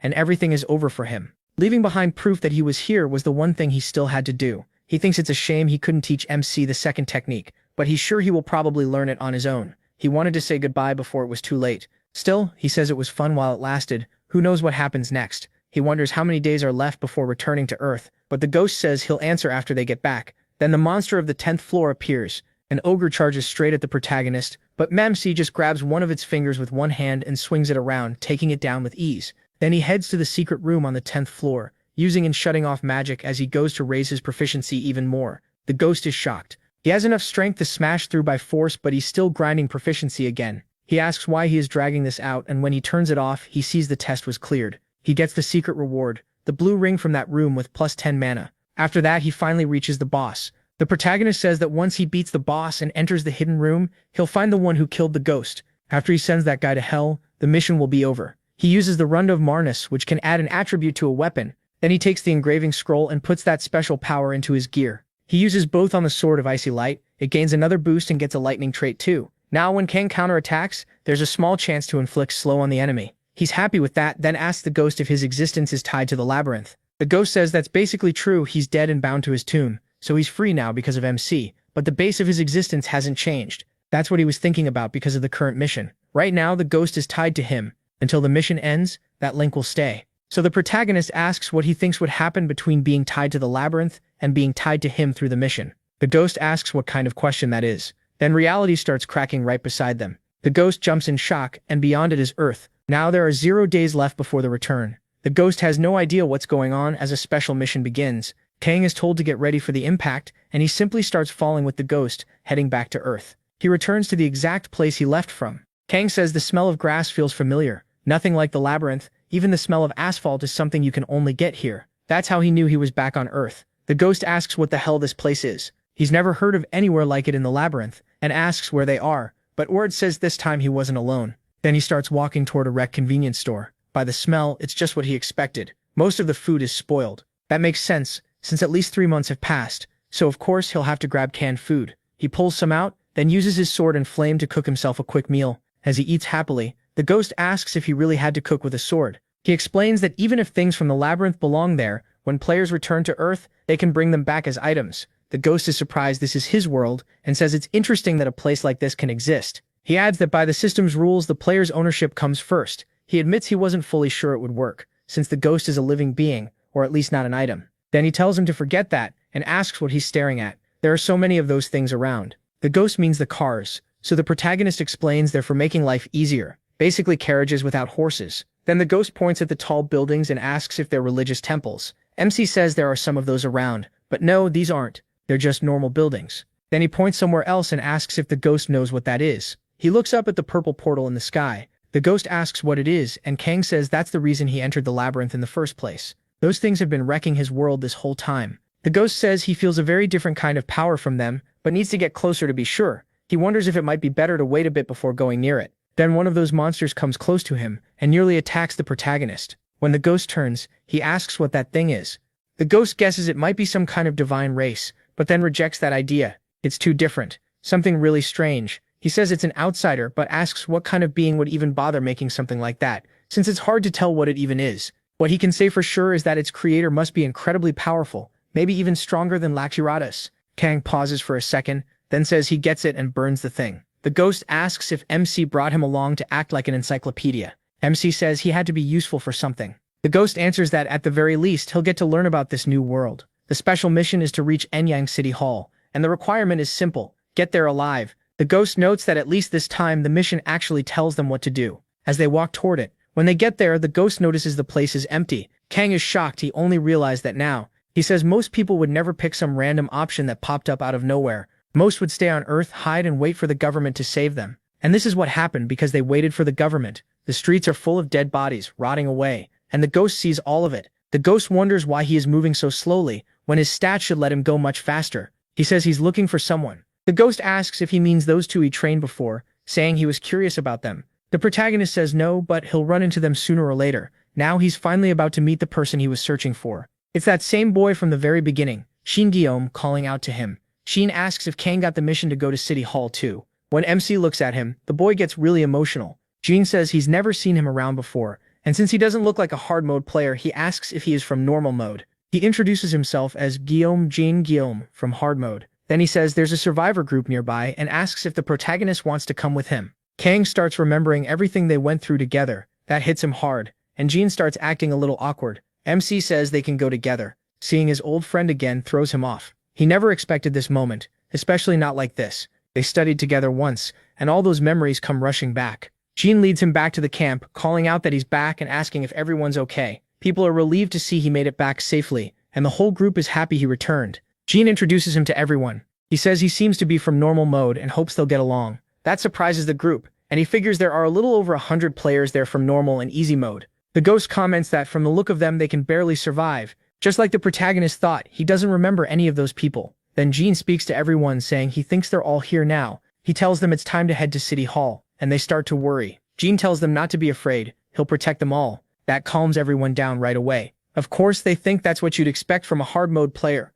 The ghost is completely baffled. He asks if these people are really labyrinth adventurers because they're all pathetically weak. He says John at least seems useful, but that's it. Even John's strength wouldn't amount to much in the deeper floors. As they keep moving, the ghost asks why Kang even bothered meeting him, especially when he's walking around with that whole crowd. Then someone calls out to John. A monster appears ahead of them. John tells everyone to wait there and says he'll be right back. This one is only an F-rank monster. By labyrinth standards, even easy mode players could handle it. But here in the real world, Kang thinks only hard mode players can deal with it right now. John charges in, and after a pretty rough fight, he manages to kill it. Everyone cheers. MC says the same thing happened again after that. Whenever a monster showed up during the trip, John handled it. The rest of the group stayed hidden until it was safe to come out again. And if another monster appeared before then, they just ran. At one point, they wonder what they're supposed to do if a new monster shows up while John is already fighting one. Kang kills one of them before anyone notices. The others are confused and ask where it went, since it just vanished. John comes back asking if everyone is okay, then asks where the other monster went. They tell him nobody knows, it just disappeared. That shocks him because that should be impossible. If someone killed it, then it had to be a hard mode player. Then he remembers Kang. He's standing there in much better gear than everyone else, and John starts wondering if he missed something obvious. He keeps thinking about it. Usually when John meets people, they're terrified, but he is calm, like he expected all of this. John starts wondering what his name is. He thinks it over for a moment, then drops it and tells everyone to keep moving, since they still have a long way to go before reaching City Hall. So they keep walking, with John still protecting the group and taking down any monsters that appear. Meanwhile, Kang quietly kills the others that show up after that. The march goes on until they get close, and the ghost asks again what these people are even doing. Even this week, they should still be able to beat the monsters if they work together. But no one even tries. They just run. The ghost gets more and more furious, cursing all of them. Not only do they refuse to fight, none of them wants to do anything alone either. And these are the people who entered the labyrinth. To him, that's an insult to every real explorer. Kang says he's never seen the ghost this angry before. Good thing nobody else can see him. After a while, John notices a woman crying. She says nobody starts out strong, and everyone else is risking their lives to get stronger. But she can't do it. John gently tells her it's okay, and asks her to hold on a little longer. Still, the ghost can't help asking how these people even survived this long. The protagonist tells him not to get so worked up. If anyone is the weird one here, it's him. Those people chose easy mode after all. But the ghost doesn't understand what MC means by different difficulty levels. As far as he knows, the labyrinth only has one version and one difficulty. So Kang says they need to talk. He explains easy, normal, hard, and solo mode. In each one, the bosses on every floor are different. The only things they share are their basic form and the fact that all of them end on the 100th floor. The ghost says the labyrinth he knows was never split like that, and even if the gods separated a dimension for a while, things should return to normal. So the ghost asks if someone made all this artificially. He says nobody could have created a whole labyrinth from scratch. It looks more like they copied the real one and slapped that setup onto it. That would explain the current situation, but to do something on this scale would take huge power. So why go that far? Kang says the group behind this must have power at least equal to the gods, maybe even greater. Then he realizes every monster they've seen so far has been F rank. If the enemy really wanted them dead, they could have just sent one A-rank monster. Instead, everything feels controlled, like someone is watching them. The protagonist notes that the gods do enjoy watching mortals struggle. The ghost asks why MC doesn't just run straight to City Hall already, because he can't stand looking at these people anymore. MC says there's no point. Even if they got there faster, there'd be nothing to do yet. The ghost asks that if he is going to help these weaklings, why does he do it in secret instead of properly stepping in? He assumes he likes helping people, but he says that's not it at all, which throws the ghost off. The ghost points out that the protagonist keeps helping people he runs into, but the protagonist says he doesn't help just anyone, only people with potential. As for now, Jean is someone who could become a friend, someone who might survive to the end. That's why the protagonist is helping him. He doesn't care if the others die, but if they die now, John might suffer a mental breakdown, and then Kang remembers something. In his previous life, John led a group of people too, but when he finally reached City Hall, he was alone. By sunset, they're still moving, with monsters all around them. The group eats meat from those creatures and thinks it tastes awful. A bunch of them keep complaining, while Kang calmly eats canned food. They notice and ask if that's ham. Then they ask if he'd trade some, since they have nothing. One of them walks up to MC and demands he hand it over, acting like being in normal mode means he should know who he is. Others start saying that guy is from the Athena Guild, and wonder what's gotten into him. The protagonist just looks at him and asks if he really thinks he'll even make it back alive. The man doesn't get it. MC repeats that he's from the Athena Guild, and then remembers them clearly. They tried to control the whole labyrinth by threatening everyone else. They were always a pain. The guy keeps yapping and asks how MC dares ignore him, but he remembers that during his second return to Earth, every one of them died. As the man tries to hit him, Jen shouts for him to stop. The guy snaps back, asking who Jen thinks he is and saying, "This is a private matter." Jen grabs him by the mouth while he keeps mouthing off, then lifts him with one hand. The guy is stunned. He thought Jen was just some obedient pushover. Jen says he knows exactly what they think of him. They can think whatever they want, but if they cross the line, there will be consequences. Then he smashes the man's shoulder with a single blow and throws him to the ground in agony. Jen says he remembers every one of them clearly. That shuts everyone up, and they say they've never seen Jen like that before. Kang notices Jen is starting to lose control. Later, while Jean sits by himself, the protagonist says he must be exhausted from fighting alone all day, and then staying up on watch through the night. Jean notices Kang came over and says the others are scared of him now. They're all afraid he'll leave them behind if they push him too far. Jonkin says he couldn't avoid it. Sooner or later, he had to say it. There are too many people and too many dangerous moments, so if everyone wants to live, they need to follow his orders. He says it was thanks to him that he even got this chance. Still, he asks if Jonkin really has to go that far, and the boy doesn't quite get what he means. Tae-sun tells him that if he were alone, he could reach City Hall with no problem. Jong-hyun realizes he's right, and Tae-mi-sun says he should know that already. As a hard mode player, he knows the ones meant to live will live, and the ones meant to die will die. He thinks to himself that hard mode has a 1% survival rate, and it doesn't take long in that place to understand why. Helping people with no future only delays the end, so Tae-mi-sun asks why he cares so much about people who are going to die anyway. And with that, Jong-hyun gets mad at him, wondering how he can say something so cold, but then he starts to notice something. That feeling hits him, like this man has seen countless deaths. The look in his eyes is terrifying. So that's it, he thinks. This guy isn't a normal mode player. He even reaches for his knife ready to act, and demands to know who the protagonist really is. But the protagonist just says this is the first time he's seen that expression on him. Then he turns away and says he has something to do right now. He'll explain once they reach City Hall. So Jong-hyun is left behind, wondering who that person really is. The next morning, he wakes everyone up and tells them it's time to move. He says they should reach City Hall in about 2 hours, and everyone gets excited. But the protagonist reminds them they're forgetting something. First, the monsters only attack people heading for City Hall, and right then, another one shows up. Second, anyone traveling alone either already made it there or died on the way. When they look ahead, 3 monsters appear, so Jong-hyun tells everyone to run. They all leave him behind without caring what happens to him. The protagonist thinks fighting 2 at once would already be hard, so taking on 3 is impossible. The little boy trying to escape falls behind. He's almost caught, but Jong-il steps in to protect him. Jong-il thinks City Hall is right ahead, so he just has to buy time until everyone gets there. He activates Attack Breath and charges at the monsters, but he starts getting cornered. Even so, he keeps using skills and items to kill them, and finally manages to bring the monsters down. He thinks he only has to hold on a little longer, then turns back to call out to everyone, but something feels wrong because when he looks behind him, no one is moving, and 2 more F-rank monsters are blocking the way ahead. That's when he realizes they're surrounded, and they start begging Jong-il to do something and save them. Jong-il snaps, asking why they seem so eager to get him killed. He wonders what he's even supposed to do now. He has no useful items left. Even with everything he has, he can't win. If he keeps resisting, they'll all die. He starts asking himself what he should do. Should he just run alone? Then he decides he has to survive. His strength and speed are on the monster's level, so if he goes all out, escaping shouldn't be hard. Meanwhile, everyone stares at him, waiting for an answer. But the boy nearly throws up. He wonders if he really has to abandon all of them. These are the people who trusted him and followed him this far. People who came because of him. If he was going to leave them behind, he never should have brought them here in the first place. So he decides that if he's going to save them, he has to protect everyone to the very end. Still, he has no idea what to do now. And those parasites just keep standing there waiting for him to fix everything. The boy says that if he could die in their place, he would, but what he really needs is more power. The protagonist thinks to himself that Jong-hyun isn't a good person, but he's not the kind of guy who'd throw his life away for others, so he asks if the boy is going to run from this. Jong-hyun realizes he's the one speaking. He asks if he'd blame him, and the protagonist says no. There's no point in blaming him, the choice is his. He's just curious because he wants to know what happened that day. Jong-hyun says he doesn't want to run, and if he were just a little stronger, he knows he could save everyone.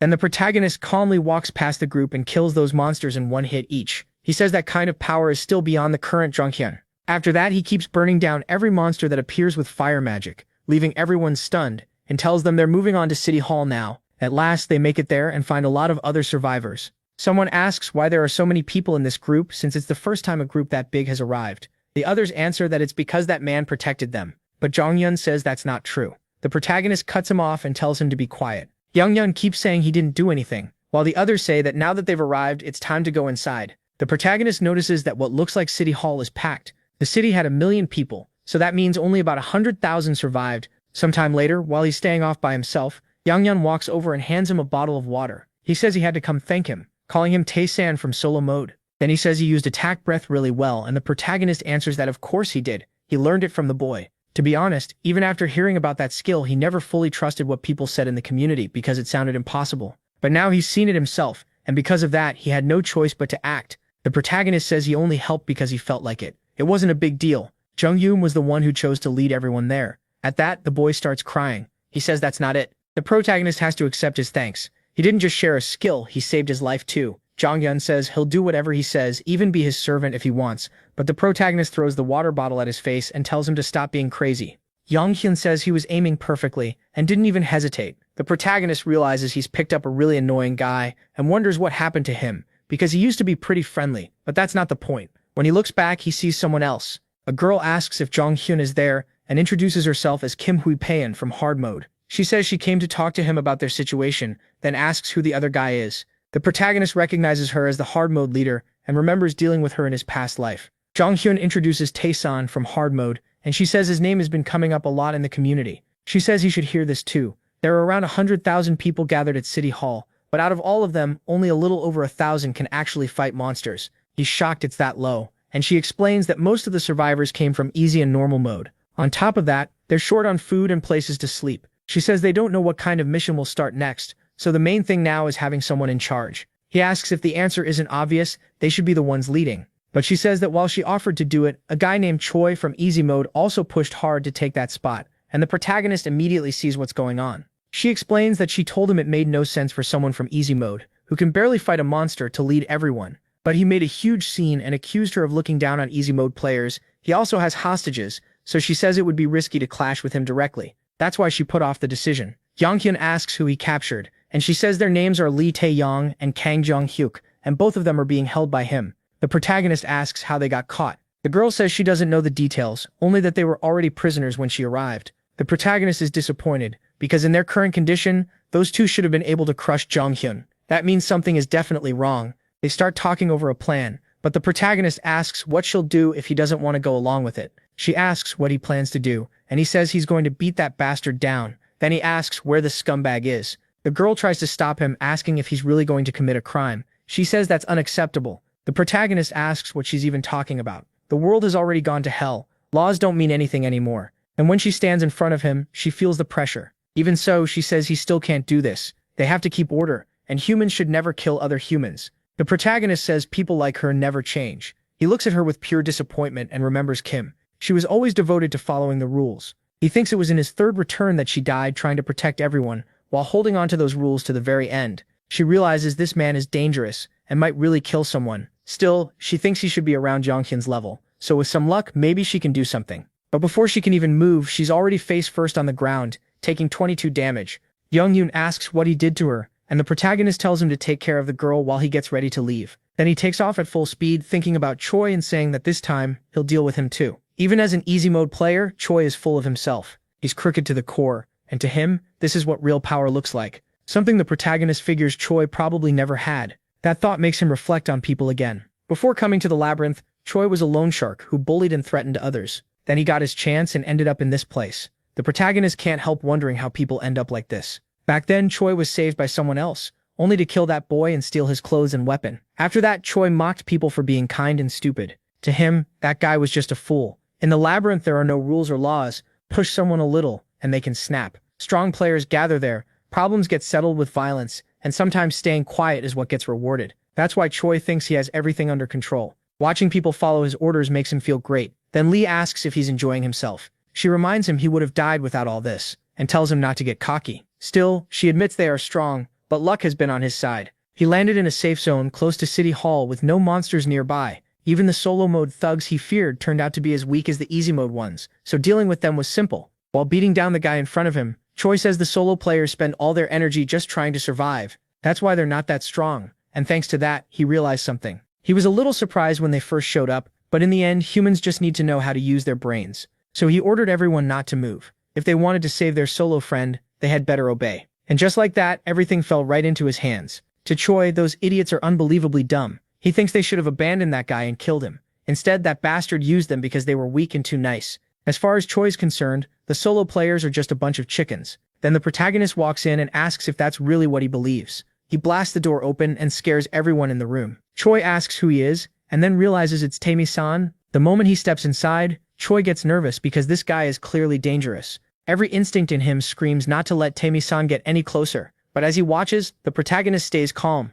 Choi orders him to stop, warning that if he comes any closer, the prisoners die. The protagonist ignores him and keeps walking forward. Then Kim tells him to wait. She says he's already gone too far, and if he orders a killing, she won't just stand by. Jong Hyun asks what they should do. Choi says it's simple. They just need to protect his safety and his authority. If they do that, the prisoners will be fine. Kim fires back, asking why an easy mode player should be the one in charge. She tells him to wake up. Choi says he knows they're strong, but asks if they've ever led people before. He claims he's done it many times and that he guides everyone in his difficulty. Then he sneers that she was probably nothing more than a class rep and asks if she really thinks that compares to his experience. Kim realizes she doesn't have much to say back. Choi is sure these kids can't oppose him. They may kill monsters, but they won't kill humans, and that bastard in front of him won't touch him while everyone's watching. In his mind, things are still going exactly as planned. Then the protagonist asks if he's done with his little speech. Choi looks at his hand and the intercom is already gone. The protagonist crushes it. Choi is completely stunned. He has no idea when it was taken, because he never even saw the movement. The protagonist thinks about Choi, then a man who always pushed people around and ignored rules and laws, never expecting he'd one day get hit by the same poison he used on others. The protagonist moves in, ready to kill him, but Choi reaches for another trick and presses a button in his pocket. A trap goes off, dropping a bunch of beams from above onto Tae-san. Jong-gyun flinches, and everyone else is shaken too. The protagonist is buried under the falling debris and a cloud of smoke. Choi can hardly believe it worked. He thinks he actually dealt 20 damage to someone with defense that high, and vows to kill him. But Taemin uses interception and takes no damage at all. Choi is stunned. His pathetic plan did absolutely nothing. Taemin steps out completely unharmed and furious. Panicking, Choi calls for his lackeys and orders everyone to kill Taemin Yen. They rush into the room and surround the protagonist. He pulls out his icy dagger. Kim tries to step in, but he tells her he understands how they feel. Still, they don't need to protect those people. And then he really starts killing everyone there without mercy. At that point, Choi starts realizing he may have been very wrong about the protagonist. Tae-mi-san tells him that with enough men, maybe they could beat Lee Tae-yong and Kang Jong-hyuk. But against him, that's not happening. Some things only get solved with violence. Outside, everyone had been bored out of their minds, just wishing something would happen. Even my ghost companion was hanging around calmly. Then he senses something. When they look ahead, they first think it might be a monster near City Hall, but it's just Tae-shan holding Choi by the head. The ghost perks up, happy that he finally decided to do something fun, and rushes over. Choi starts struggling and cursing at the protagonist. He demands to know why monsters like him even exist in this world. The protagonist says Lee asked him the same thing before. Thinking about it now, he almost feels sorry for Choi after all. He died by his hand twice. Choi doesn't understand a word of that. Then, in front of everyone, the protagonist crushes his head. Everyone around them is left in total shock. The protagonist says that's how Choi died that time too, and tells him to see him in hell. That was brutal. The protagonist just jumped way up in my book. I did not expect him to kill Choi like that and toss the body down in front of everyone. If that's not a show of power, I don't know what is. With Choi's corpse dropping in front of everyone, they can only stare in disbelief at his crushed head. Then people start calling the protagonist a murderer. The ghost asks what happened in the past. He explains that back then, he was just a normal easy mode player and that bastard was the easy mode leader. He suffered a lot because of him. At the time, he could barely beat Choi and had to spend months in the labyrinth getting stronger. But this time, it was easy. Then Jong-gil walks over to the protagonist and says things have turned against him since everyone else thinks he was wrong. The protagonist says he doesn't care. They won't have much time left to keep making noise anyway. Even so, everyone starts arguing, saying that no matter the situation, humans can't kill other humans. They insist what he did should be punished by law. They add that even if Choi Jong-gil started it, the protagonist's response was too much and completely unnecessary. Then they turn to Kim, pressuring her for an answer. She stands up and slams the table. She asks if they really think they can punish someone who fought so many players alone and killed a man even she couldn't handle. That shuts them up fast. But the annoying old man says she claimed to be a college student, so it makes sense she doesn't understand. He argues that this world can't become chaos, that everyone must follow the law, and that they can't turn into wild animals. Then he asks if she understands. Kim thinks it's hopeless. She only asked for the opinion of a former lawmaker from a civic group, but she never expected someone this dumb, someone who still can't grasp what the world has become. He never even tried exploring the labyrinth. He just lived off his followers' food. People like him talk big and do nothing, and she thinks that's pathetic. So if the protagonist has to be punished, who exactly is going to do it? Is there anyone with power anywhere near his? And if they push him too far and he turns on them instead, what happens then? That thought scares her. Kim realizes everyone is just trying to get back the authority they used to have. She starts to wonder if Tae-san sees her the same way she sees those people. Then another system notice appears. The special mission is about to begin. The first wave starts after 12 hours. The whole City Hall area must be defended, and they have to kill every enemy and protect that place. That catches him off guard, and everyone rushes over to talk to Kim. She tells them to be quiet. She'll give orders, but she needs things organized first. When she looks over, though, the old men have already run off. The protagonist asks if it's finally started, and thinks Kim can handle this. She led well in the previous life. Then the two people following him show up. One says this is the first time they've met in person, and thanks him first because the other prisoners stayed safe thanks to him. Then he asks if he's hallucinating, because he can see the ghost. He wonders if that's part of some mission. The protagonist says yes, then tells him not to pay attention to it. He has no plan to hand that mission to anyone there, so they shouldn't even try. The protagonist keeps staring at the girl, remembering everything from before and how unbelievably talented she was. She asks why he's looking at her like that. He thinks she's still much younger now, and it shows. Then he asks why she's scared of him. She brushes it off and says it's nice to meet him. He asks if they saw the mission window. The first wave starts in 12 hours, and before that, he wants to teach them something. First, he tells them to draw their weapons, which instantly makes them nervous. Then Kang tells John Ryok he's too reckless. Pushing yourself is good, but if you don't know your limits, you'll just get yourself killed. Lijian has the opposite problem. She's too timid. That fear kept her alive so far, but if she stays like this, she'll keep losing rewards that should have been hers. Since he doesn't want either of them to die, MC makes them an offer, a duel. The match will happen under ideal conditions for all sides. He says there isn't one simple answer for how strong someone is, but he can at least measure their skill level as he raises his sword toward them.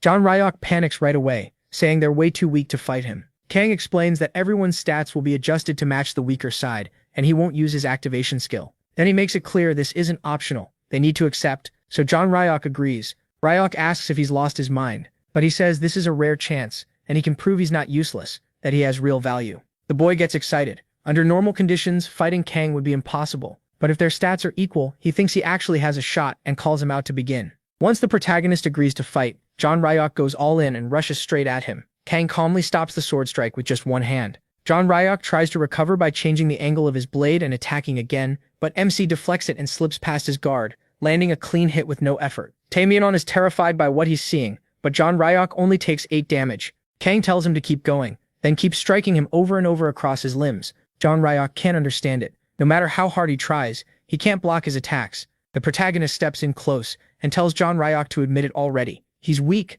That only makes the boy angry. He charges again with everything he has at Kang, but before he can do anything, he's hit all over his body. The pain gets so bad that he drops his sword, then falls to the ground, gasping. MC drives his sword into the ground beside him, startling the boy. When John Ryok looks up, he explains that senses, judgment, and the skill to aim for weak points make a huge difference. Raw strength may be enough on Earth, but in the labyrinth it won't be enough at all. He remembers that in his past life, John Ryok disappeared before ever making a name for himself. He never even got the chance to stand out. John Ryok gets upset and asks how those things can matter that much. The protagonist tells him they'll keep training until he understands, and orders him back on his feet. This was only the beginning, and half an hour later, John Ryok is still getting beaten down until he collapses again, bruised and worn out. Kang asks if he finally understands his level. John Ryok admits he does and says it's awful. MC wins the duel. The boy keeps getting hit with penalty after penalty. He says confidence is good, but only if you know your limit. Then he turns to Taeyeon, and she quickly says she already knows she's weak, so she'll skip the fight.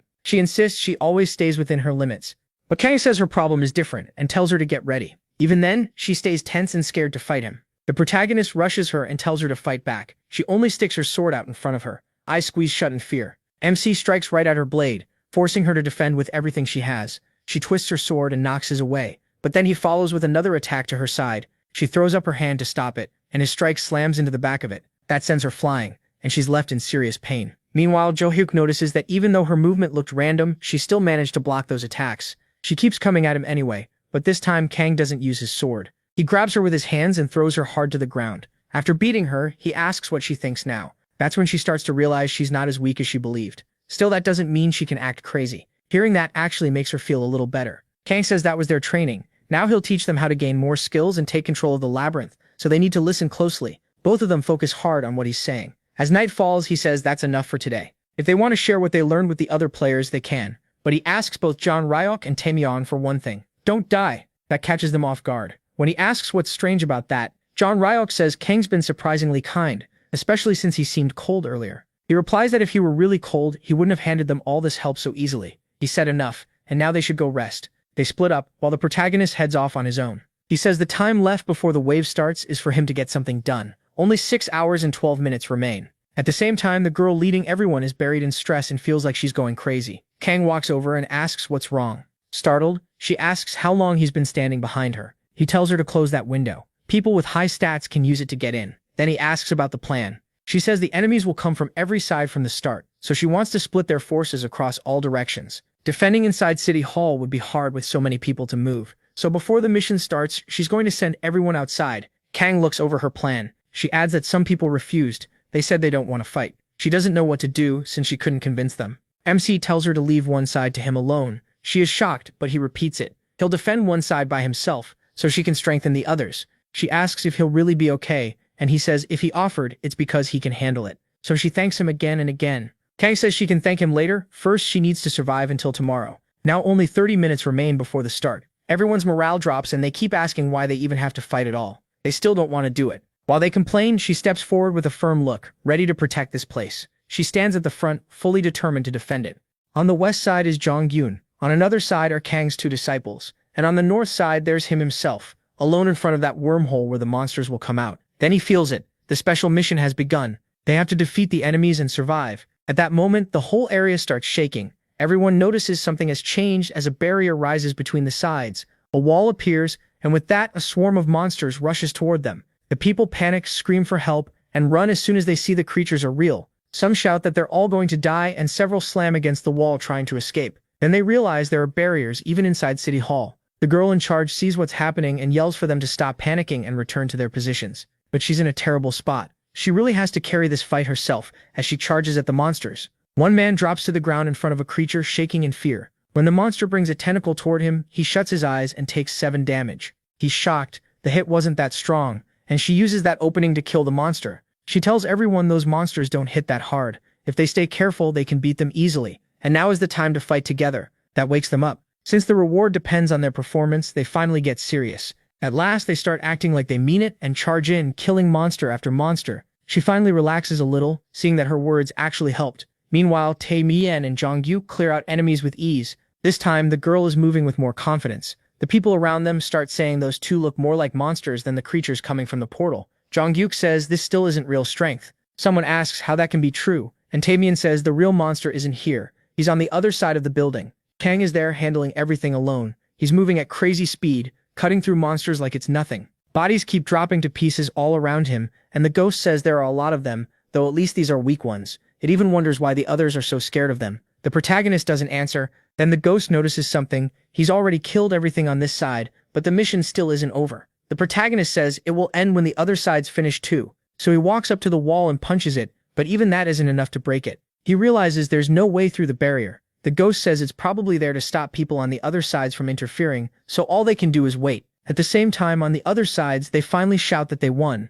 Jong-gyun doesn't celebrate with the others, but the special mission is finally cleared. Their rewards will be given once they return to the labyrinth. But then the special mission starts again. The second wave begins, and they have to defend the area one more time by defeating the enemies and protecting City Hall. Everyone is shocked it still isn't over. They think it's that monster coming in, and since there's only one, they figure this should be easier. Still, Jong-gyun notices something is off and gets wary of it. One guy charges in, saying it's only one monster, and he wants the reward all for himself. But when he gets close, the monster just watches him calmly.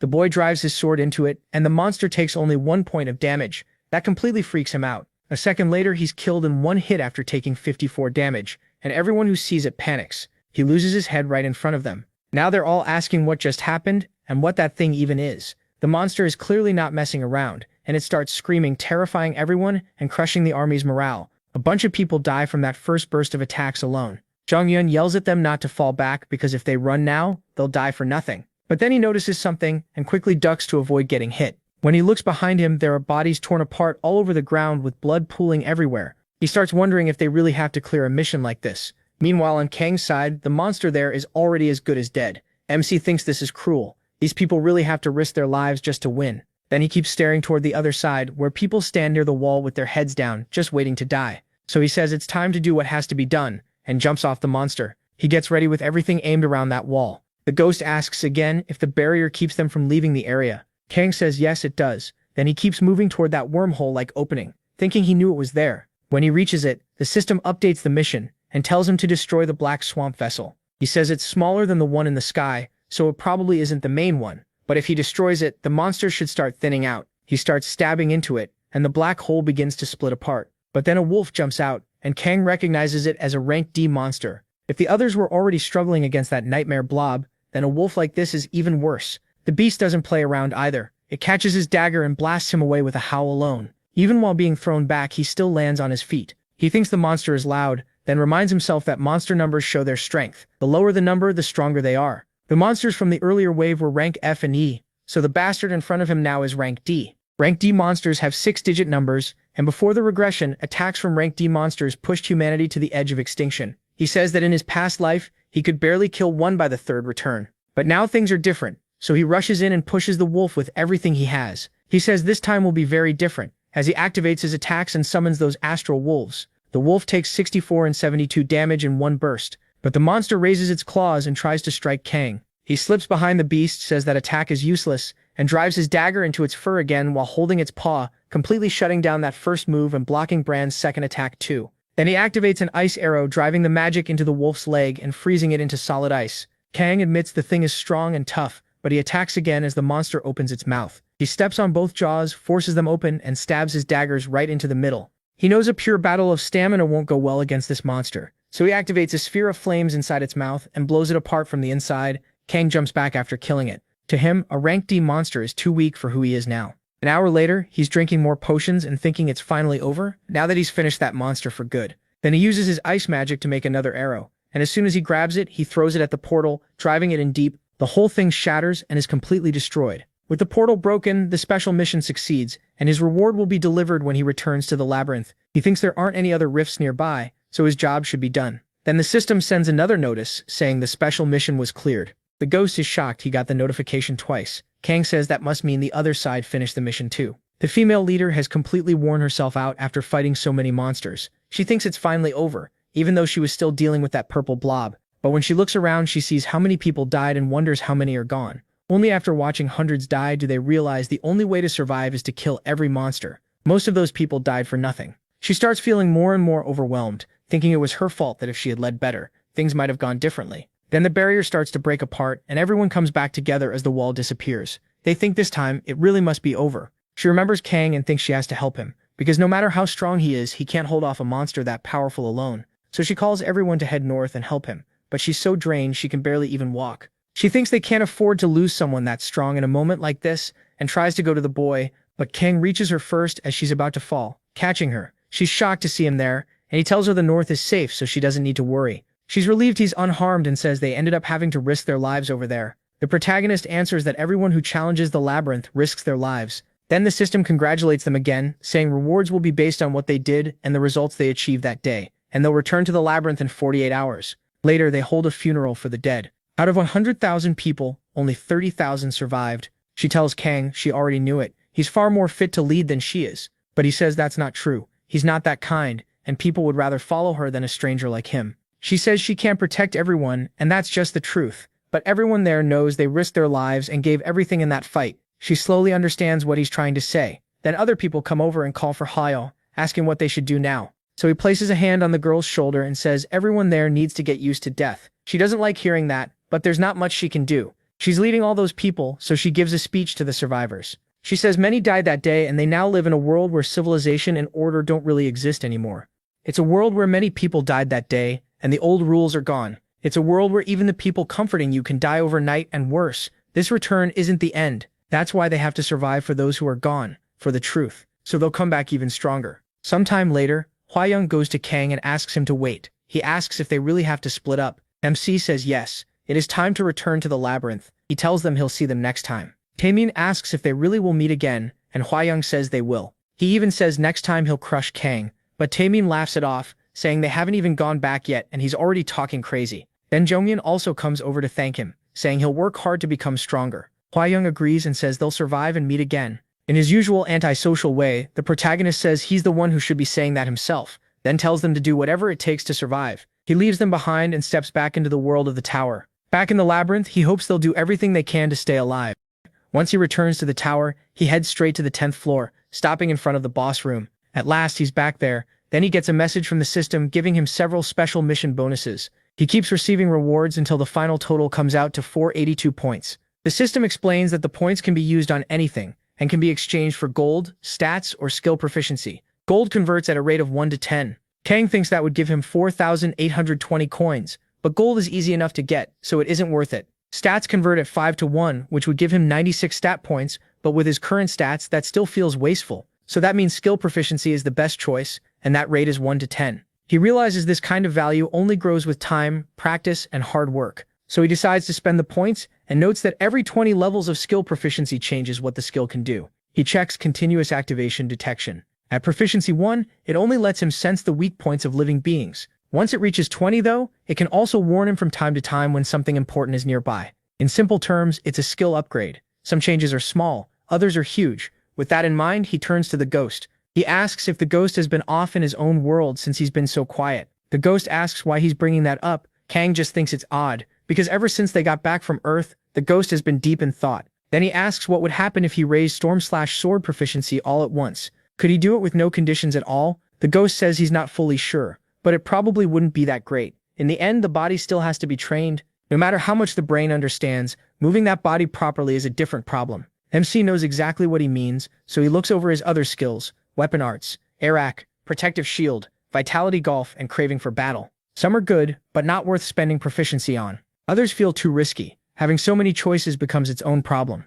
Then his eyes land on magic. He starts wondering if that's where he should invest. A while later, he heads to the safe zone on the 9th floor and finds the crazy little mage again, still blowing things up. She's nearly choking on her own smoke, muttering that the mix still wasn't right. Then she glances over and notices Kang walking up. She's shocked when he tells her he might be able to raise a skills proficiency all at once. That catches her completely off guard. She says she never thought something from outside could affect the labyrinth's inner system, not even her, and asks how he figured it out. He asks if it's really that strange. She says, of course it is. Proficiency is one of the labyrinth's laws. Even people with no talent can grow strong here, but they're also bound by those rules. Nothing can break them, not even the gods. The protagonist asks how much proficiency can be raised. He answers 50. That number terrifies her. She gets so jealous the place practically starts shaking. A moment later, she manages to calm herself down, now looking totally drained. She warns him never to tell anyone. If word gets out, people will hunt him down. Watching her reaction, Kang asks if it's really that big a deal. She says tons of people would give up a finger just to gain 1 point, and even she still hasn't properly reached 20. Then she explains why it matters so much. The higher your magic proficiency goes, the more efficient your spells become.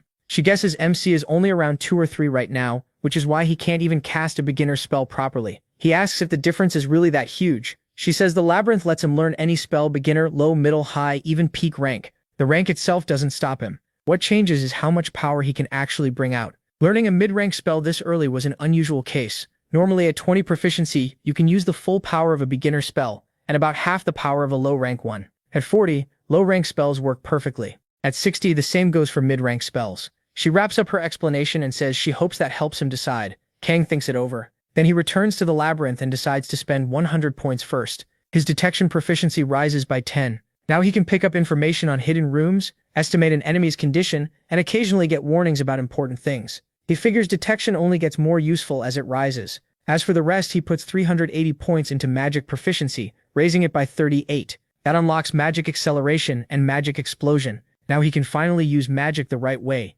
controlling fire, ice, and wind much better. When he uses flame explosion, a huge fireball appears in front of him. It's bigger now, and the casting delay is gone. So that's what 40 proficiency looks like. Then he tries magic acceleration. The spell fires off at an incredible speed, and the blast it makes is much stronger too. He quickly sees that magic acceleration boosts both speed and power. Next, he tests his ice arrow, which has grown a lot larger. When he adds magic explosion, the ice arrow splits apart into countless small shards, like bomb fragments flying everywhere, stabbing into everything around him. Kang is honestly impressed. This turned out better than he expected. After that, he heads to the 10th floor boss, a warrior ogre. The moment they face off, he uses flame explosion and stacks magic acceleration on top of it, launching the fireball straight at the monster's head for 112 damage in one hit. Then he uses confusion, making the ogre grab its head and lose control. Magic acceleration even strengthens the mental damage hitting the monster. He follows up by using magic explosion on the same target, and realizes it works on mental magic too. Even as the monster stumbles around in chaos, Kang knows the fight isn't over and keeps piling spells onto it. Fire, then ice arrows. While the ogre drops to all fours and struggles under the barrage, he keeps pressing the attack, dealing heavy damage again and again. 91, 78, 100, then 86. He wins right at the entrance just by casting spells without needing anything else, and clears the boss with ease. As a reward, he gets the ogre ring. Kang figures that at this rate, he could reach the 20th floor using only magic. The ghost says that makes sense. Magic is one of the labyrinth's main powers. Since the ghost is finally talking again, the protagonist figures he must have sorted out his thoughts. The ghost says yes, and after thinking it through, he keeps wondering why someone like that showed up. MC asks who he means. Who was it that wanted to destroy his world? The ghost explains that some mortals push past their limits through trials and suffering, whether in business, faith, or something else. If a mortal reaches a certain level in a field, they become a transcendent. Then, after their life is judged and they receive a domain to rule, that transcendent becomes a god. But those who cast away their mortality through their own power reach a higher existence with the same power they had gathered before, and once that power is used, it isn't easy to recover. Then the ghost asks if a bunch of worlds invaded Kang's city, and says yes, a whole lot of them did. When a transcendent interferes directly with a mortal, the power cost is massive, so almost no one would be crazy enough to do it. Still, some beings can. They can interfere in mortal worlds without using that kind of power. Their ancient existences from the distant past, beings whose names were lost to time, the innate transcendence, the ancient gods. To begin with, they exist outside the idea of age, so interfering with a mortal world doesn't drain them. The ghost says he's never seen one himself. He only knows the stories and rumors spread through the labyrinth. Since they vanished long ago, people came to call them the ancient gods. Kang wonders why they disappeared. The ghost says there are stories about a war among transcendents long ago. That's what he found out after digging into it. He asks why those beings would attack Earth. The ghost says he has no idea. Even so, they still can't send just anyone. They may not spend much power, but there's still a limit. The protagonist thinks that even with that limit, they still sent an apostle that even Lita and Aeon couldn't beat. The idea that something that powerful could appear is insane. In the end, he decides that's enough for now and just accepts it. Then he heads with the ghost to the hidden room there. He thinks they've finally reached the reason for the ghost's deep hatred. Kill the bastard inside, and the ghost's mission should be over. But when they arrive, they find only an orc reading in peace. The creature looks over and asks if Kang has come. It's the wise ogre. The ogre says he knew this day would come, though it turned out more serious than he expected. Because of that, he asks for one last conversation. The ghost is stunned.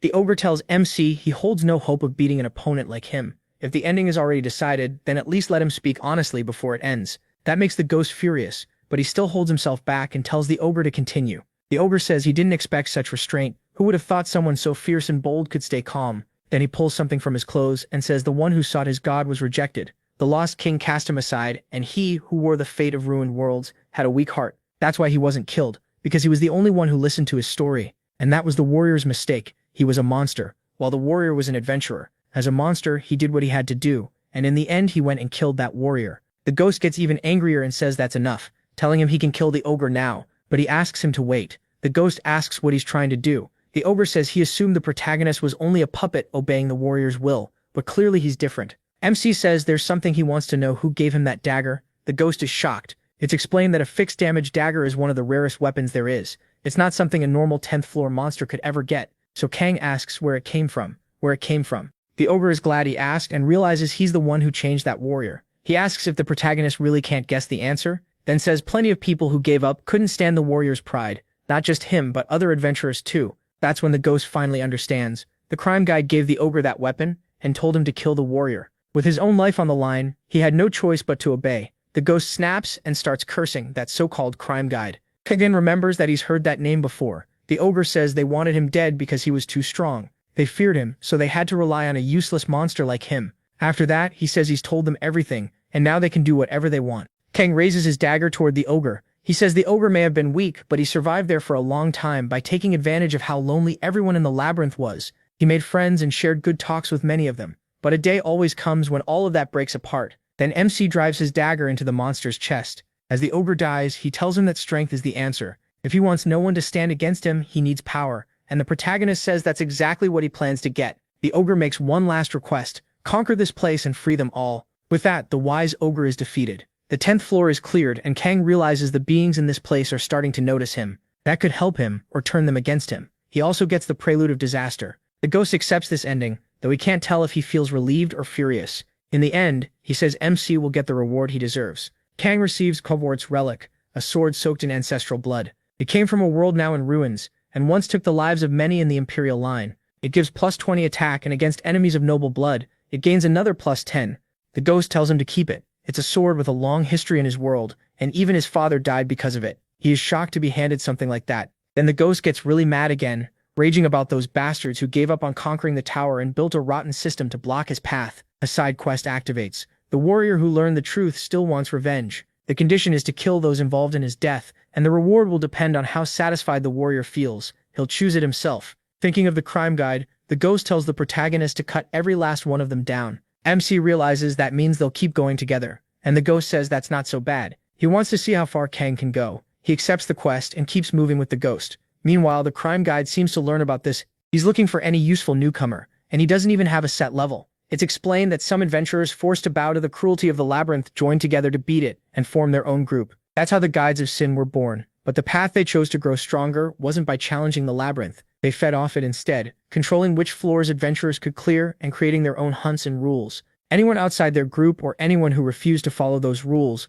was dealt with by murder. Then, at the 11th floor boss, Kang defeats the Skeleton Knight with ease. He figures that means the sinners are deeper in the labyrinth, and the ghost confirms it. Their leaders and top figures stay on the lower floors, while the weaker members are spread all over the labyrinth. The protagonist realizes he'll probably run into one soon, but for now, things are calm. He gets the counterattack bracelet, which gives +5 defense and a 1% chance to counter an enemy strike, plus the ogre strength ring with +15 strength, which works as a bracelet for a human. He also receives the ring of the dead, which gives +3 damage against undead. Even so, he knows he has to keep pushing forward, so he calls the ghost to move on with him. The 12th floor mission begins. Defeat the boss there. A rotten ghoul charges at the boy, but Kang cuts it down with the sword, with no trouble at all. He notes that the 11th floor was full of skeletons, but this one is packed with ghouls. Every 10 floors, things seem to shift, so it looks like floors 11 through 29 are all going to be undead. That also explains why the whole place reeks. When he looks ahead, he spots Maria's altar, with a statue holding a scale.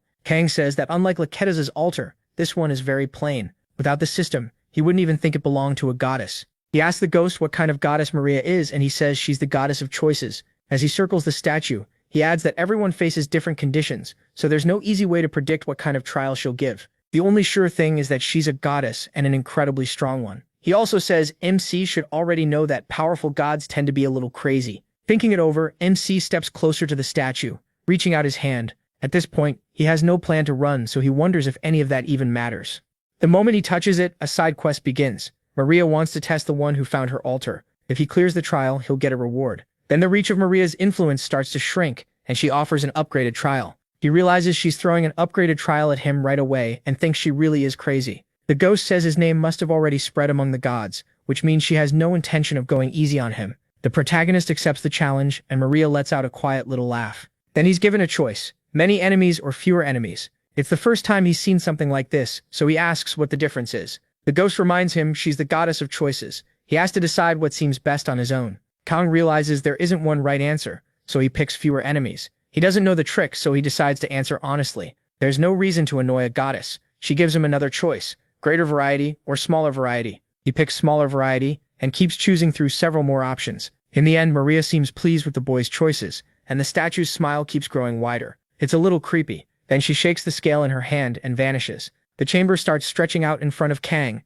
until he hears something behind him. When he turns around, several monsters are coming out of the wall to attack him. It's the first time he's seen creatures like these, and he's told he'll lose if he steps outside the dome around him. As the monsters rush in, his surprise only grows. Then he activates Attack Breath, draws both swords, and starts cutting down every monster that enters his range. He quickly realizes this trial is the complete opposite of the kind of battle he likes. That's why she's the goddess of choice. The monsters close in from every side, forcing Kang to fight all around himself. Then another monster appears farther back and starts chanting nearby. It turns out to be a lich, attacking from a distance with magic. MC reacts on the fly, grabbing his dagger and flicking it at the creature, driving it right through the skull's forehead. Now he understands. He has to bet everything and win under the exact conditions he wanted to avoid most. So he activates Combat Proof. The more victories he stacks up, the stronger he gets. Then he starts casting magic too, saying it's showtime. He handles the swarm around him with nothing but fireballs, but more monsters keep coming, and a giant ogre swings its club at him. Kang has to block with everything he has, using both swords to stop the force of that huge monster. He keeps fighting with everything he has, then uses Powerful Strike to knock the monster's club away through raw strength alone. But right after that, other monsters leap onto him from behind. The Lich attacks again with magic, and he's surrounded on all sides until he grabs some of the monsters, hurls them aside, cuts them with his sword, and even uses their bodies like shields against the ice spikes raining down from above. They get skewered while Kang avoids the attack. Then he looks back and sees even more monsters coming. To him, it looks like an anthill, and he yells for those pieces of trash to come get beaten. After fighting for a long time, Kang is on the ground, his arm hurting badly, exhausted and worn down. He wonders if he's taken out most of them, but when he looks over, he sees only one left. Unfortunately, it's no ordinary enemy, a red-armored Death Knight, clearly far beyond the others.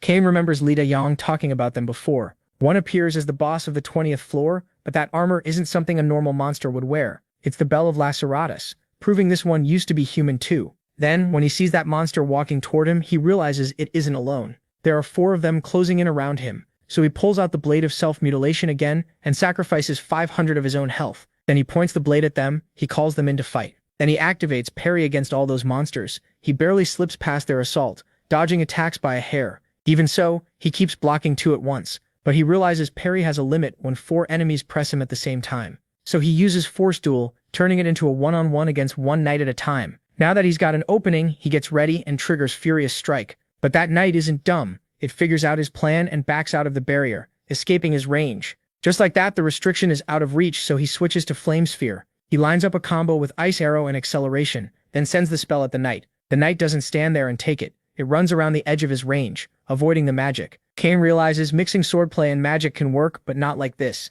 He'll need another plan. Before he can react, another knight rushes in and lands a hit right in the middle of his chest. But the protagonist uses that chance, grabbing the knight's arm and pulling it close. Once he has it, he activates Force Duel while holding the monster in place. That pushes the other three away from him. While keeping his grip, he starts attacking from every angle and activates Attack Breath. He follows up with Powerful Strike 2. Then he drives his dagger straight into the monster's neck. One of the Death Knights goes down and he throws the body aside. Cain realizes he only has about a tenth of his life left. He can't afford to do that again. Even one-on-one, he can't take a single hit now. He's in really bad shape. So he defends against one while attacking another. While blocking, he uses a side slash and kicks one of them back. He keeps chaining attacks together. After constant parries, his body gets weaker and weaker. He's getting close to his limit against that brute and starts wondering if his style is too rough. Fighting while watching Ghost sword art, he thinks the first form of Stormcourt Sword Wolf's Fang might help. It's a savage move like a storm tearing into an enemy with a wolf's fury. Then he wonders if he should tone it down a little. And that's when Ghost notices something. Cain realizes his movements until now were like spilled ink across paper, clumsy and heavy. But the sword can move smoothly while still carrying deadly intent, so he starts learning more and more. With every moment, he becomes deadlier. Little by little, his sword begins to dance among the knights. Then when several of them charge in, he thinks he needs to be even gentler, like cherry blossoms. That lets him unleash incredible spinning strikes and wipe out all the knights around him. Ghost almost never planned to teach him that yet, but he didn't expect Cain to figure it out on his own. MC doesn't even notice it at first, but he's already finished off every knight. He turns to Ghost and asks what sword technique that was. Ghost explains it's the second sword of Stormcourt, Sword, the Dance of Moza. If Wolf's Fang is aggressive, then Dance of Moza kills quietly. He shows how it lowers brute force and strikes with cleaner, smarter movement, then asks Cain if it isn't pretty good. He is happy about that because his Stormcourt sword skill goes up to 22% progress. He thinks it's hard to say which form is better since they're so different, but this one threw the enemies off and helped a lot. Ghost admits the protagonist had to reach his limit to learn it. He meant to teach it slowly, so this really impressed him. With that, he clears Maria's trial and gets his reward based on her judgment. Maria was very pleased with his honest, suspicious choices. He gains weapon form change and an extra reward too, the special activation skill Freedom of Choice. Maria also offers to make him her apostle, but MC refuses again. Then Ghost notices the flow of power change. Maria's force choice activates. A notice appears, Maria has sent him an invitation, and a choice is presented. He gets two options, accept the invitation or accept the invitation. That's when he realizes something is very wrong. The room closes in on him, and he's forced to accept. Then he's sent somewhere else. The world flips upside down, and the Temple of Divinity welcomes him. Cain gets thrown into a place he probably never wanted to visit. After dropping into that distant place, he opens his eyes and wonders where he is, surrounded by nebulas while standing on something like an asteroid. It's incredibly dark, and he wonders if this is what empty space is really like. Ghost is terrified. How could a god even do this? He was sure bringing someone here was impossible, so now he's panicking and asking how this happened. Cain is shocked too. It's his first time seeing Ghost act like this, and the little spirit still looks terrified. He wonders if this is really the place. Then he heads toward a temple that looks like something from ancient Greece. Ghost warns him not to just walk in like that, but he says he was invited, so the least he can do is look at her face to face. Inside, there's a hallway that seems endless. Jewels are scattered everywhere, decorating the place like flowers in a garden. The ceiling is so high he can't even see the top, and at the very end of it all, she waits. Cain can only think she's a being beyond this world, a giant blonde woman watching him with calm eyes. At last, he stands before Maria, the goddess of choices, lying in front of him. She's unbelievably imposing, and she looks down at him like he's an ant. Still, she says she's happy to meet him. Then she starts testing him. Confusion, fear, insanity, even instant death. He passes every one of them. Ghost starts glitching beside him, breaking down into a mess, coughing and looking miserable. Cain finally asks why she's treating a guest like this, and Maria stops the tests. Even then, her expression still seems suspicious. Ghost is still shaking with fear though, and thanks her for showing mercy. Maria keeps staring at the protagonist with clear interest and says it's been a long time this is their first meeting since that unfortunate encounter. Ghost doesn't seem to know what she's talking about. She introduces herself as Maria, the goddess of choices, the one who forces the final choice on mortals who arrive there after repeating bad choices again and again. Then she welcomes her precious child to her temple. Cain is still unsettled. He says he can feel a crushing power on his skin, far beyond what he understands, and he's stunned that there may be dozens or even hundreds of beings like her. Ghost asks if he can say something. Maria tells him to go ahead, calling him a child who died. He asks if it's true that mortals can't be brought to the temples of the gods. Maria says it's true. Mortals normally can't endure a deity's presence, but that's a problem the gods can solve. The real reason no one was ever brought here is simple. No one was worthy. As she says that, she points a finger toward Ghost. It slams into the floor beside him. The force is absurd, and Ghost is so scared he freezes completely. Kang asks if that means he's worthy, and Ghost begs him to at least try to be a little less direct. Maria laughs and says yes, exactly, he is. That's why she wanted to meet him in person. Very few people ever accepted her challenge, and even fewer won. Then she asks if he knows how many cleared the enhanced version. The answer is none, until him. MC asks another question. What would have happened if he'd lied during the choices? Maria says that if he had lied to her, she would have been very upset. One look from her is enough for Kang to understand what upsetting that goddess means. Then she says the little thing beside him already did that once, and Ghost lets out a nervous laugh. Maria asks again if he truly doesn't want to become her apostle. She says if he did, every wish of his would come true, and he could travel the labyrinth as her representative. No one would stand against him. But Kang apologizes and refuses again. Maria says she will respect his choice, and that it isn't a bad one. He asks if he can ask one more thing, and she tells him to go ahead. So he asks how much she knows about him. Maria gives a small laugh and says they know this isn't his first time there, and that he used what the serpent spat out. She calls him a poor child who ended up in the wrong place because of a trick. Kang asks if that means he fell for a lie. Maria asks what else he would call it but a trick. He couldn't reach the right place, and that made him suffer there. The protagonist starts wondering if she's talking about the other modes of the labyrinth, because she clearly knows something. He asks what exactly she means, but Maria cuts him off. She says that story is tied to his own, almost like a flaw of his, so she can't tell him without a price. If he becomes her apostle, though, then she can. Kang is left at a crossroads, but then the temple starts collapsing, and Maria says it seems the time still isn't right. She tells him to grow stronger and keep descending. Their meeting is over for now. Something has come up. She tells him they'll meet again, and then she throws him. She says goodbye and throws him out through a black hole, sending him crashing back down. Then a creature appears through the opening above, cursing her. She asks if he's mad, because he should have acted when he had the chance. It even sounds like she wanted to toy with him too, and Kang realizes this must be that evil god who was after him. When MC finally lands back in the real world, the Ghost is completely lost, wondering what the hell is going on. They both look up, and he can't stop thinking about what that thing was. Until now, he thought the labyrinth was just about raising his stats. He figured he only had to grow stronger than Lita, John, and old Enza, but now he knows that was just his old way of thinking. He saw real power for himself, and she said the other modes were fake, so if he takes everything he can from the true mode, maybe one day he could even stand against the gods. And for the first time, he truly wants to try. Meeting that goddess really changed Kang's mindset, and I like where this is going. Right after that, he upgrades his transformable weapon to attack plus 15. It shifts into a longsword, and the protagonist realizes the sudden race change kept him from checking the rewards for clearing the trial. Still, the skill freedom of choice lets him convert attributes. The rate isn't great yet, but he activates it anyway. He swaps health with protective shield. Even so, he thinks it's not bad. The rate is only 10, but it could help later. After checking everything, Kang notices something glowing nearby. It's Maria's gift, an item given to a human loved by a god. For now, it doesn't do anything. He asks the Ghost if he knows what it is, but the Ghost has no clue. Even so, he says that if it was given willingly, it probably isn't bad. So MC calls him along and keeps descending. On the 12th floor, he reaches the boss, a barely rotting ghoul, and kills it with ease. The reward is the Glove of Strength. Attack plus 5, defense plus 3. Kang complains about the awful smell and thinks the bosses are getting way too easy, which means the rewards probably won't be very good either. Still, there's nothing he can do about that. Then he enters the 13th floor and moves through a graveyard. Before long, he reaches a horde of zombies. Kang cuts through them like it's nothing. It feels almost too easy until he reaches another area. From above, the man who betrayed the little ghost watches him in silence, smiling as he sees what the boy can do. The protagonist senses something right away. Someone else is here besides the monsters. Then he notices the person above jumping down and leaving his hiding spot. He heads straight toward Kang, saying it's been a long time. After calling him a rookie, MC uses detection and sees that Elevabas Ida is level 42. That shocks him. Level 42 is 14 levels above his own. Elevabas introduces himself as a guide of sin, and before they can really talk, he pulls something out and blows a trumpet. It's the long-range horn, and once it's activated, the monsters start rushing in from every side. Annoyed at being interrupted, he says he'll handle them himself. Then he charges in and starts killing monsters with his bare fists. Kang admits Elevabas is pretty strong for a guide of sin, but that's not the issue. What really annoys him is that this guy is stealing his monsters. The ghost is stunned too. That sneaky bastard is still alive, and after being terrified before, he's now acting like the ghost doesn't even exist. Then Elevabas glances back and keeps calmly wiping out monsters. That finally makes Kang lose his patience, so he jumps into the fight himself, catching Elevabas off guard. The ghost notices he is matching the monster's movements and controlling the flow on purpose. Elevabas also realizes he has a deflection skill, and he knows that's trouble.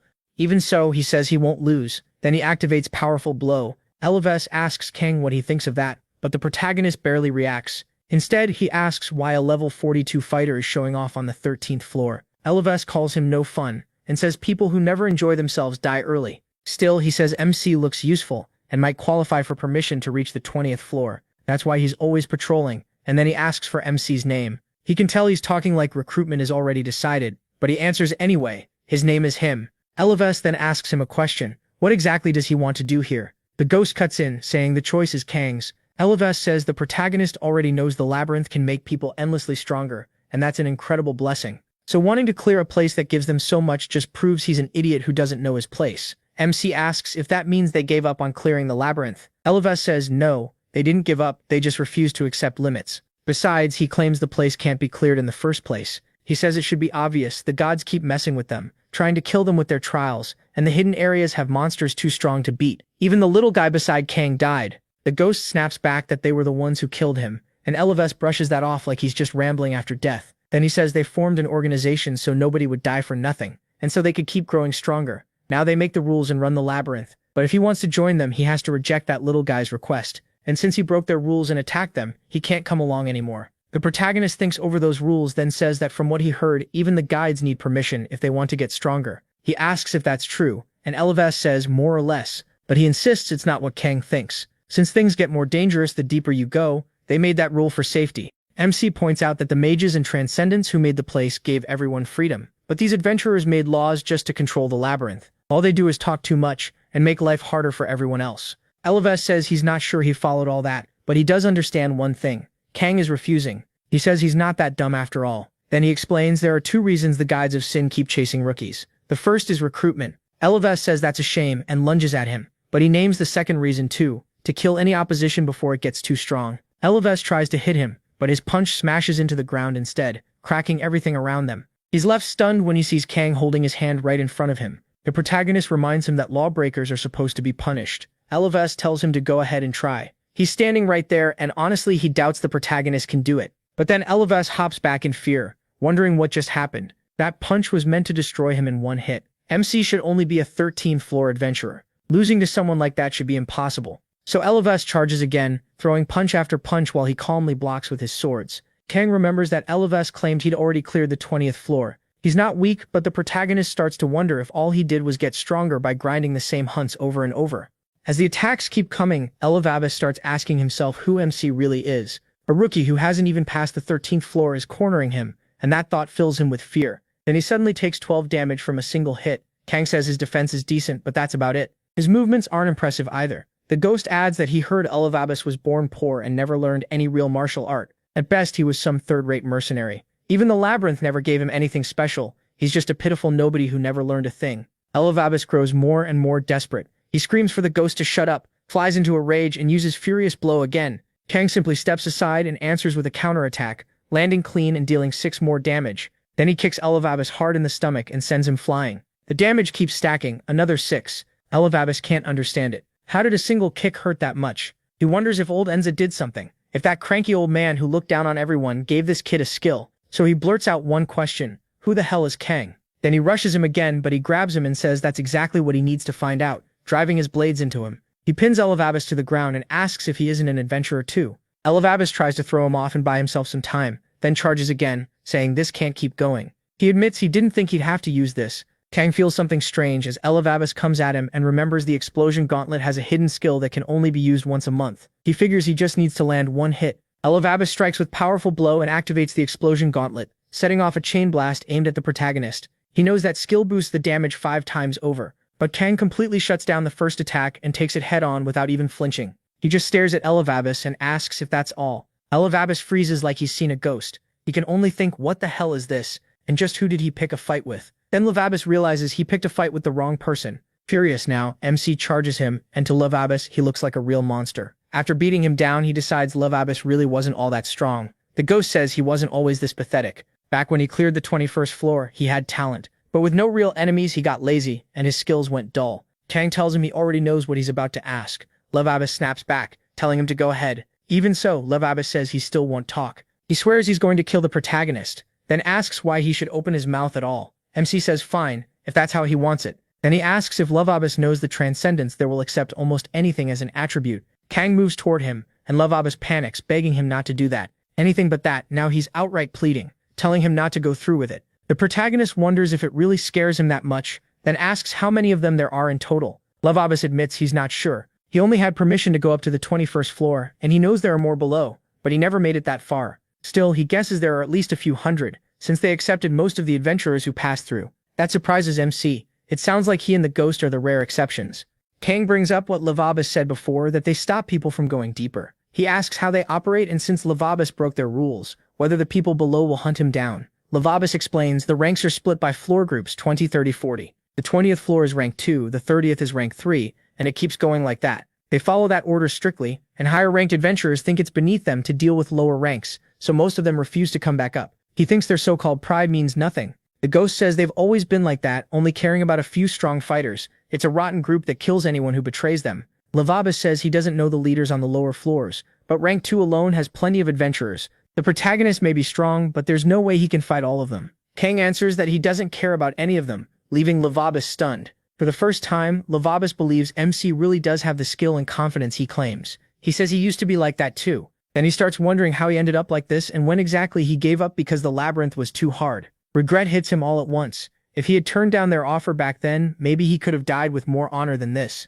Kang, meanwhile, stays as cold as ever. He finishes Lavabas off and tells him to rest in peace. Right after that, he notices his spiritual enhancement activates. His strength goes up by 23 permanently, agility by 20, health by 70, mana by 40, and intelligence by 18. He also gains 8 proficiency in powerful strike. Kang can tell this stat jump is completely insane. He starts thinking Sin might actually be worth it, way more than just killing little monsters. Sometime later, Kang contacts Joriyuki and Taiyan. Neither of them is happy about everything going on. Tamian says they both cleared the 3rd floor and already made it to the 4th, taking it slow while exploring. Thanks to the points they got after returning to Earth, their stats went up a lot, so it wasn't too hard. The protagonist asks how things are going in the other difficulty modes. Toriyuki says the easy group seems to be having a rough time. Most of the people who died during the return were from easy. MC says there's nothing to do but get used to death. Then he asks about the people in normal. Toriyuki says not much change there, though they do seem a little more careful now. As for Hard, Chongyun says he can speak on that. Almost nobody from Hard died during the return to Earth, but Kang's existence became a huge motivation for them.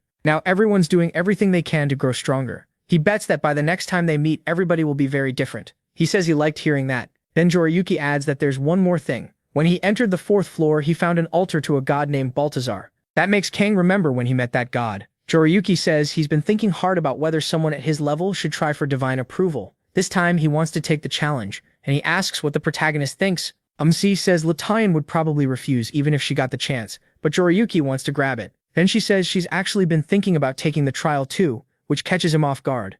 She says he once told her she can't stay a coward forever, and now she wants to find that courage. The protagonist realizes both of them have changed a lot, especially Taiyan. She's different from her past life, and he wonders if that's because of him. He tells them their trials will probably be different from his, so he can't say what they'll face. But if they've thought it through and truly want this, then they should go all in. Just try not to die. He says they'll meet again, all of them alive, and then leaves the chat room. After that, Kang asks the ghost if he also got a trial from Balthazar, and how it compared to Lacaratas's. The ghost says it was easier and actually manageable. That makes MC think maybe they'll be okay. He just hopes they survive. Then he tells the ghost it's time to get moving. Before leaving, he takes the explosive gauntlet from the dead guy. Once a month, it can deal 5 times the normal damage. Kang checks his status window and sees that the earlier spiritual enhancement boosted him a lot. He's been raising his stats by hunting monsters, but this is the first time he's seen such a huge jump. He wonders if it only works like this when he fights other adventurers. The ghost points out that he killed Lavabas, and even if he was low rank, he was still part of the Sin Guides.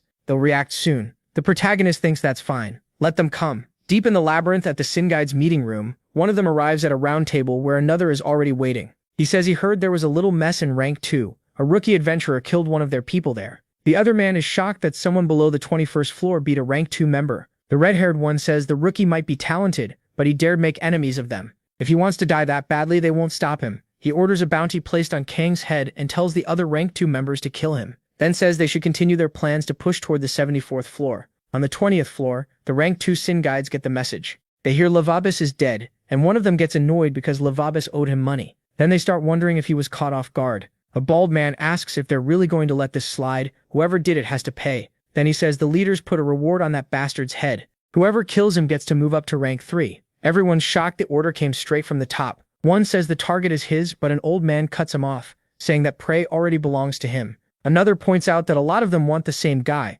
so they should decide it the usual way by rolling dice. Whoever gets the highest number gets first shot. He asks if everyone agrees, then he starts first. One by one, the others roll the dice, and in the end, Dota comes out on top. Meanwhile, Kang beats the 13th floor boss with ease. The ghost grumbles that this fight was ridiculous. There were traps meant to help hunt zombies, but MC tore through everything with his bare hands, without even needing them. Then he tells the kid to go eat lunch already, because he's starving and clearly crazy. Just then, they hear a roar. A door opens on that floor and someone jumps out of it. It's Aldo Wata, a rank 2 sin guide, and he immediately asks if Kang is the bastard who killed Livabus. He says that depends who's asking, and if he did kill him, then what? Aldata says then he'll kill the protagonist. Simple as that. He figures someone who hasn't passed the 13th floor will be easy to crush, and then he'll move up to rank 3. But before he can do anything, MC punches him straight in the face. The hit slams him into the wall with no effort at all. Aldata immediately feels how heavy Kang's hand really is. He asks if that's seriously all he's got. The ghost says they really did send someone loud but not very strong. The protagonist is surprised this guy is one of the sin guides. They came faster than he expected, but this one is weaker and dumber than Livabus. Aldata can't understand what just happened, so he decides MC must have used some dirty trick. Then he starts transforming, trying to become a werewolf, furious that this punk dared provoke him. He makes a big flashy show right in front of Kang, who reacts for a second, but when he looks closer, he sees it's not a werewolf at all. It's more like a weird dog with a pompadour. He is honestly shocked that someone can transform into something that lame. Aldata admits the protagonist is strong, but says he's still going to die, then charges straight at him. Kang shuts him down right away. Being bigger means nothing. If he's that slow, one punch is all it takes to knock the monster over. While Aldata is still spinning in the air dazed, MC says the transformation barely made him faster. He drops right in front of him, gets called a stupid dog, and is finished off on the spot. His spiritual enhancement kicks in too. Then he starts taking that thing's stats for himself. Back with Aldata's group, his life sign disappears. They notice his life flame has gone out, and that means Aldata is dead. Everyone finds that hard to believe. They wonder if he got overconfident and died before he could even transform. After all, outside his werewolf form, nobody thought he was much of a threat. Even so, they move on to the next one. Then another man steps up and introduces himself as Giuseppe, the one who walks the path of magic and never bows. Yeah, not exactly, because Kang is already beating him down. Giuseppe can't believe it. The protagonist attacked without saying a word, but he points out the obvious. If Giuseppe came to kill him, why waste time talking? As MC rushes him again, Giuseppe throws up an arcane shield to block the attack. He realizes it's the first time he's seen magic like this, and Giuseppe follows with Rope of Madness to mess with his mind, but the attempt is pointless. The protagonist pushes through with sheer willpower. That rattles Giuseppe. Ignoring a mental attack by force of will alone means the protagonist didn't beat Lovabus and Aldata by luck. So Giuseppe switches tactics and casts Icy Entanglement. MC immediately sees it's meant to restrict movement. Right after that, the boy attacks with an ice arrow, but he answers with his own ice arrow, using his sword to guide it. That leaves Giuseppe stunned. He can actually do that. Worse, Kang's ice arrow is far stronger. Giuseppe can only duck and pray. He can't understand it. Even the magic tower recognized his talent, yet this guy's magic skill is somehow higher than his. It makes no sense. In a panic, he casts a lightning spell this time, Shatter. It drops right onto the protagonist. For a second, Giuseppe thinks he ended it in one hit, but Kang uses total nullification on the first attack and takes no damage at all. He casually notes that instant magic can be shut down too. Good to know. Giuseppe goes pale with fear. He has no idea what he's dealing with, and MC simply tells him to keep going. Then he closes in again, and another life is cut short. Another flamestone goes dark. Everyone is shocked that he died too. They start guessing Kang must have caught him before he could cast. Since he travels with a ghost, maybe he got some tip on how to fight mages. Then another random guide says it's his turn, and he dies without doing anything useful. Now they're getting seriously nervous. This can't really be happening. Another one, already scared out of his mind, says he never thought his turn would come and claims he'll be right back. His life stone goes out too. At that point, they start thinking it might be better to send 5 at once instead of going one by one. So 5 of them go after Kang, and all 5 die together. Now they realize all of them were wiped out in just 2 hours. Eventually, it's another man's turn, but he's terrified. He says he's fine and gives up on the reward. The others start giving up on the rank up too. That leaves only the one leading them all. He knows the gap between an adventurer from the 13th floor and one from the 20th should be like a baby against an adult, but among the sin guides of the 20th floor, half of them are already dead. He can only wonder what kind of monster the protagonist really is. He thinks back on how he only joined the sin guides because refusing meant death. He never had a choice. So now he hopes everyone will agree to stay quiet and just let Kang pass. But then another guide shows up with a grin on his face. He calls them a bunch of cowards and says it's pathetic. That, he says, is why they'll stay stuck on the 20th floor forever. This newcomer is Reagan, a rank 3 sin guide and a half demon. The others ask if he came to handle this mess, even while thinking things just got worse. Why did someone from rank 3 have to come here? If he's that much stronger, he should have stayed below. The half-demon asks where everyone went. Where's the other half of the group? They answer that they're on the floors above. He clearly doesn't like that answer. He walks up to the old man and drives a punch into his stomach. Then he asks if the fool is really going to lie to his face. The truth comes out. They're all dead. That shocks him. Half of them got killed by an adventurer from the 13th floor. Now his view changes. He says he didn't think much of Kang before, but if he can kill this guy, he'll prove his strength. He says MC is lucky he showed up. He even claims he'll avenge them, then orders the others to take him to him or die. Their choice. Meanwhile, the protagonist is looting all the bodies of the men who came after him. The ghost asks if those guys ever get tired. They threw away their pride and finally sent 5 at once. But honestly, they took way too long to think of that.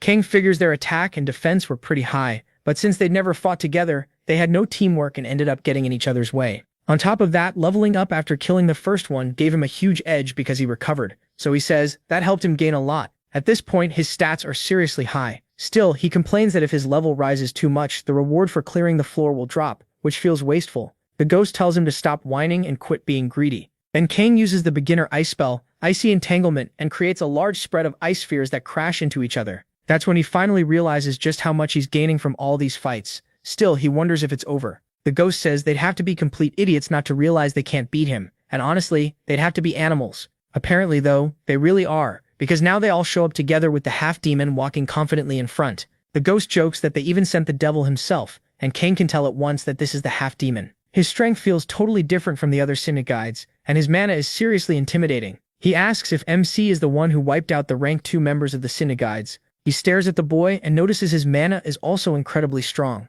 He says that power is far above what the 20th floor should have, and he's shocked the protagonist made it this far while still on the 13th. Then he starts wondering, could Kang possibly be a dragon? Both MC and the little ghost just stare at him, baffled. They ask about dragons, those beings said to come from another dimension. They point out that even a high-ranking demon would need immense power to challenge Eren, and the half-demon assumes someone this strong had to be born powerful. After all, the weakest dragons don't even appear until the 40th floor. He smiles and asks what would happen if he really were a dragon. That single question makes the half-demon freeze up completely. He stammers that if that's the case, he has no intention of interfering. Kang is free to proceed. Everyone is stunned by that. He came in acting tough, and now he's backing off already. The ghost starts laughing. He says, this is a new low, and the protagonist asks if dragons are really that strong. The half-demon catches that comment, and the ghost explains that ancient dragons are compared to gods, which says enough. Kang finally understands what just happened, and the half-demon fills with rage. He curses MC for daring to lie to him, and Jagan activates Dakarabia's distorted flora.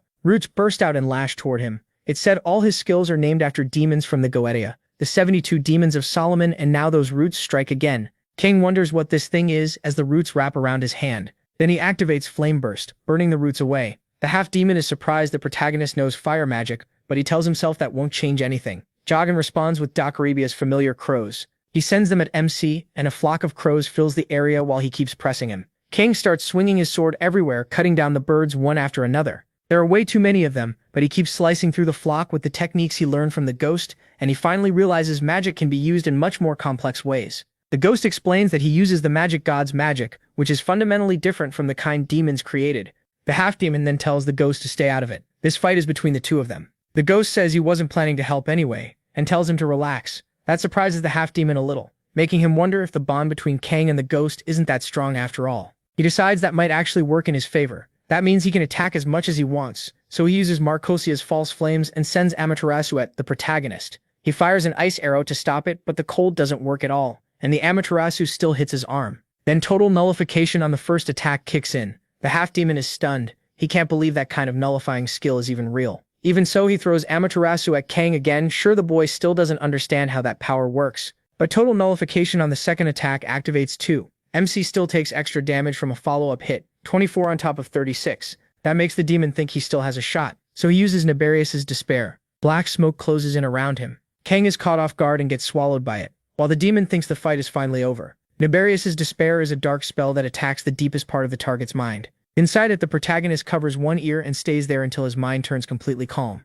Watching from outside, the ghost thinks dark magic has always been tricky. That's why MC is having a hard time with it. It's new to him. The ghost remembers he struggled with it too, but believes he can handle it, and calls out to him. Then the sphere trapping the protagonist gets sliced apart completely. Kang steps out, cutting through the demon's spell, and says it wasn't that bad. Then he wonders if he can learn dark magic too. The demon is terrified. MC broke free with willpower alone, yet he keeps forcing himself to believe that doesn't change anything. So he sends Decarbia's crow familiars at him again. A whole flock pours out. The protagonist studies them for a moment. They're weak alone, but dangerous in a group. That means he can still use them. So he activates Retaliation. Retaliation releases a warped wave of energy around him. The demon stares in disbelief, asking how Kang already figured out how to counter it. Still, he keeps throwing more crows at him. Then he adds Amaterasu too, but Misi just swats it away like he's hitting a baseball. He says those flames aren't real fire. At that strength he should have melted, but all he got were light burns, even when he touched it. So it only looks like fire. At that point the demon finally realizes Kang is much sharper than he looks. He asks how he figured it out, then uses another skill, Doc Arabia's distorted flora. Several portals open around the protagonist, and he notices it follows the same pattern as last time. Roots shoot out from the dark cracks around him, so their path can be predicted. MC figures he needs 3 steps to the left, then 2 forward. The roots rush straight at him, and all his earlier prep pays off. The demon is horrified. Kang avoids every attack without flailing around, and he can't understand how he dodged all of it. He just says it's easy. Then he throws a fireball at Jagan. The ghost thinks this is exactly what makes the protagonist special. He understands the core of a skill, comes up with the smartest way to answer it, and tests it right away. After that, MC charges in and starts fighting up close. The ghost thinks Kang pushed back dark magic on his first time seeing it, and that's his greatest strength. He separates a spell's starting point from its path, used that idea to learn beginner spells, and after seeing that Storm Slash was too rough, he created a second form, Maiden's Dance, to remove that brute force. His ability to grasp the basics of something and build on it after seeing it once is absurd. The ghost wonders if that can even be called talent. The protagonist ends the demon right there. The ghost thinks that kind of skill normally takes countless tries and insane effort, so much repetition it almost drives someone mad, and yet MC still uses that same method. Pinned down and bleeding on the floor, the demon hears Kang say he has one more question while pulling his blade free. He asks what he needs to do to learn dark magic. The ghost warns him not to get too excited about that. Looking at the demon's horn, he guesses learning it may require things the protagonist really shouldn't mess with. After talking it through, the protagonist gets the point. He can't learn it right now. The demon confirms it. Dark magic uses demonic energy. Demonic energy is something demons are born with, but since they're in a labyrinth, if the right conditions are met, it might not be impossible for other races to gain it too. Kang asks if that's where their goddess is. The half-demon hesitates, then says yes. Their goddess settled there, and later drove all of them out. She likes people with talent, and if she takes an interest in MC and he passes her test, then even if the odds are almost impossible, he might receive her gift. He asks the ghost if he knows where that demon goddess is. The ghost says his memory is fuzzy, but it shouldn't be far. Then the demon begs Kang to kill him quickly, a clean death, not as an offering to some god. The protagonist says he earned at least that much, and kills him without dragging it out. He gets spiritual enhancement, levels up several times, and also gains the low-rank spell Marcosia's False Flames. He gets a few other things too, but they all cost demonic energy. MC says he knew it. This uses a different kind of power, so without demonic energy, he can't use any of it. Then he turns to the next problem and tells the rest to stop hiding. Anyone who doesn't come out will die one by one. So they all approach Kang with their heads down. They ask what he wants from them. He gets straight to it. He wanted experience and stats. At first he planned to kill them all, but at his current level, it wouldn't make much difference. Then he asks if they want to live. In exchange for their lives, they all have to follow one order. The Guides of Sin must not find out he's alive. They ask if he wants a fake report, and Kang says exactly. They're to say he died when they joined forces, but it has to be believable. They should say he died fighting the demon on the 30th floor. They all join the Guides of Sin by choice, so anyone who wants to keep breathing had better do exactly what he says. The old man understands and accepts the protagonist's order. Still, MC asks the ghost if that's enough. The ghost says he doesn't really care. Those small fry weren't the ones he wanted dead. But there is one thing he wants to ask. He turns to the rank 2 leader and says he should know who ordered the hit. The old man says it would be better if he didn't know, but the ghost answers that choice is his to make. So the old man tells him it was the woman who inherited the bloodline of the Cursed Kingdom, the Grey Lady, Society Gardentia. She was the one who ordered the warrior's death. That makes him furious. She was the one who wanted him dead. He remembers his time with her, while the old man says that's only what he heard, and he was shocked too, because among the leaders, she was the only one who had been close to the warrior. Meanwhile, John Ryuki says they finally did it. He can barely believe they cleared Balthazar's trial, and he's thrilled they got through that impossible challenge. Kang asks what they faced. John Ryuki explains that the trial made each person face what they feared most. For her, it was a huge gross spider chasing her, which is basically a nightmare. John Ryuki is surprised, because his was an elephant. She asks if he's really scared of elephants since they look pretty cute, and he points out that getting stepped on by something that big would be terrifying. And honestly, he's got a point. An angry elephant is scary. Maybe not the scariest thing in the world, but still scary. He thinks to himself that this trial belongs to the god of victory, so if it had been him, what would have appeared? John Ryuki says he now gets why the protagonist told him to take the trial. The final reward was way better. The protagonist tells them not to get too carried away though. Some gods can be pretty moody. Then he says they'll talk later, and everyone heads out. Kang washes up and the ghost is clearly ready to talk. So MC asks if there's really something to say. He says of course there is. He's not going to fail a mission. He worked this hard on just because the one who gave it got emotional. The ghost sees how serious he is and realizes there's no escaping this, so he admits it was an unusual story. He came from a ruined world and all that was left there were monsters he couldn't even speak to. But that girl was one of the few people he could talk with, and since their stories were similar, they grew close. What he doesn't understand is why she wanted him dead. That's all he knows. His goal hasn't changed, so he tells Kang not to worry. The protagonist agrees and says that for now, this is fine. After that, he reaches the 14th floor, then moves on to the 15th. Right before entering the 16th floor, he goes back to the little mage. She's shocked he's already made it this far. Kang says his level has gone up so much that there isn't much left for him to gain there, so all that's left is steamrolling his way through. Even so, he's picked up a lot of magic items and hands those items to her. She starts working her magic. MC trades all the items to her and learns 2 low-rank spells, Invisibility and Slow. Invisibility costs 20 mana and starts at proficiency 1. Slow costs 12 mana and is also at 1. She says this is her first time seeing a slow spell, so she's not fully sure how it works. Then she asks if he wants to test it on her. The moment Kang casts it, the girl starts talking in slow motion, and he figures out she's about 20% slower. She tells him to undo it, but he admits this is his first time using the spell, so he has no idea how to cancel it. So the girl just keeps moving in slow motion and he can't stop laughing. Outside, the ghost bursts out laughing too. He says it's lucky the spell wore off on its own after about 10 minutes, and now they at least know its duration. After that, they head to the 16th floor. Once he gets there, Kang remembers what the old man told him. On this floor, there should be an empty room, and inside it, he'll find the person he's looking for, the blacksmith. When he arrives, he walks up to the blacksmith. The man is already forging a sword. He asks if the protagonist is a new adventurer, and the system announces that he has met the foolish child who melts dreams. That title sounds weird for this guy, but Kang remembers Leta Ion mentioning the foolish child who melts dreams, the blacksmith Arfan. She said Arfan was always blunt, rarely showed emotion, and treated her like nothing more than a customer. Still, since the NPCs and gods of the labyrinth usually only gave her mockery and contempt, even that made her feel thankful. Arfan introduces himself to MC and says he should already know what he does. He explains that monsters in places like this drop 2 kinds of loot, materials and equipment. Usually the materials are either sold to shops or used to request specific gear. If he brings the materials he needs, Arfan can make whatever equipment he wants. Since it's his first time, he won't charge for the work. Then Arfan notices something else too. The great warrior came with him. The ghost asks if he isn't shocked since the last time they met he was still alive. Arfan says he always knew he'd show up again sooner or later, dead or alive. Then he asks if Kang is the man who accepted that mission. He says the guides were making such a fuss that he assumed they had already killed him, so this was unexpected. Arfan adds that if the protagonist wants to do business with him, he should remember one thing. He doesn't discriminate against customers. It doesn't matter if they're weak or a high-rank guide of sin, he only cares about materials and gear, so MC shouldn't even think about telling him to work for him alone. Kang understands and says he wants to place an order. He asks for a bracer. Arfan says that's fine, just bring the materials. In response, he dumps a pile of items in front of him. Arfan says he's not sure whether to be happy or worried about the kid, then tells him to come back in half an hour. The protagonist is surprised it'll be that fast, but Arfan says these aren't materials from the deeper floors.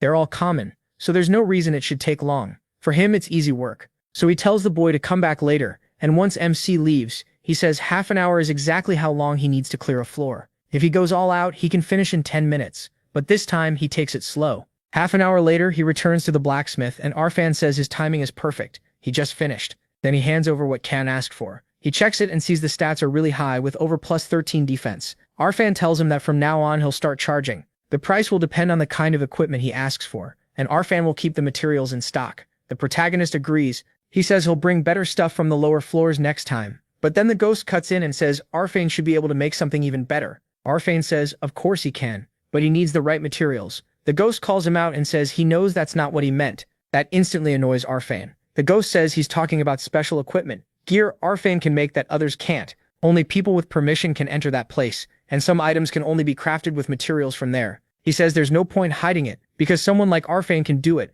Arfan asks if he even understands what that place means to him, and yet he still dares bring it up to his face. The ghost says he knows Arfan only told him about that place, which leaves Kang wondering what they're even talking about. The ghost reminds Arfan why he came there in the first place, to save a ruined world. Then he says MC is just like him. The difference is he can send Arfan back to his world. Arfan thinks that if this man accepted that mission, he should be trustworthy, but he hasn't even reached the 20th floor yet. He's still just a kid, and now the ghost is exposing all his secrets. Then the ghost brings up the 30th floor. Arfan asks what he means, and the ghost points out that Arfan himself said he thought the warriors of sin had killed him. But even while only on the 13th floor, Kang crushed a guide from the 30th. Arfan asks how that's possible and tells him not to lie to him. The ghost asks if he has ever lied before, and the old man goes quiet. After thinking it over, Arfan gives him a condition. He says the protagonist has to prove he really defeated someone from the 30th floor. To do that, he'll have to beat a monster. Arfan prepares. If MC can do it, Arfan will accept everything without complaint.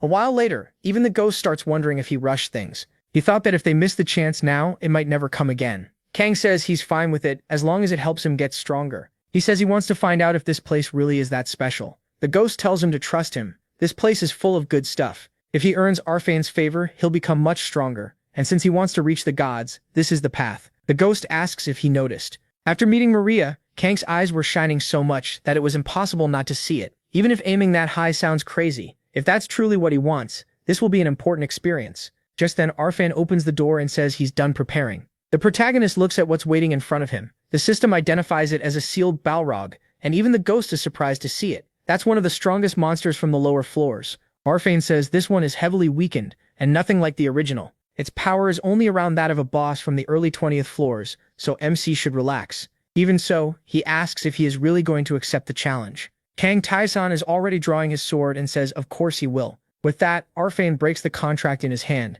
The monster is released and roars through the room. Then it locks onto Kang and charges straight at him, without hesitation. The sealed Balrog activates demonic energy eruption, getting ready to fire it at the protagonist. MC instantly uses deflection, then follows up by casting slow on the monster. The Balrog's movements drop a bit, and it seems thrown off by what just happened. He immediately uses Ice Arrow and Flame Explosion, then fires Ice Arrow again and keeps attacking. Arfan can't believe what he's seeing. Even weakened, the Balrog is getting completely overwhelmed, and the ghost proudly says he told him Kang was the real deal. Still, Arfan thinks something is off. Even if the protagonist is strong, there should still be a gap in raw stats. The ghost agrees it is strange. MC's skills are clearly abnormal, especially spiritual enhancement. Not only does it boost his stats, it also steals the target's abilities. It's totally different from normal skills. There's no real comparison. By then, Kang has already driven his sword into the creature's neck and killed it with shocking ease. The ghost wonders if a mortal can really have a skill like that while he completely finishes off the sealed Balrog. For now, the ghost calls him immortal. Emphasis on, for now. After seeing that display of power, Arfan thinks for a moment and says fine. He'll let the boy go to his world. The protagonist finds that odd and asks if he means a ruined world. Arfan says exactly. He pulls something from his inventory, a small black orb, and says his world was destroyed in a very unusual way, so this gem can send MC there. He adds that as useful as this place is, there's a limit to what he can make here. But if Kang brings back reagents that can only be shaped from that ruined world, he can create something far more powerful. The two of them stare at the orb. Arfan starts thinking about what he could realistically bring back at his current level, and decides the boy should be able to collect fortuitous roots from the Grey Forest. As the protagonist goes deeper into the labyrinth and grows stronger, Arfan will let him explore more of that world to gather better ingredients. MC receives a side quest. Arfan is waiting for something from him. He must enter Arfan's ruined world and bring back fortuitous roots from the Grey Forest. The reward will be equipment made from those roots. After giving him the quest, Arfan hands over a map and says that once he reaches the forest, he'll understand how to gather them. Then Arfan takes the black orb in hand and casts magic right in front of Kang. A portal starts to open. Arfan tells the boy to step inside. When he puts his hand on it, he gives the boy one warning: that world will try to kill him. Right after that, Kang is already falling through the other side of the portal, headed into the ruined world. He asks the ghost what the hell is going on, and the ghost says it's spatial travel. The farther the destination, the longer it takes, so he should just wait a bit. The protagonist thinks this is his first time entering a ruined world, and wonders if Earth might one day end up like this too. If it does, he wants to see what would be different. The moment he arrives, he's caught off guard. He starts coughing and wonders what just hit him. Whatever he breathed in feels wrong, maybe poison, so he turns on breathlessness. After that, he notices he can't feel much with his hands. If there were normal air, he'd at least feel wind or some resistance. Instead, he's in a place so strange it feels like the ground itself is trying to swallow him. Everything around him feels hostile. He quickly realizes this whole planet is wrong. It's actively trying to kill anything alive. So as he moves through that deadly place, his feet keep sticking in the gray mud. He takes constant damage little by little, covers his face to stay alive, and figures there must be at least a little oxygen left. The ghost warns him not to use flashy attacks. If he makes too much noise, this place will notice him even more. Kang can already tell this world is brutal. He pulls out the map and wonders how far he still has to go to reach the forest. Maybe he's halfway there. Then something shoots him from the side and deals 4 damage. That catches him off guard. Just a second ago, he'd been wondering what the difference was between NPCs and adventurers. The ghost asks if he means the contractors, and Kang realizes that's what the labyrinth's NPCs call themselves. The ghost circles around him and says the answer is simple. Adventurers are free, while contractors are chained to the labyrinth. Adventurers can leave whenever they want, but contractors can't. In exchange for a chance to get what they want most through a deal with the mage, they give up that freedom. MC asks what each of them wanted badly enough to accept that. For the ghost, it was revenge. Lilise wanted a chance to walk the path of magic, and Zhao made a contract to find his god. The seller and Arfan aren't much different. That's why they keep asking adventurers like him for help. The protagonist is surprised, so that's why they all hand out quests. Then he asks how they became contractors in the first place. The ghost says there are probably a lot of ways. In his case, the mage came straight to him and offered the contract. Kang asks who this mage is, but the ghost can't answer. He says MC will learn on his own. Deeper in the labyrinth, and MC figures he may have pushed too far. While they're talking, a circle of mana starts forming around him. It grows more violent and turns into a raging tornado around his body. He realizes a storm had already been building. This world wants him dead even faster now. He activates deflection, then resistance too, but he still keeps taking chip damage. Even with skills active, it barely helps. The storm doesn't move away from him at all. It's like it locked onto him and exists only to kill him. Kang draws his swords and slashes into the whirlwind, but it does nothing. He follows with flame explosion and ice arrow, throwing both into the tornado, but it doesn't even react. Even magic isn't working, so he realizes he can't destroy it head-on. That leaves one option: slow. The tornado finally starts moving a little slower, so targeted skills still work at least. He activates speed, dashes straight through it, and breaks out the other side. As he runs, he thinks he just needs to get a little farther away, so he looks back and sees the tornado vanish on its own. The ghost figures it disappeared because it could no longer fulfill its purpose. That leaves Kang seriously surprised, because his spiritual enhancement activates after beating it, and he gains a conceptual skill called Nameless. That strange power flows into him, and while he still doesn't understand what's happening, he stares at his hand again. Looking at that conceptual skill, he asks the ghost what it is. The ghost admits he has no idea. He's never seen anything like it. That makes him start wondering about something. Kang asks if he thought of anything, and the ghost says one thing came to mind, but he's still not sure. Once he sorts his thoughts out, he'll explain. He is shocked the ghost actually doesn't know for once, telling him to think it through and speak up later. Then they keep moving. Kang keeps getting attacked from every direction,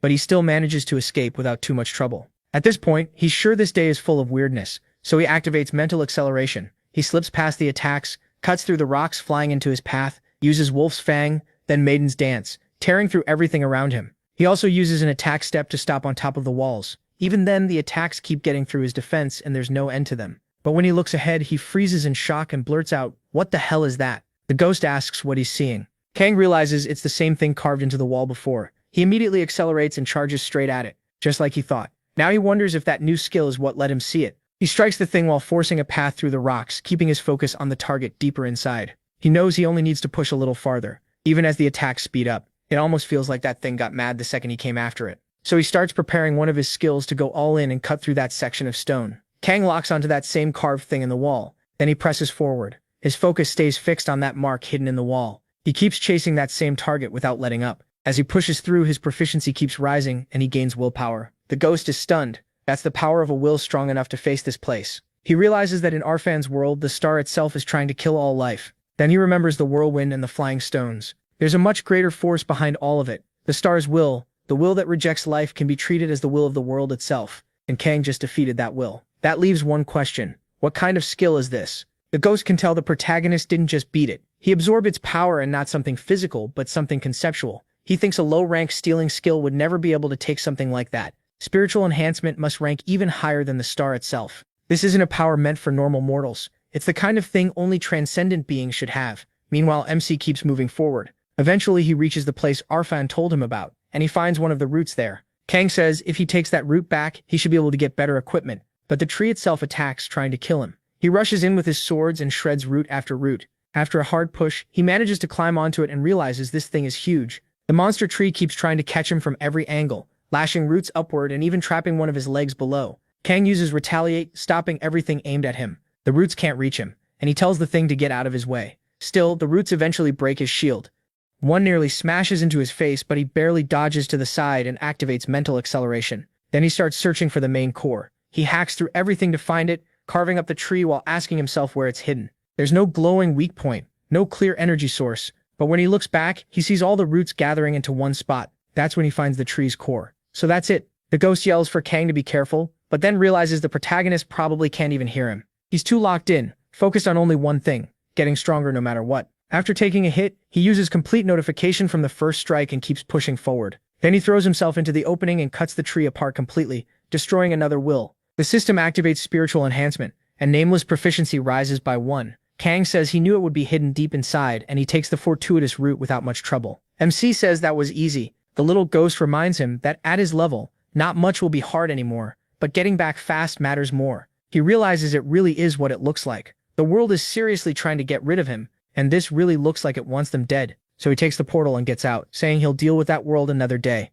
The side quest is cleared, and the blacksmith is shocked they're already back. Kang says yes and shows him the route, asking if this is enough. The blacksmith replies that it seems ordinary to him since he's not from that world, but he asks if the protagonist really brought the right item. He finished way too fast. MC shows it to him, and it really is the fortuitous route. The moment he takes it, he asks if it's really okay to combine it with the cave sword. The little ghost says it's fine. Kang can use it however he wants. The blacksmith is surprised to hear that, and the ghost explains that sword belongs to him now. So the protagonist tells him to use the root on that weapon, handing over the cave sword infused with ancestral blood. The blacksmith agrees, especially now that the warrior has approved it. Still, he says he'll need Kang's weapon too. After reforging the root, he'll fuse both together. MC is told to come back in 2 days, so he heads to the 17th floor of the labyrinth and faces a Dullahan, beating it without much trouble. He gets blood and mist earrings. He thinks the monster was weak, but the ghost says he is just too strong. He also picks up leather armor infused with magma dew, then moves on right away. He wants to grow stronger during those 2 days. The boss of the 18th floor is a skeleton mage and a skeleton knight, and the protagonist clears them easily too. On the 19th floor, the boss is a lich. Kang takes it down just as easily and levels up again. The warrior acts happy to see him leveling up, or maybe just pretends to because MC is getting a little too strong. After that, he heads for the 20th floor, but something stops him. It looks like a skull with dark energy in front of it. He notices right away. The ghost says it's an altar to the goddess of the demon race. She rules over everything demonic, and she's his leader. So this is Lucifer's altar, built by those who serve Lucifer. It connects to the gods, letting Lucifer spread influence through it. As the first to find it, Kang gets a permanent bonus +3 intelligence and +10 mana. The protagonist asks if he knows what the trial is like. The ghost honestly says he has no idea. Then the protagonist asks if he's never gone through one. The ghost tells MC to remember this. Gods give trials tied to their domains. Then he asks what kind of trial the goddess of the demon race would give. He asks if she's really a goddess, and if she gives trials to demons. The ghost says no, but for humans, it'll definitely be worse. Kang says he'll think about that later, and the ghost asks if he plans to come back with his new weapon. The protagonist says since he doesn't know what kind of trial this is, it's better to be careful. Now on the 20th floor, he pushes forward until the boss room and finally faces the Death Knight head-on. Kang asks if this is really its full strength. Not even close, he decides, then cuts the monster in half and wins. The little ghost acts excited and says that boss was supposed to be a real nightmare. Kang says he knew it. Nothing special happened. The ghost asks if he's searching for a hidden area. MC says yes, something is still concealed here. Then he gets a strong premonition. He spots the one brick sticking out from the wall and finds the secret room. He says he knew it and walks over. The ghost takes the chance to ask, hearing that sound, if this might be a Lord's stage room. Kang just keeps going. Soon he notices a different Death Knight approaching. This one is Valoran, Lord of the Death Knights. He says Kang must be the warrior's ghost, and that he's heard many stories from the wise ogre. He calls the ghost a pitiful, weak being. Then he asks whether the protagonist met that arrogant one. But the ghost says that's a secret between them. At least that much freedom should be allowed to those who are bound. Valoran then asks if MC is his opponent too, though he says he is so strong that he likely has no chance. He says they've crossed swords in the chamber given to him. Kang immediately draws his blades. Valoran says that even so he is a knight and will not throw away his weapon to run. It has been centuries since adventurers found this room, so he is deeply grateful and now they will fight. With that he charges straight at the protagonist, who blocks the slash. The blow is heavy, and MC admits the knight is strong. Kang attacks back, while realizing Valoran is probably above the level of the 25th floor, not something a normal player could handle. Then the knight rushes in and drives a kick into his chest, but first attack total nullification activates. Valoran thinks that attack nullifying skill is pretty amusing. He slams his sword into the ground, sending chunks of rock flying at the protagonist. MC notes the attacks hit hard, but the knight is too big, and his movements are slow. He leaps across the rocks and closes in. They clash in a pure contest of strength. Kang says the knight really is powerful. A normal player wouldn't stand a chance against him, but he isn't a normal player. He hops back a little and tries something, but then the knight moves first, throwing an uppercut into Kang's face and crushing it. But the protagonist turns it back on him, smashing the knight into the ground. The ghost is stunned. He asks why Kang isn't using his usual skills. He could have used acceleration or magic. So what's going on? MC stares at that knight while part of the knight's mask breaks and Valorant is already shaking from it. Still, he attacks again and thanks him, saying he has long wished for an honest, direct battle, and this is truly impressive. That strike forces the protagonist to get out of the way. Valorant says he waited hundreds of years for this day, and Kang lands right on top of his sword while the knight starts swinging it. MC stays on it, using it as a launch point to dive straight for his head. The knight speaks to him again, thanking Kang deeply. By the end of the battle, the knight is on the ground, sitting in front of him. He starts thanking him because he never expected the protagonist would purposely avoid using his skills. The protagonist says Valorant did the same. Then the knight removes his helmet and says that, as a knight, he never wanted to rely on skills. He only wanted to fight with his sword. That selfish wish was his alone, so he had no right to force it on MC. But thanks to MC's choice, he can now die satisfied. He says he'd like to claim he's finally free, but he should know how people like him, beings with their own minds, end up trapped in the labyrinth and treated like monsters. The protagonist pauses at that, surprised Valorant was imprisoned here. Kang says he doesn't understand how that happened. Valorant says it's simple. For some, this place is a land of opportunity, but for others, that is not the case. It's unfortunate, but there's no time to explain everything. He says he trusts MC can reach the final floors. When he does, he'll learn what they really are, and what kind of being the mage is. And when he finally finds out, Valorant asks him to please remember those who cannot escape. Then he fades away, leaving his sword behind in front of the protagonist. With that, he defeats Valorant of the 20th floor. He receives Valorant's helm, which gives plus 22 defense and plus 3 action speed. Kang is surprised, since gear like this usually only shows up in sabbats. It's a very good helmet. He also notes that the title stats are much better than they were before his regression. He gets a continuous activation skill called Proof of Self. His achievements so far take form and wrap around him. According to Leetone, it gives off an intimidating presence. He also equips the Boots of Extensive Damage, which adds several more stats. On top of that, he gets a Strength rune plus 20. Then he opens his status window and says the rune made him 20 points stronger. He thinks he's finally reached the stats Ladies had before his regression. After that, he goes to the 6th floor to Lilise's tower. She's surprised to see Kang. She asks if he made it farther, and MC says he reached the 20th floor. She's shocked he advanced that much already. Then she asks if he came to offer tribute and learn a new spell. He says yes and tells her to get started. She begins her little ritual and gives him another spell, Extra Jump, a low-rank spell that lets him jump once more while in the air. For now, he only gets 1 extra jump, so Kang is basically turning into Elden Ring's horse, and he's pretty impressed by it. He tests the jump right away. Lilise says she knew he would. He always gets excited and tries out a new skill immediately. As the protagonist uses Extra Jump, he thinks it's a really good spell. Then on the 20th floor, he goes back to the Death Knight. The ghost asks why he's taking off all his gear because he must be planning something again. The ghost asks if he's trying to learn another nullification skill. Kang admits that's exactly the plan, leaving him stunned. He can't believe there's still another one to unlock. Standing before the knight again, MC tells the ghost they're about to find out. He starts dodging the Death Knight's attacks one after another. Then the nullification for the first hit triggers, and the second one does too. The ghost is shocked that Kang wants to erase even the third attack. He insists there has to be a limit. No way this should work, but he actually pulls it off. Something flashes on his status bar and he takes 62 damage. After repeating this a few times, his protective shield stacks up to 4. Then, when the third strike no longer lowers his HP, he gains a continuous skill, complete nullification of the third attack. That leaves the ghost even more amazed. Kang says he knew there had to be one more. The ghost figures this must be a skill nobody normally gets. Even he never imagined a nullification for a third hit existed. He guesses the only way to earn it is by using the protective shield, and the protagonist says that makes sense. Nobody cleared Lycorebus's enhanced trial, so of course no one knew about it. After that, he sits down for a bit. The ghost asks if he's finally going to rest, saying it's good to relax once in a while, since MC never stops for even a minute. Kang just looks at him like he's talking nonsense. That makes the ghost snap, telling him to stop thinking about getting stronger for 1 second and just breathe.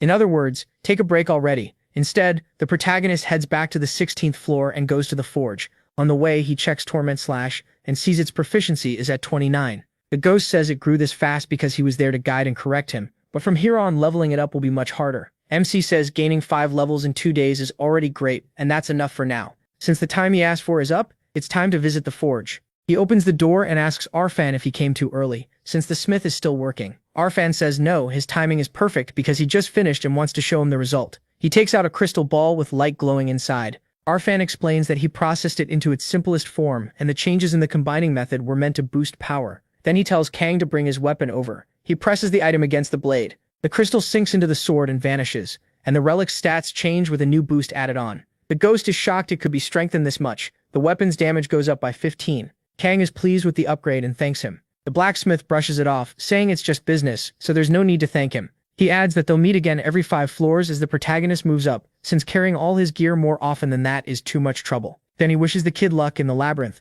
After that, MC returns to Lucifer's altar on the 19th floor. He's back to face the trial. The ghost says he's getting a strange feeling, a mix of curiosity and unease, as Kang reaches out and places his hand on the skull. The moment he touches it, a dark red light appears in its eye.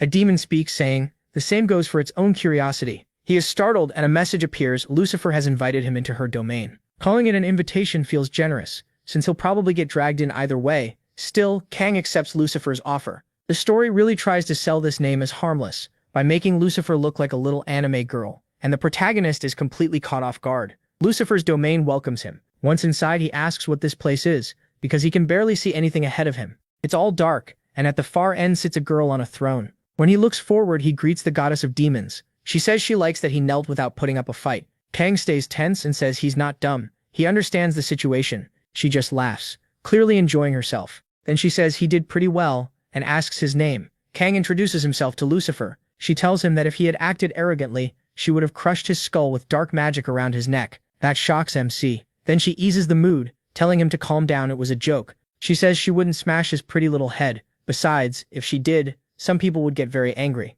The ghost asks if Kang is okay, even though he clearly isn't. Lucifer asks if he killed her poor Jagan, then says she has no plans to punish him for it. Their fight was fair. What matters more is why he came to her. Demonic energy. Kang thinks it over. Demonic energy is the cost of using black magic, and if he wants to use the false flames of Marchosius he got after beating Jagan, he'll need it. So he admits that's exactly what he wants. Lucifer points out that he's human, while she is the goddess of demons. Demonic energy is the power of those who belong to her, and humans do not. Kang asks if that means she can't grant demonic energy to humans. She says if he's asking whether she has the power to give him her demon's energy, then yes, she does. So he asks why she just said she couldn't give that power to humans. Lucifer explains that under normal rules she couldn't, but he gained demonic power through a loophole in a contract. Even if that little thing beside him doesn't have the qualifications, he does. She says Kang has the right traits and the body needed to control demonic energy, though he still doesn't get where she's going with this. Then she says every kind of power has a price, so he asks her to explain. Lucifer says it's simple. She wants him to help protect her little lamb. The protagonist is surprised and a mission appears. The goddess of demons wants to help one of her children who is being hunted, but demonkind can't enter that world. Since MC can, she wants him to save the child. His reward will depend on his results. He's shocked that this means going to another world. Lucifer says that's exactly right. She asks if he remembers the world of that foolish child, Rafa, then says this place isn't a ruined world like his, so he doesn't need to worry. Her little lamb is suffering and being hunted in a world she can't reach, so he must take her somewhere safe. Kang agrees but says he wants to ask for one thing first. The ghost immediately warns him not to push his luck. Lucifer asks if he dares ask a goddess for more without paying the price.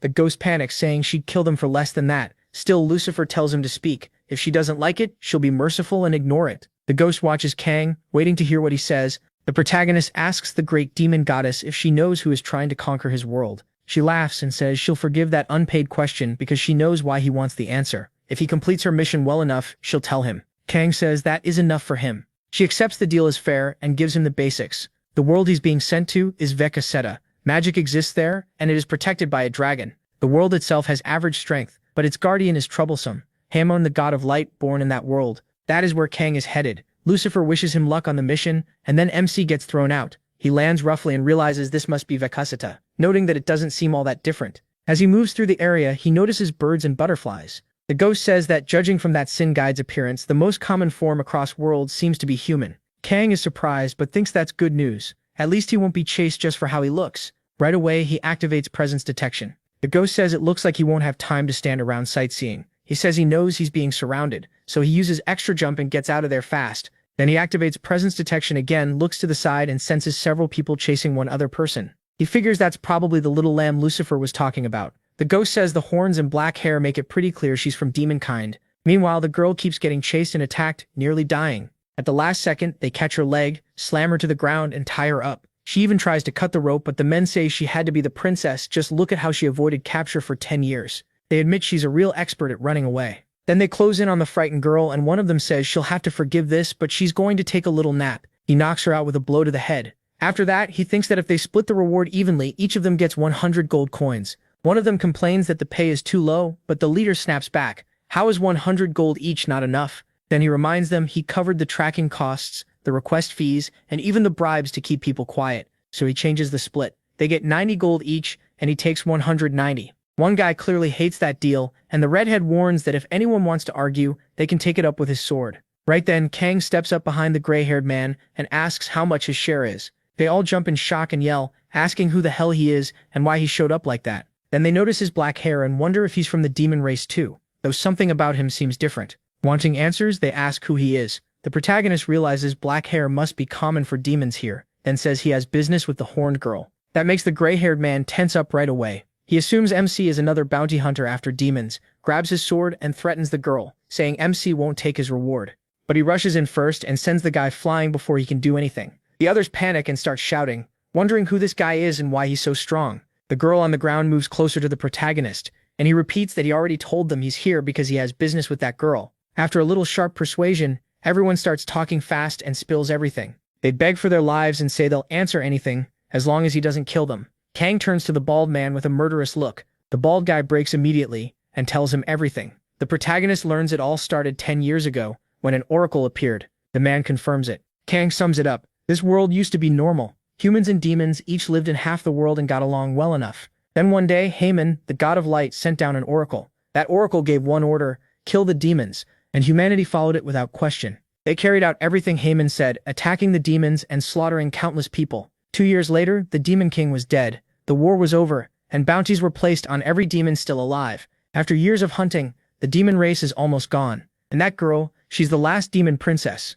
Kang realizes Lucy's failed mission was to protect this girl at all costs, so he tells the bald man they're done, and lets him go, which is surprising since MC has been killing everyone else. Later, he takes the girl to a cave and lets her rest. When she wakes up, he tells her she should still be resting, and asks why she's already up. She only thanks him for saving her, then asks him to leave. She says it's dangerous to stay near her. Someone like her shouldn't even exist in this world anymore. Then she says there's no one left to stay by her side. She remembers how her people were destroyed, until she was left completely alone. She adds that those men weren't the only bounty hunters after her. Many stronger and more famous ones are still searching. Kang asks if she means the ones behind them. The girl looks confused and asks who he's talking about. Then a man steps out of the bushes and she freezes in surprise. He's glad to find the princess there, saying he heard rumors she was nearby but didn't expect them to be true. She recognizes him as Gareth and angrily reminds him that he once swore loyalty to her father, asking how he could do this. The shady-looking man instantly changes his tune, saying that's all in the past. Now whenever he remembers those days, all he feels is anger over what he did and says he never should have sworn loyalty to a demon.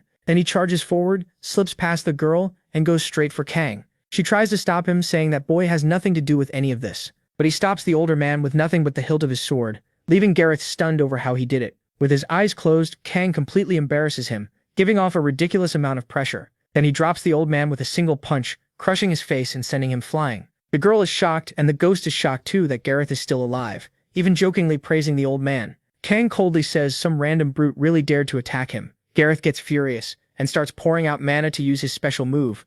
The girl grows nervous, but the protagonist still looks completely calm. Gareth starts coating his sword in mana. Kang realizes it's sword aura, and the ghost asks how he even knows that. He says he read about it in the manual, then tells the old man to come at him. Gareth keeps cursing him in his head, swearing he'll split him in half as he rushes in to kill him. But MC stops the blade so easily it looks ridiculous. Gareth can't believe it and asks how he did that. Kang points out that he couldn't even break his sword. The old man keeps forcing out his weak aura and tries to attack again, but he can't even get close. Still, he keeps trying to send Kang to hell, while the girl watches in fear. Then she notices that he used total notification on the first attack, letting Gareth rush past without touching him. Gareth insists he knows he landed the hit. He starts wondering if Kang is some kind of mage, maybe using time magic, but he rejects the idea at once, since not even the great masters of the magic tower can do something like that. The protagonist just raises his hand and uses total notification on the second attack. At that point, Gareth thinks he's a monster, and MC uses total notification on the third attack too. Gareth starts freaking out, asking why none of his attacks work, not even with aura. It doesn't make sense to him. Kang holds out a hand and says that's enough. He's tested the aura's damage. It dealt 63 damage, which he decides isn't bad. Then he activates evasion, and the next strike misses completely. He tells Gareth to use whatever he's got. Gareth starts shaking in panic. In desperation, he throws himself and his sword at him. This time, the blade pierces the protagonist's abdomen, and Gareth, terrified, asks who he really is. Kang Taesun answers that he's simply someone way stronger than him, and after humiliating the old man enough, it's time to try his new trick. He starts firing a barrage of ice arrows. While talking about the aura, he keeps launching them at Gareth and wearing him down hit by hit. Gareth tries everything he can to defend himself, demanding to know how some mere savage can cast spells like this. Kang says the aura didn't change his form or boost his body or mind. It only raises cutting power a little, so it's nothing amazing. Gareth asks what he's muttering about, and wonders if it's some evil magic. MC replies that since it makes cutting easier, it still has its uses. Then he asks the ghost if he knows how to use aura too, but the ghost says no. In his world there was no such thing as aura, and his world didn't have monsters, magic, or aura at all. Very few people ever reached the lower floors, and even fewer had aura. So Kang says he'll just ask the old man directly how to learn it. But the old man is completely stunned now, doing nothing but calling him a monster. The protagonist realizes Gareth has basically lost his mind, so he doubts he'll answer on his own. Then he wonders if this will work, the proof of self-skill which makes all the merit he's earned so far take form and wrap around him. He figures that if it has an on switch, this must be the activation skill, even though it's marked as continuous activation. The moment he turns it on, all of Kang's merits become visible. When the old man sees that, he nearly wets himself. To him, MC looks like a completely terrifying being made flesh. The old man drops to the ground as his presence, like some giant spirit around him, closes in and fills him with fear. Kang thinks it was useless and turns it off, figuring it's just some intimidation skill that doesn't really do anything. He's still wondering how to make the old man talk, but Gareth is already beyond terrified and doesn't even realize it. He says the protagonist can ask anything, and he'll answer whatever he wants. MC has no idea what's going on, while the old man is scared out of his mind. The ghost cracks up, saying the guy looks ready to wet himself like he saw a real monster, and it wasn't even him. He starts thinking that skill might actually be useful after all. The ghost basically tells him, "Man, you turned into the devil in front of him. Have you noticed how many people you've killed? How many monsters you've taken down? How much chaos you've caused? How many gods you've made angry? If that's not terrifying, then I'm the crazy one." Kang tells Gareth to explain everything he knows about aura. Gareth calms down and starts talking, saying aura is a skill swordsmen can gain. As the protagonist can see, it shows up as a blue flame, and at higher levels it turns white, though he's never seen anyone reach that stage. MC asks what it does, and Gareth says its cutting power is almost absolute. Then he asks if it only works with swords. Gareth says it can be used with any weapon, but not freely. For example, he can only use aura on his sword because he's trained with it his whole life, and the higher his level gets, the easier it becomes to use. Kang asks if it has proficiency levels and what the mana cost is. Gareth says 0, which surprises him. Gareth adds that while there's a limit to how much aura you can release, there's no true limit on using it. You can keep it active for a long time, it just makes you a little tired. The protagonist realizes aura could be useful, and asks how to learn it. The old man says there's no special trick. It's a power a swordsman awakens on their own through insight. Still, he admits true sword masters who already use aura might know a better way. Kang thinks that over and figures out the issue right away. The problem is simple. He still doesn't know how to learn it. The old man agrees and asks if there's anything else. MC says not for now, and Gareth begs him to end his life so this shame can finally be over. He agrees. Hearing that, Gareth thanks him. Then Kang finishes him with his knife. Honestly, the protagonist makes the smart call here. In a situation like this, leaving someone alive is just asking for trouble. Gareth had already seen too much and knew far too much about the protagonist. If he teamed up with stronger people later, that could turn into a huge problem. So the protagonist kills him, and when spiritual enhancement activates, the gap between their souls is so big that he gets nothing from the kill. After that, MC asks the demon princess for her name. She introduces herself as Anisha, then asks his. He gives his name and quickly adds that he's her guard before she can ask. She's clearly confused by that. Right then, the ghost rushes over and warns the protagonist not to say Lucifer sent him. He needs to make up a believable story. So Kang lies badly, saying that a few years ago he met someone from the demon clan who entrusted him with a treasure and asked him to protect her. Anisha asks who that person was, but MC says he doesn't know. The person died soon after making the request. More importantly, he asks if she knows anywhere safe in this world. Anisha says no, there's no safe place for her, because everyone in this world wants her dead. Kang understands. For now, all they can do is keep moving and hope to find somewhere safer than this, so he leaves with the girl. Along the way, more attackers keep showing up to kill her, but he cuts them down easily. The stream of enemies never seems to stop. That makes him remember what Lucifer said. His little lamb is suffering in a world that forgot her, and the protagonist has to take her somewhere safe. The problem is, he still has no idea where that safe place is. Some time passes, and Anisha keeps praying for the demon god to bless them with salvation and peace. Kang notices her faith is strong, while he'd rather spend his time training than sitting around. So he starts putting what he learned into practice. Even then, he still can't grasp it. Eventually, he looks back and asks how long she's been watching. Anisha says about 2 hours.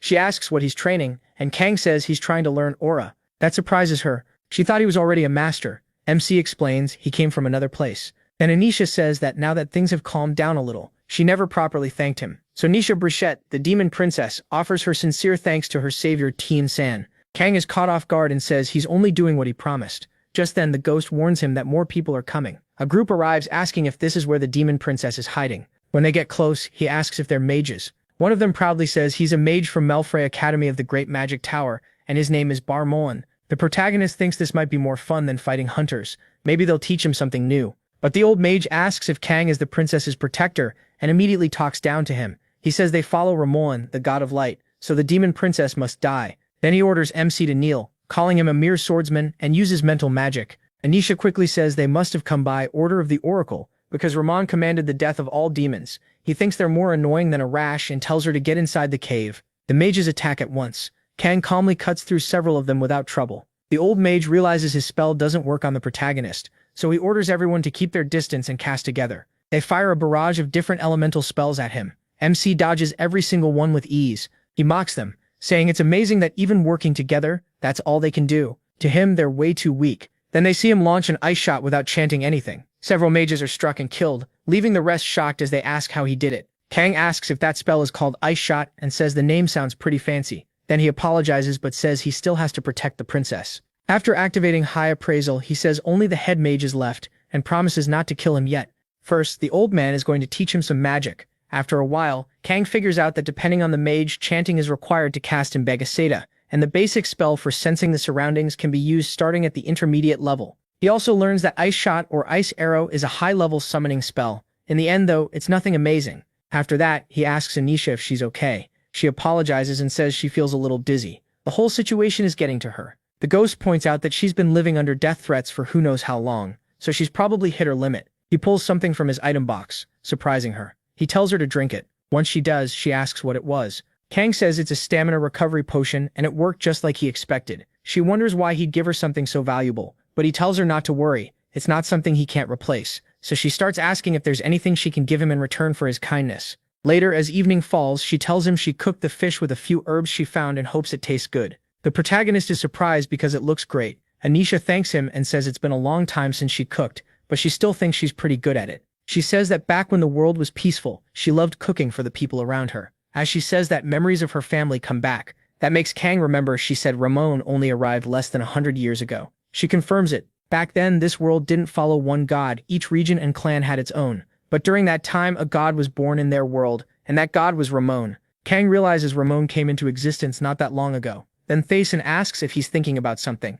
and MC says yes. He remembers hearing that the gods who were divine from birth disappeared, while the current gods were once mortals who rose to transcendence. If that's true, then 100 years ago, Ramon was just a mortal, and gods are insanely possessive. That much is obvious from Ramon's actions. He tried to wipe out every demon clan just to become Begaseta's only god. Kang figures the demon god would never accept that quietly. The ghost says that's exactly right, and that's why Lucifer sent him here, where Lucifer has no influence. No matter how powerful Lucifer is, fighting another god outside his own territory is hard. Even if he's stronger, he'd still be at a disadvantage in Ramon's domain. He starts to understand that he has to stop Ramon while also protecting Alice, the demon princess. He looks at the girl and realizes that if he can finish this mission, he may learn who tried to destroy his world. Sometime later, somewhere else, even more people gather. They say they even brought an advanced mage, and the force they've assembled is enough to destroy a city. Then they all come together for one goal only: kill the demon princess, no matter the cost. From above, Kang sees they brought a lot of people. Everyone is startled and asks if he's the guardian of the abandoned princess. They tell him to move aside. Their target is the princess, and they don't want to fight him. They're here to carry out Ramon's order and kill the demon princess. Kang says that's not happening. He has his own reasons to protect her, and besides, he wants them to spread a few rumors about him. They ask what rumors he means. The protagonist asks if everyone's already here, saying the more people there are, the better it'll be for him. That leaves them all wondering what he's planning. And MC tells them to come at him, because it'll be easier if he wipes them all out at once. He is on another level here. He throws that challenge out in front of everyone like it's nothing, and now the whole crowd is left wondering what kind of confidence this guy has. They scoff at him, saying he's barely out of diapers and asking how he can talk such big nonsense. To them, he's just trying to play hero and make a name for himself. They ask if he misspoke because it sure sounded like he wanted everyone to rush him at once so he could wipe them out faster. And on top of that, he says this is perfect, since he wanted to test something anyway. Then he activates an ice arrow skill. Everyone is stunned, calling it Frost Shot. They realize the bastard is casting magic, so they decide to strike right now, calling him a filthy heretic. They swear he'll pay for ignoring Ramon. One knight charges straight at Kang and drives his spear into him. But the first attack nullification kicks in, and the knight can't understand why it did nothing, while the protagonist calmly forms huge ice spears above them. The others are baffled, and one insists he definitely landed the hit. Then they shout at him to stop staring like an idiot and keep attacking. Kang keeps creating icy shots while the whole group keeps hitting him. None of it works, but they think their attacks are finally starting to get through and that they'll finish him off. Then the second full attack nullification activates too. He keeps making more ice and gathers it all above his head. The third nullification triggers as well, and Kang mutters that he knew it without aura they were never going to do much. Even after that, more of them keep dropping near him. Everyone asks what that giant ball of ice above him is. Then they notice dozens of frost shots packed together overhead. MC says that's exactly why he likes having lots of room to fight. Wide spaces are great for testing things. That icy mass above him turns into a new skill. He activates Ice Orb. They watch in shock as that sphere made from countless frozen shards starts moving toward them. Then he uses magic acceleration and hurls it at full force into the entire group. A bunch of them turn into frozen statues and get swept away. The old mage is left speechless by what he just saw, because that level of destruction is like a dragon's attack, and it tears through them with ease. Kang says it took a while to set up, but it worked pretty well. Then he asks if they still want to keep going, and the old man is shaking in fear. He begs everyone to run. They call Kang a monster, saying the one guarding the demon princess is like a dragon in human form. The princess asks him if this is going to cause trouble. He asks what she means, and she says those mages will spread word of what he did everywhere and brand him a heretic who betrayed Ramon. The ghost says that won't be a problem, because that's exactly what the protagonist wants. He's been waiting for stronger people to come after him, and she asks what he's talking about.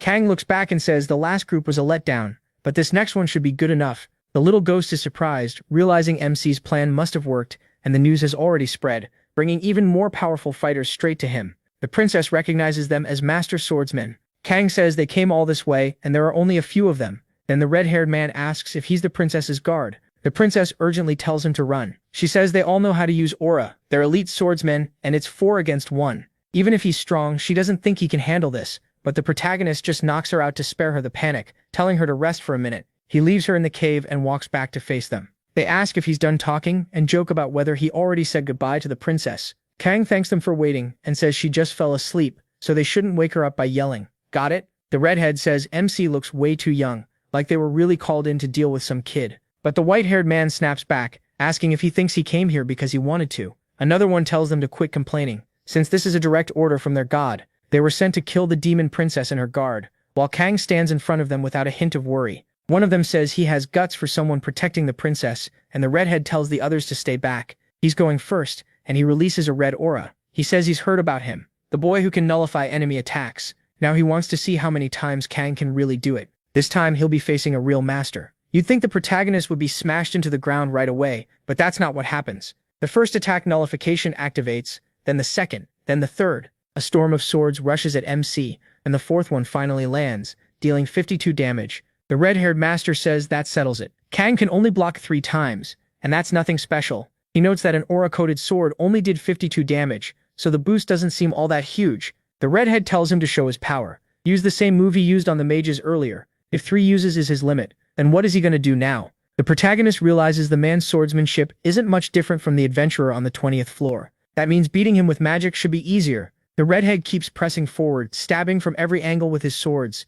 Kang thinks to himself that a sword wrapped in aura is more like a skill than pure sword technique, and honestly, it's pretty cool. So he rushes in, slipping through all those blades and sending the redhead flying. The man is shocked by how heavy Kang's hit felt, and the others start wondering if he really is a mage, since he's clearly good with a sword too. MC figures the man's actual technique isn't that impressive compared to his aura. He thinks that if he raises his own power enough to shape aura, he could boost his attack without using stamina, and that's not bad at all. The redhead doesn't like seeing him smile and demands to know what he's muttering about. The protagonist answers by activating acceleration. The redhead is caught off guard by that speed, as Kang closes in before he can launch his swords properly. With acceleration active, MC knocks every one of them aside. The redhead asks where he came from and why he's protecting someone from the demon clan, trying to get answers mid-fight. Kang isn't in the mood to chat. He's already on top of him, ready to kill. Still, he asks why that matters, then reveals he came from the labyrinth and only came here to fulfill a request. That shocks the redhead even more. A single strike launches him into the air and that finishes him. Spiritual enhancement activates and Kang gains the skill Swordproof activation. He realizes that at this level, spiritual enhancement can absorb new abilities. The others start to panic after seeing the redhead die. Now they understand he is far stronger than all of them, so they decide it wouldn't be unfair to attack together. They get ready to jump in, and Kang says he'd better not hear them, regret it once they've drawn their swords. Sometime later, he decides this fight really was worth it. He even got a good workout. His shield stat rises, reaching 15, then 22 out of 22 with 50 total. They call him a monster, and the blonde one gives up. He says the four of them together could bring down a kingdom, yet they still lost. He surrenders and begs not to die, promising to do whatever Kang wants if he's spared. The protagonist agrees, but says he needs to finish with the others first. He plans to dump them somewhere Ramon can see clearly, and asks the blonde for a hand. With that, they all think it's unbelievable, because Kang's strength is beyond measure. While MC is cleaning up those masters, a demon shows up and says he finally found Princess Anisha. After some time, the princess wakes up and wonders where Kang went. He comes back and asks if she's awake. She asks where he was, and he says he went to deal with the bodies. Then he asks what's wrong when she suddenly hugs him. The blonde man thinks the two of them look pretty cute together, and he tells him to shut up. The girl then notices Archery is there, and he says it's been a long time since he's seen her. He tells her not to worry. He didn't come to Lilia to drag her away. He surrendered. Kang asks if they know each other, and she says yes. Archery used to visit sometimes when her father was still alive. Then she asks if he came to capture her too. He admits that was the plan at first, but since he lost, she can relax. He has no intention of attacking now. The protagonist says he's awfully calm for someone who is following a divine order. Atria thinks that even if Ramon is a god, he doesn't really trust him that much. He also wants to know why Kang let him live. There has to be a reason. MC says Atria probably already knows. It's because his aura made him curious. Atria says someone at his level should have learned aura already, and he's surprised he still hasn't. The protagonist explains that he came from somewhere else, and that shocks Atria. He asks if MC means the labyrinth said to have been made by an archmage, and he's surprised he knows about it, but Atria says that might mean he can't learn it after all. And he asks why. Atria explains that aura is said to come straight from the sword god. That god picks a world he likes and grants that power to it, so people from worlds he didn't choose can't learn it without permission. Hearing that, Kang thinks about this sword god. Atria apologizes and says the protagonist probably has no way to learn aura, but MC doesn't see it that way. He says he will learn it. He earned that right. His proof is the sword trial itself, since he was allowed to take it. Sometime later, Kang is still training hard even as the sun goes down. Then it clicks for him. He only needed to keep swinging his sword. It wasn't different from what he'd been doing all along, and now he feels like sparing Atria was worth it. Atria asks what he should do now, and he says he can leave since he got what he wanted. Still, Atria pauses and says that if Kang doesn't mind, he wants to come along. The protagonist asks why, and Atria admits it's simple curiosity. He wants to see whether the protagonist can really learn aura, and if the protagonist is worried about the princess, he'll swear not to touch her. The princess says she has no problem with that either, so MC decides to take one extra step just to be safe. He asks Atria if he'll agree to something from the heart. What he means is a contract, one that stops Atria from acting against him and Anisha. He says it's only temporary, just enough to make sure there's no danger. If Atria accepts, he can come with them. Atria asks if this is another power from the labyrinth, saying it really has everything. Finding it pretty interesting, he agrees to the contract. Kang keeps moving far ahead of the other two, and Atria can only stare in amazement. It's already been 3 days, and the protagonist has been swinging his sword for 22 hours a day. Atria asks if no one else has come after him yet. More people should have shown up by now, but MC is way too calm. Then Atria tells him there are only 8 master swordsmen in that world. 4 already came after him and all 4 died, so who would be crazy enough to try next? Kang figures that makes sense, and says he'll train even more, which leaves Anisha shocked. Then she notices more people nearby. She asks who they are, and the protagonist steps in front of her, but they turn out to be demons, who came looking for the princess. They greet her as Your Highness, and she bursts into tears, calling one of them Harbanek, when she realizes he's alive. He kneels before her and says he barely escaped when the castle burned. Then he asks forgiveness, admitting they left her behind to save themselves. She tells him it's okay and says she's just grateful he survived. To her, that alone is a relief. She wasn't the only one left alive. Kang decides he should let them talk. But after a while, something finally starts to happen. As he trains with his sword, aura appears. Kang wonders if this is the limit for now and thinks he'll work out the rest later, until he can truly start using aura. By then, everything around him has been sliced apart. Watching this, Atria realizes MC understood the basics of aura in just 4 days. He can't help wondering if this is the power of the labyrinth, because the more he sees, the more he shocks him. The demons kneel before the protagonist and thank him deeply for protecting the princess even at the risk of his life. Kang tells them he's already been paid, so they don't need to do that. After thanking him again, they ask the princess to return to her homeland. She agrees, then asks if MC will come too. He says if they're going, he'll go with them. One demon objects right away. Their home is supposed to stay hidden, and bringing in outsiders goes against everything they stand for. But Anisha tells them not to worry. Kang protected her, so there won't be a problem. The demon gives in, saying that if it's the princess's wish, he'll allow it. Even so, he doesn't look happy about it. Anisha speaks to Atreya, and he says that now that he has learned the basics of aura, he'll be going his own way. He adds that meeting the protagonist again someday would be great. MC just sends the guy off with total coldness. Then one of the demons gives the princess something, a necklace, an accessory made from a dragon's claw. He explains that while she wears it, she can hide from a god's gaze and says Kang should get one too. This dragon claw item carries the blessing of the world's guardian dragon, blocking interference from transcendent beings. As they travel, the ghost notices he spends the whole trip swinging his sword. He really is like a machine, and the ghost brings up aura again, saying it's pretty fascinating. Even after getting the sword trial skill from that red-haired bastard, he didn't think the protagonist would actually learn aura. The protagonist, meanwhile, notices it costs nothing to use, but it has a clear limit. Even so, he's now using aura at level 1 proficiency. The sword trial gives rewards to those who pass it, but since he's still inexperienced with aura, he can't use it well yet. Then a demon speaks up and tells Kang they've arrived. He says he planned to explain after they got there, because the shock would be too much, but right there, on that mountain covered in autumn leaves, lives a dragon. MC is surprised to hear there's one here, and then the dragon greets them. Only Kang hears it, which makes him wonder if the others heard nothing at all. The dragon speaks to him again, calling him an adventurer who entered these lands by the will of the demon goddess. Once they're inside, the demon leads them to a worn-down village, and says that's where they've been living. He notices many other demons around the area, and Harbenek explains that because so many people died or left, only about 50 residents remain. It may not be much, he says, but they'll still give Kang the best lodging they can. Everyone notices the princess has returned, and she's happy to see that the people are still alive. They tell her they're just glad she made it back safely, and that they were overjoyed when they heard she was coming. That leaves her deeply moved. But Kang says now isn't the time for that, so the princess thinks about introducing him to everyone later. When she turns around though, the protagonist is gone. He's already somewhere else, and the ghost asks if it's really a good idea to head off alone. Kang says the monster he's sensing is insanely strong. He also makes it clear he doesn't trust the demon people, and he wouldn't be surprised if something here attacked him. So he moves closer to the source of that power, following it straight ahead. When he enters the cave, the ghost realizes that presence isn't far below a god's level. Kang understands at once that this is the place. The energy here is overwhelming, and even if he were at his best, he still couldn't win. The dragon welcomes him, saying he came here by the demon goddess's will. And there, MC meets the golden dragon Valbenaris. Kang asks if the dragon plans to kill him because of a god's command, but the dragon says never. He explains this has nothing to do with the god's actions. None of them would raise a hand against the children of the demon goddess, who made their home in this land. As for why he called him here, the protagonist is surprised by all this, and the dragon says he is the guardian of the land, an existence tied to that world itself.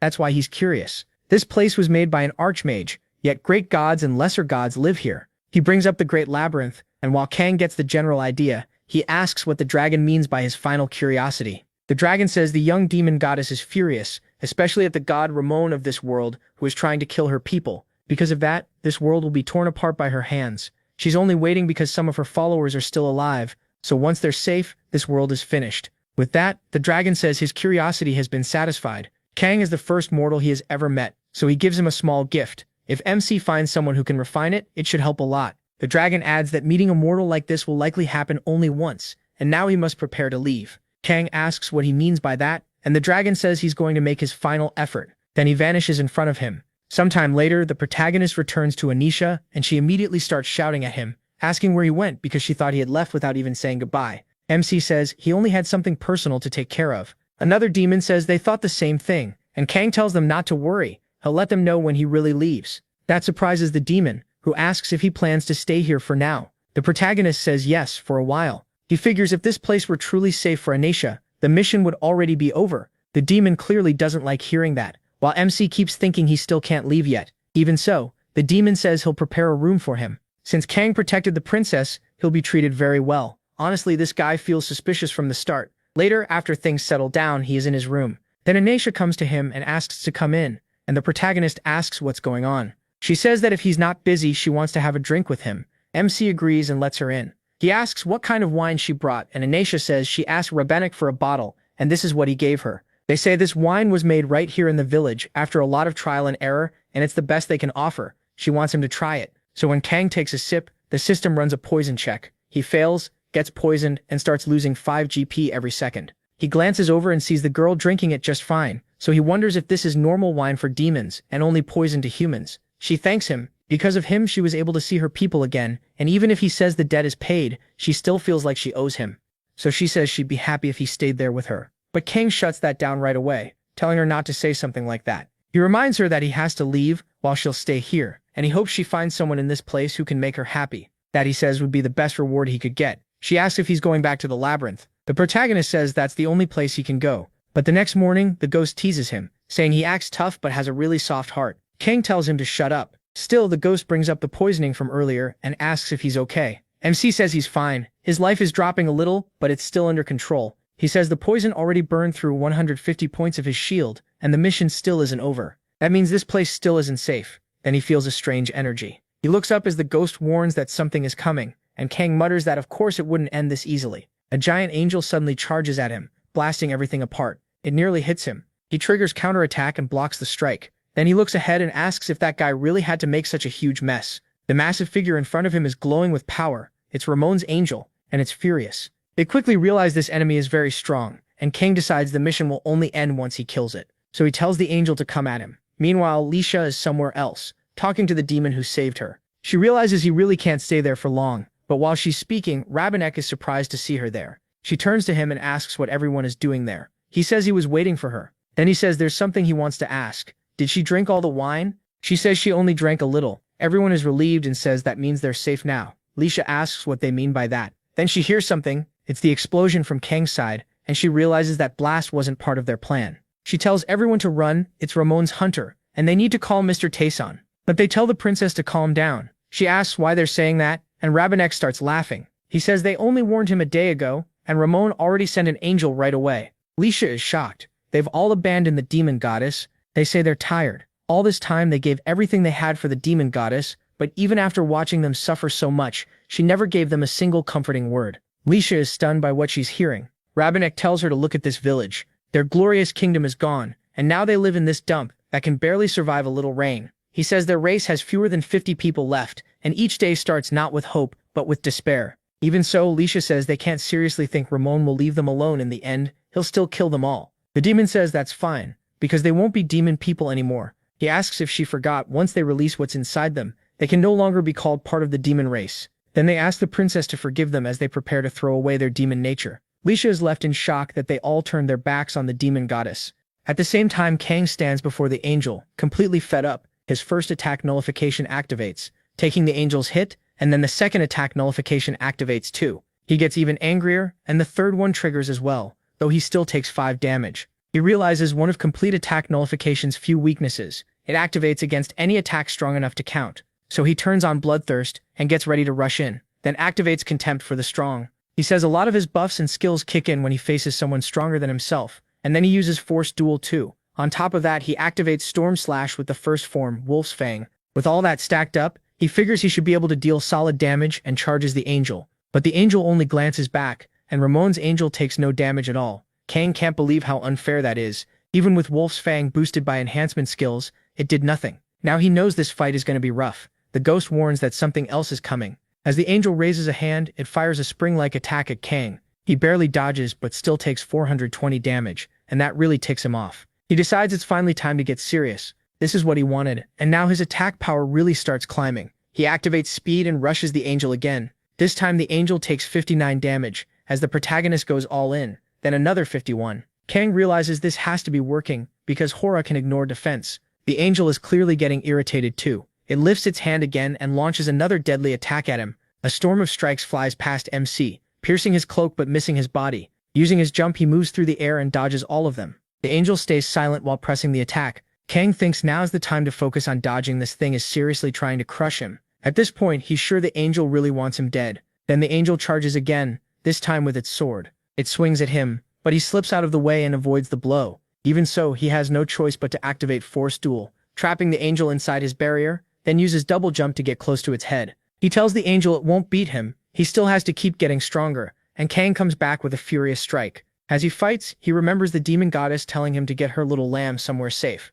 so he unleashes another chain of attacks. The angel takes 113 damage, while Kang remembers her asking him to save the princess. He still has a promise to keep, so he tells the angel to get lost. And after a battle that gives him some trouble, he levels up twice, defeats God's messenger, and gains the activation skill Antitheism. His spiritual enhancement triggers too, permanently raising his strength by 32, agility by 22, and intelligence by 1. He also gains divine power now. Watching from afar, Lisha is shocked by what she's hearing. and the demon says it's over. There's no way a mortal could defeat a messenger of God. He tells the princess she'll become their offering, asking her to be sacrificed in his name. She tells Rabanek to let her go. She begs the demon goddess to save her, but then starts thinking that maybe the demon goddess really did abandon them all, until Kang appears and orders Rabanek to take his hand off her arm. Then he pulls the girl away, stunning everyone there. Rabanek asks how he's there. It can't be possible that God's messenger was defeated. Kang says that's exactly what happened. He killed Ramon's angel. Then he asks what they plan to do now,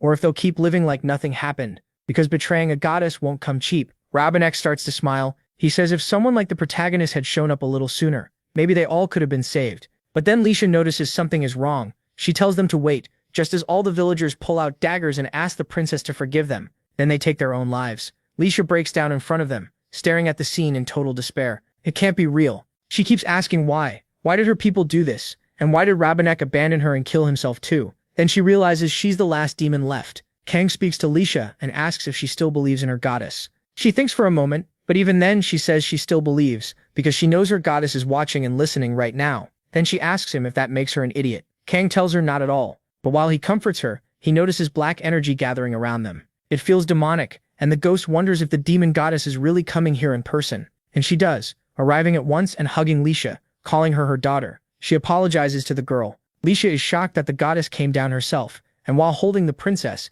the goddess also thanks her. She says that when everyone else abandoned her and gave in to despair, Lisha kept believing until the very end. Then she asks if Lisha knows how much a true act of faith like that is worth to a god. Even the ghost is shocked that she made the goddess descend here. Then Lisha asks the great goddess what will happen to the ones who abandoned her, and the goddess says nothing of theirs will return to her, and nothing will remain of their bodies or their souls. She realizes that if they can't return to the goddess, their souls will be left behind forever. Feeling sorry for them, the girl says she won't ask for anything else. She just begs the great goddess to take them back. After a brief pause, the goddess agrees and calls her daughter to come with her. The ghost is stunned by the huge display of power in front of him. The goddess gathers the souls of everyone who died there and tears that whole world apart with her power, before sending them back to the palace of the demon goddess. Kang is shocked by what just happened, and then his side quest is marked complete. That makes him think about the mission he got from the start. Where could Anisha possibly be safe? In a place like Vergezeta? Obviously nowhere. The answer was simple all along. The safest place for someone from the demon race is right beside the demon goddess herself.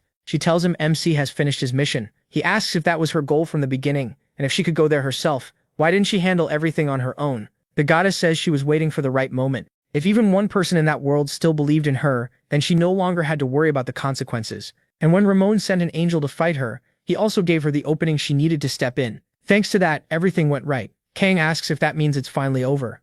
She says, of course not. He did very well. Better than that, actually. So now she wants to show him something interesting, and in the next instant, he's thrown out into open space. The ghost freaks out, but she simply tells him to look. That place is Vergezeta, a world where none of her people are left anymore. She says she can do whatever she wants with that planet, then asks Ramon if that isn't true. The ghost notices demonic energy wrapping around the planet. He starts shouting that it's his world, while Ramon panics at what the demon goddess is about to do. She calmly says he's right, because now it belongs to her, so he can die with it. Ramon screams at her not to do it, but she closes her hand, killing both the planet and that god at the same time. Only then does she say it's truly over. The ghost can only stare in shock. The whole planet was wiped out in an instant. Kang thinks she really is a monster. The gap between them isn't just big, it's overwhelming. She could have handled everything alone, so he asks if she really needed his help for this. She explains that if she had destroyed that world herself, there would have been no way to bring back what belonged to her. The souls, the lives, their wills, everything would have been lost, and that was something she wouldn't accept.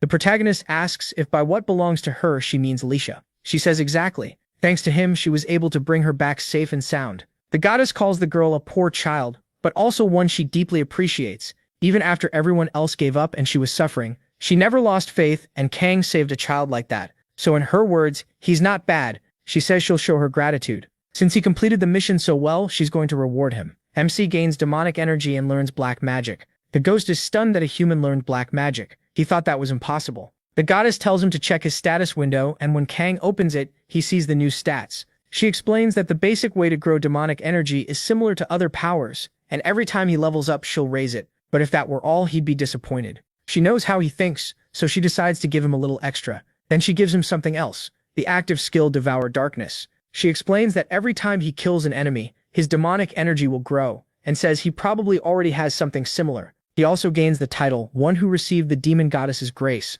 That title is incredibly strong. On top of that, she says if he prays in her name, he can learn more black magic. Of course, it won't be free. He'll have to make offerings to her, just like he does for the god of magic. And if it's something tied to demons, even better. Since she's in a good mood, she gives him one more gift. Kang gains the black magic, distorted flora of Decarabia, along with Round's emotional manipulation. The ghost is thrilled by the reward, while he realizes one of those skills is the one the Guide of Sin used. Then she says there's one last thing left to talk about, the beings that ruined his world. In short, his guesses were correct. The ones behind it were those born as transcendents, now called the ancient gods. There was once a time when every god in the universe was an ancient god, but others stole their place and sealed them away, and she admits she shares some blame for that too. Kang asks why they're destroying his world. She says he's missing the bigger picture. They aren't destroying only his world. In just 12 years, they destroyed 258 planets, and they haven't slowed down at all. The protagonist is shocked by that. He asks why they do something like this, but she says even she doesn't know. The defeated are doing whatever they want, and that much is enough to understand about them.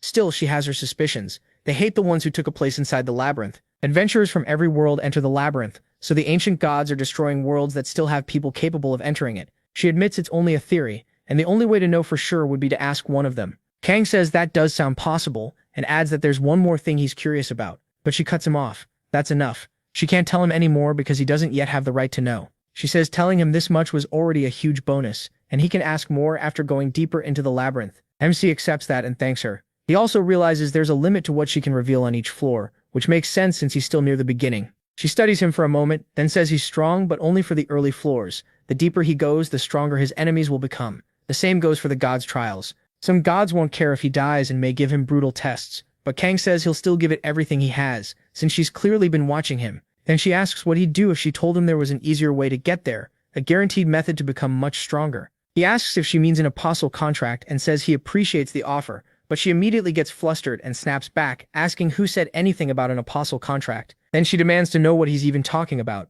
She tells him he wouldn't understand and orders him to get lost if he asks one more question. She'll tear him to pieces. She really does turn oddly shy right in front of Kang. As a final gift, she says that when he finds the school of the labyrinth, he may use her name. Then she sends him away. The protagonist thanks her for the last thing she gave him, still surprised that he's allowed to speak the demon goddess's name. With that, he returns to the 19th floor. The ghost is still shaken by how powerful the gods really are. He never imagined they could erase a planet so easily, and he says he felt that pressure himself. Every god he's seen in the labyrinth so far has been completely insane, and he wonders if Kang will ever be able to get that strong one day. Maybe MC, but it might take a while. Then the ghost starts joking that maybe he should try charming that goddess, since she seemed kind of interested. He rambles that she might be hundreds of millions of years old. Who knows, but maybe she could still give him a little boost. Even so, he admits that sounds dangerous, and says MC should stop getting weird ideas before she crushes him. Better to keep going down the labyrinth instead. After that, he goes back to the blacksmith and calls for Arfan.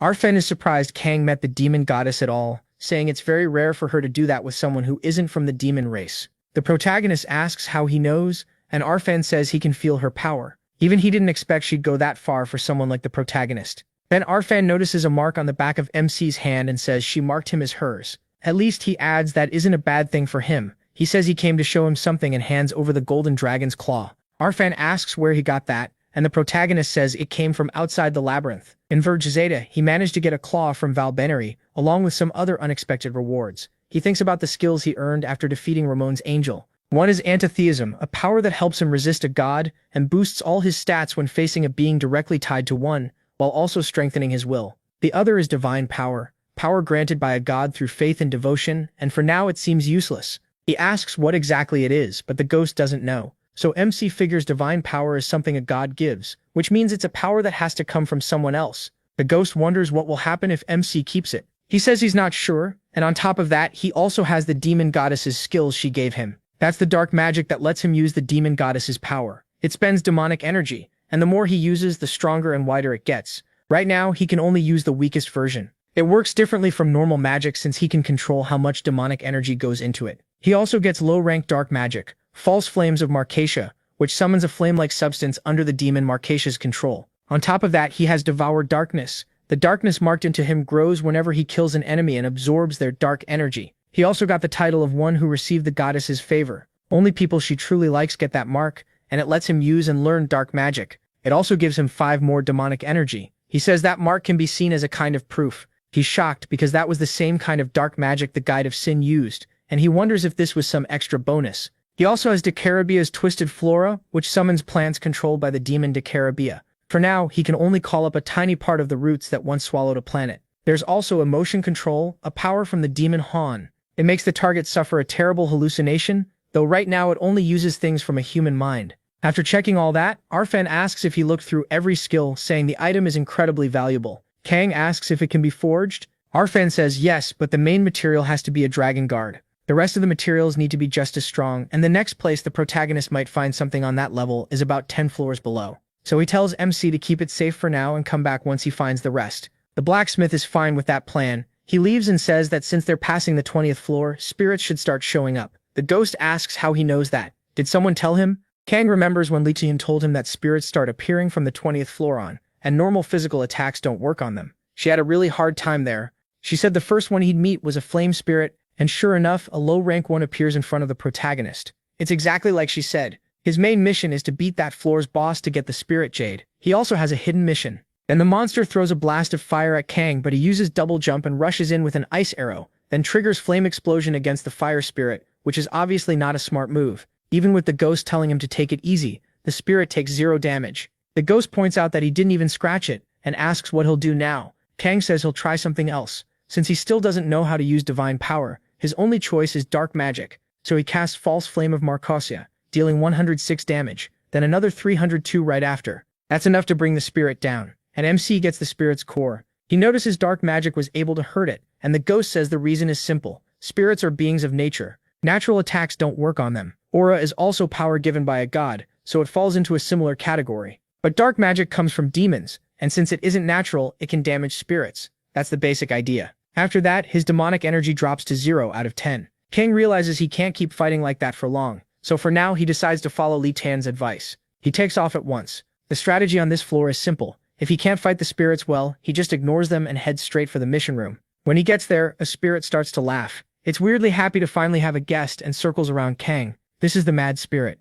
It cheerfully says it's nice to meet him, but there's clearly something off about it. He explains he wants to go deeper into the labyrinth, and the spirit asks if he really wants to descend. The protagonist says he has to beat the spirits first. The mad spirit doesn't like hearing that at all. It starts ranting, telling him to wipe them all out, to kill everyone who cast him aside, all the ones who called him abnormal. The ghost notes that this guy hasn't changed at all. Then the mad spirit gives directions. Go straight, turn at the third left, and there will be a hidden room. A golem abandoned there by the king should be inside. He tells Kang to avoid the creature and bring back its hidden core, and in return he'll give him power. That becomes a side quest. The mad spirit hates everything that made him this way, and he wants MC to bring back water from the natural spring guarded by the golem. The reward is a skill that can hit spirits. The spirit keeps rambling while saying he'll wait there. He asks if he's always this hyper, and the ghost says yes, he's been like this for years, totally crazy. His whole role is to teach people how to deal with spirits on the 21st floor, and once this quest is done, he never has to see him again. Still, the protagonist asks if that's really all there is to it.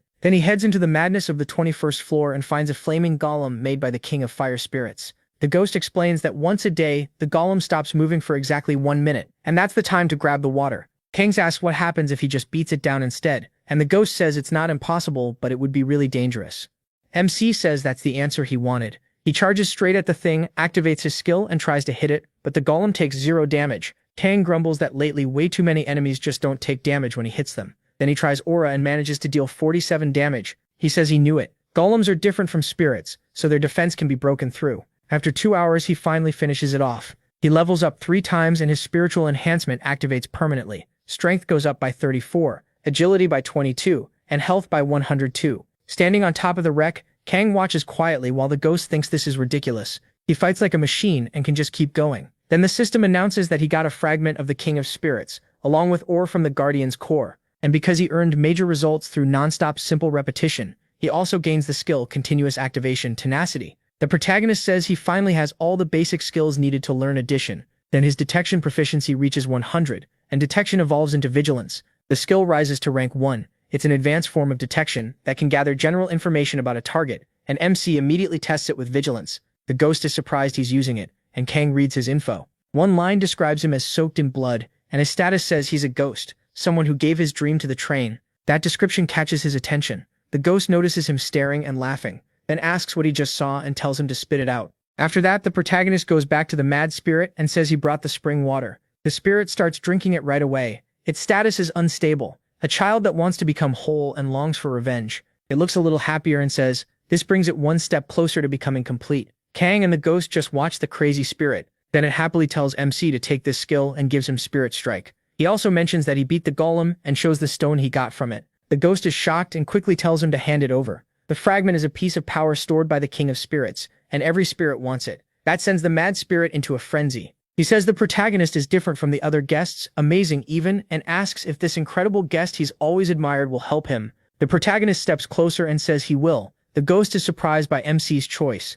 Then the spirit asks him to bring more cores, saying he needs them to become a complete spirit again and return to his former strength. A new side quest appears. The mad spirit wants to become great again by fixing his instability, and he plans to leave that job to him. The reward is everything the mad spirit can give. After the protagonist accepts, the ghost asks if he's serious, since he already got a skill that can hurt spirits. The protagonist says, of course, he was never planning to clear the labyrinth like everyone else, and whatever reward this leads to will only make him stronger. So he tells the spirit he accepts and asks what exactly he wants. The spirit lights up, looking way too pleased, like he's thinking of something evil. He says he's very happy now, but first he needs stability, and after that he needs to become whole. To do that, he needs much more power. So for the first step, he wants MC to hunt down the master of the 21st floor, send him to the grave and bring back his core, just like he did with the stone giant. That should help him recover. Then he tells him to follow the shadow, still smiling as he talks about revenge and says she'll be his. The ghost says killing that golem was just a requirement for another quest,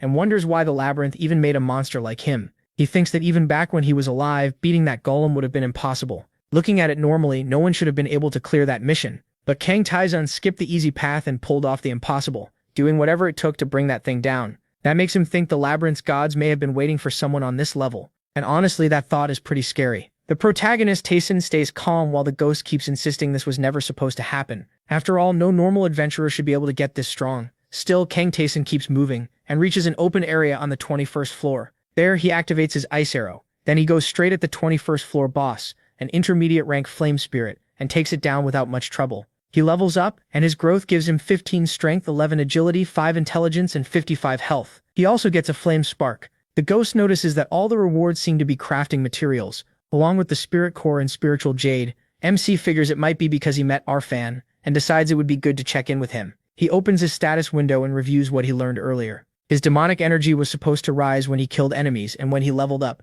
Now that energy has reached 27, so it definitely increased, going up by 17 from 10. He also realizes he already cleared all of floor 21, but the number is still too low to tell how big the change really is. For now, the only thing he wants is to report back to the spirit and hand over the core. The spirit is shocked. He can't believe the mission is already done, gets all excited and says he knew Kang Taizun was the real deal the moment he saw him. He asks where the next target is. The spirit explains that absorbing a spirit core can steady someone unstable. After taking it, he improves a little and says the next one is on the 93rd floor inside a hidden room. He gives the full layout of that hidden room, points out the exact spot, and tells the protagonist to beat the boss there and come back. Then the 22nd floor mission begins, and Kang Taizun now faces a low-rank ice spirit. He can tell Arfan did a great job. The weapon is so good he clears the whole floor without using a single skill, and even MC admits he didn't expect it to be this strong. After that, he activates the Relic of World and Ruins and sets his sword ablaze. With his attack already boosted by 10 points, it now has a fire property too, but he still wonders about the other materials he left with Arfan. The ghost asks if he means the ore from the golem. He's sure Arfan was stunned by that piece, and he's eager to see what it becomes. Once he handed over both the guardian ore and the spiritual jade, Arfan could barely believe what the boy had already gotten his hands on.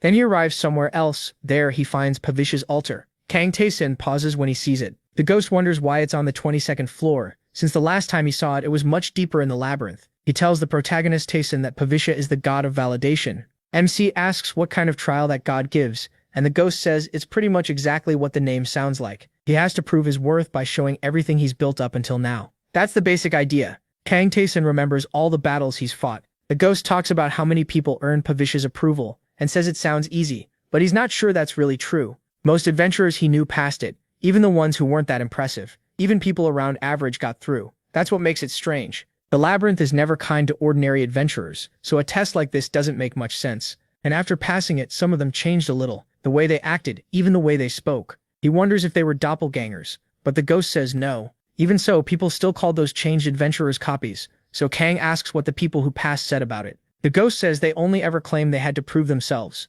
nothing more. There's too much weirdness around that trial, so he can't say what it really is, and since he never wanted to be reckless, he refused it. Still, he knows the protagonist Tayson will take the test. The protagonist says of course he will. He's not stopping now. A side quest begins. Pavisha wants to test the one who reached the altar. If MC accepts and passes the trial, the god will decide his reward based on the result. Kang immediately freezes for a moment, surprised by the message. It feels like the gods here have been waiting for someone at his level, like this trial was made just for him. Then he realizes he's been moved somewhere else, and sure enough, a copy of him appears in front of him. But it's changed enough to stand out, and the ghost notes that it really does look just like him. He asks if it's a perfect reflection, but he isn't fully convinced. Usually a true copy is identical in every way. Face, height, build, and even equipment. Then the double charges right at him. It even uses Sword of Torment, which catches Kang off guard. That only gets him excited, because it has his abilities too. So he dives in as well, meeting the clone head-on. The copy clearly means to kill him, claiming his soul will be its prize. Even so, Kang quickly realizes the thing is still lacking compared to him. He attacks at full force, and the monster is driven back. Then the god's authority shows up, shrinking the protagonist's area of influence. At the same time, the monster gets buffed, and Pavisha offers an upgraded trial. Kang accepts, the god is pleased, and the copy keeps getting stronger. Another soul enters the clone's body, and it starts to smile. The newcomer sounds calm, saying it's been a long time since he was last in the labyrinth. Then he says it's a pleasure to meet this adventurer. He introduces himself as the apostle of the great Pavisha, the one who once walked the lower floors Malestim. The ghost hates hearing that name. He says he'd been wondering where Malestim disappeared to, and now it makes sense, he really did become an apostle. Malestim seems happy to see the great warrior there and asks what he's doing. Kang asks who this man is, and the ghost explains that he entered the labyrinth around the same time he did, but never joined the Guides of Sin. He was an adventurer who made it past the 60th floor. Like MC, he used twin swords, but with a reverse grip. Instead of relying on skills, he mainly fought with sword arts. Then that doppelganger moves toward him. He asks what floor they're on. Kang answers that this is the 22nd floor. Malestim is shocked. He can't believe someone on such an early floor has stats like this. So many skills, that much magic, and even black magic. Then Malestim activates Ice Arrow and Speed just like the protagonist can. He attacks all out, saying this is going to be a lot of fun. In the middle of that fierce fight against his doppelganger, MC uses Jump and takes the initiative. From above, he fires Ice Arrow at the clone and adds Speed to make the attack hit even harder. But below, the doppelganger uses Complete Nullification on the first strike. That makes Malestim think the skill is even more interesting. Now he's sure this is going to be fun, and he rushes Kang Tae-san again. As the two trade blows, he questions what Malestim is doing, why he's mixing someone else's sword art with his own. The dead warrior answers that the protagonist's sword style had always looked interesting to him. Then he keeps up the heavy pressure against MC. Kang studies the fight and admits the guy is really strong. He's already worked Sword of Torment into his own swordsmanship, but that's all he's done. So he activates Freedom of Choice. Trading agility for strength, he puts even more power into his attacks and starts overwhelming the clone. Then he notices Malestim has that same move and uses Freedom of Choice too, swapping agility for strength. But the protagonist says he's already too late. As Malestim gets pushed back and starts to lose his cool, Kang triggers Marcosia's false flames right beside his face. The clone starts laughing, then gets blown away. The ghost says of course that was going to happen. Malestim then activates Endure, canceling the killing blow. For 1 second, all damage drops to 0. Feeling the hit he barely survived, he admits this is the first time he's been beaten this badly since fighting that warrior. He asks Lord Pavisha for forgiveness while staring into that black void. Then he thinks once more about Pavisha, saying her words are very kind and thanking her again. He says he had fun for the first time in a long while. With that, Kang completes Pavisha's trial and levels up again. Then his spiritual enhancement activates, raising the proficiency of every skill except spiritual enhancement itself. The ghost asks if he's serious, and MC says every proficiency went up by 2 or 3. Even his black magic improved and he's barely used that one. He points out that he has over 80 skills, so the total gain in proficiency goes past 200. Calm Mind reaches 100 proficiency and evolves into the continuous activation skill, Mind Calm as Water. It starts at proficiency 1 and gives him an emotionless heart and an unbreakable will. His continuous activation skill, Sense of Death, lets him detect when death is near, triggering in all dangerous situations. Then Pavisha offers him an apostle contract, but Kang turns her down again and the ghost says he really never changes. Pavisha's power starts fading, his trial ends and she leaves him a reward, the Dagger of the Validated. It gives plus 25 attack, it's an exceptional weapon from the god of validation, and he says it was about time he changed weapons. Since he cleared the trial, he also gets a bonus skill, Continuous Activation Spirit of the Validated. The skill says he earned it by beating a version of himself. When he gets close to death, Pavisha's trial will trigger again, but only once. That catches the protagonist off guard, so he asks the ghost what that means. The ghost says he doesn't know the details, but he knows what near death means. It's the kind of skill that can save your life. MC wonders if that's basically an extra life. The ghost says probably. yes, then asks if that means MC is going to suffer a lot later on. He also asks why Malenstain made that choice. Becoming an apostle means being bound to a god even after death. The ghost explains that even with talent and luck, finishing the labyrinth is almost impossible, even for skilled people. So the ones who give up, lose their will, or become afraid of dying are usually the ones who accept an apostle contract. Since it lets them keep their full power, the offer is tempting. Kang asks if it comes from not wanting to lose everything you earned. The ghost says yes, when you die it all disappears. But if you accept an apostle contract and tie your soul to a god, you keep your ego. There's no clear answer on which fate is worse, but Malenstain decided death was worse. The ghost says it's not always a bad ending, so the protagonist should think carefully about it, though he already seems to know the protagonist's answer. MC says he's already decided. The ghost tells him to get moving since they've talked enough about that. In the secret room on the 22nd floor, Kang finds the Black Luna necklace. +5 defense, +3 magic, and +10 strength. With stats like that, swapping gear is an easy choice. Then he moves on, defeats an intermediate ice spirit, levels up, and triggers spiritual enhancement again. He also gets the Secret Tome of Darkness, a black magic book that can sell for a high price. On top of that, he picks up draconian leather bracers with +30 defense and +10 attack. Fully geared up and carrying his special weapons, he heads to the 23rd floor. The moment he arrives, he activates vigilance. It lets him find the secret room right away, and he goes inside the place the mad spirit told him to reach. His goal is simple: kill the secret room boss on the 23rd floor, and that will finish the mad spirit's quest. Once inside, he finds a huge forest stretching ahead. The ghost says he feels a brutal presence, and Kang agrees. The air itself feels different, and it's hard to breathe. He quickly realizes this is a high-rank wind spirit. A deer-like spirit approaches, shocked to see a human there, and asks why he's come. This is Caspar the Spotted. Kang says he came because a white spirit asked him to. Caspar guesses he means that mad little spirit, and asks if it told the protagonist to kill him. He calls that being broken a twisted spirit that never gained true intelligence, and warns MC that listening to it will only lead him to ruin. So Caspar tells him to leave and keep going, because that's what a human should do, but he already lights up his flames. He apologizes to the spirit, then says this is the path he chose. As he speaks, the area around Caspar starts burning. Caspar demands to know how Kang dares to do this, then uses Servant that walks the wind to send blasts of wind at him. He says he showed mercy to a mere human, and the protagonist repaid that by burning his land for selfish reasons. MC slips past the attack and asks what mercy Caspar is talking about, because he hasn't seen any. Caspar says he's tired of hearing Kang's voice and decides to kill him. He charges straight in, but he says he doesn't need mercy. He's following his own path. He tells the spirit to come at him. Caspar attacks again, hurling another burst of spirit power and saying he's sick of hearing the protagonist talk. MC activates vigilance and gets through the attack, then rushes in again. Now he can finally see the wind blades he couldn't track before. He closes the gap with both daggers ready. Caspar tells him that reaching this level means he could defeat the king's golem. Then he gathers a huge ball of spirit energy over his head. Still, he says that if this is all Kang has, it won't be enough to beat him. He declares that he should return to nature, and launches his attack, leaving him tense at what's coming. But the protagonist uses complete nullification of the first attack,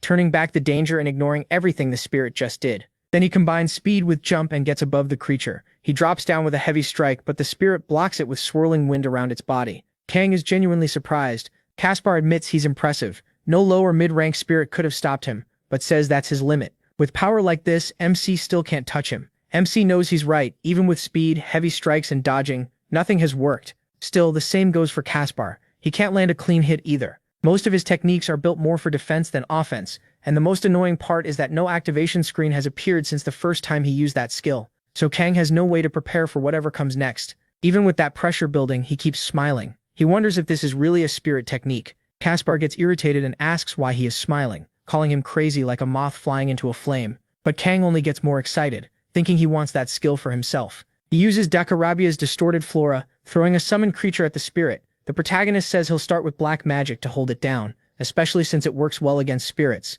Caspar notices MC isn't a demon, and says it's useless, furious that a human would stain a spirit with twisted power. While that thing buys him time, Caspar is left open and tries to rush him, convinced it should have worked. He can't block black magic, and the protagonist follows up with Marco Sia's false flames, throwing fire onto him. Since those flames act like real fire, the protagonist knows the damage will keep going and dares him to block it. This time it works. Caspar catches fire and takes 210 damage in one hit. Furious, he curses Kang and says his king will judge him for this. Hurting a spirit will come with a price. MC wonders if the spirit king is nearby too. Caspar says the king lives on a deeper floor somewhere he will never reach, and for standing against them for the sake of a mad spirit king, he'll pay for that arrogance. Kang tells him not to worry. He planned to fight all of them anyway. Caspar can barely believe it, but the protagonist cuts him down with a single finishing blow, defeats the high-ranked spirit, and jumps up 3 levels from the win. Spiritual enhancement activates again, raising his strength by 32, intelligence by 22, and mana by 60. He also gains the skill Servant that walks the wind. The ghost is shocked he got the same skill. It says that spirits born from wind shake the cradle they came from, and while it's active, MC can guide the wind with his will. He starts testing the gust for real, but wonders if that's all it does. For now, it feels unstable, like it could stop at any moment. He also gets a crafting item, a high-rank spirit core, a spirit's core packed with power. If a mindless part of nature absorbs it, it can become a spirit. He also earns free spirit energy. Spirits can't be tamed, and air spirits are freer than most. Used with the right equipment, it can grant special power. After that, he continues through the 23rd floor. He asks the ghost if he's ever seen the Spirit King before. The ghost says yes, but he never cared much about him since he used to be one of the guides of sin. Kang asks if that means he wasn't a monster or NPC but an adventurer. And the ghost says of course, spirits are a race just like humans and demons. That makes the protagonist wonder if that bastard was involved in his death too. The ghost says the goal is clear now. They'll tear them apart, but MC says that can wait a little. First, he wants to finish clearing this place and head back to the 20th floor. When he reaches that floor's boss, he kills it with absurd ease and rises to level 55. His spiritual enhancement kicks in again, 15 more strength and 22 agility. Kang realizes that by using the labyrinth system, he's finally reached the starting point the mage expected. Pleased with how fast he is growing, the mage offers him a blessing, and that catches him off guard. He gets to pick one reward, a special piece of gear, a boost to one skill's proficiency, a permanent stat increase, general knowledge about the labyrinth, some hidden truths about it, or one piece of information of his choice, with conditions attached. Phantasmia is shocked the protagonist got this already. He thought it wouldn't happen until much deeper down. The protagonist picks the equipment option and gets something pretty solid. Phantasmia says it's not better than the sword he gave him or the ring MC already has, but it's still the kind of item he normally wouldn't get for another 10 floors or so. He weighs the other choices too. If the boost scales to his level, a skill proficiency increase would probably be around 3 or 4 points, and the truth and knowledge options sound useful too. The 5th option is probably about the gods, the mages, or maybe monsters and NPCs. He figures that's not bad either. Even so, he decides to take the 6th option, and then a wall suddenly rises right in front of Kang. The thing behind it announces itself as a servant of the great mage Valvabamba, the one who sees all. It asks the protagonist what curiosity led him to call on him. Phantasmia is stunned that this is who answers the question. When MC asks who he is, the ghost explains that he's basically a guide who teaches basic strategies.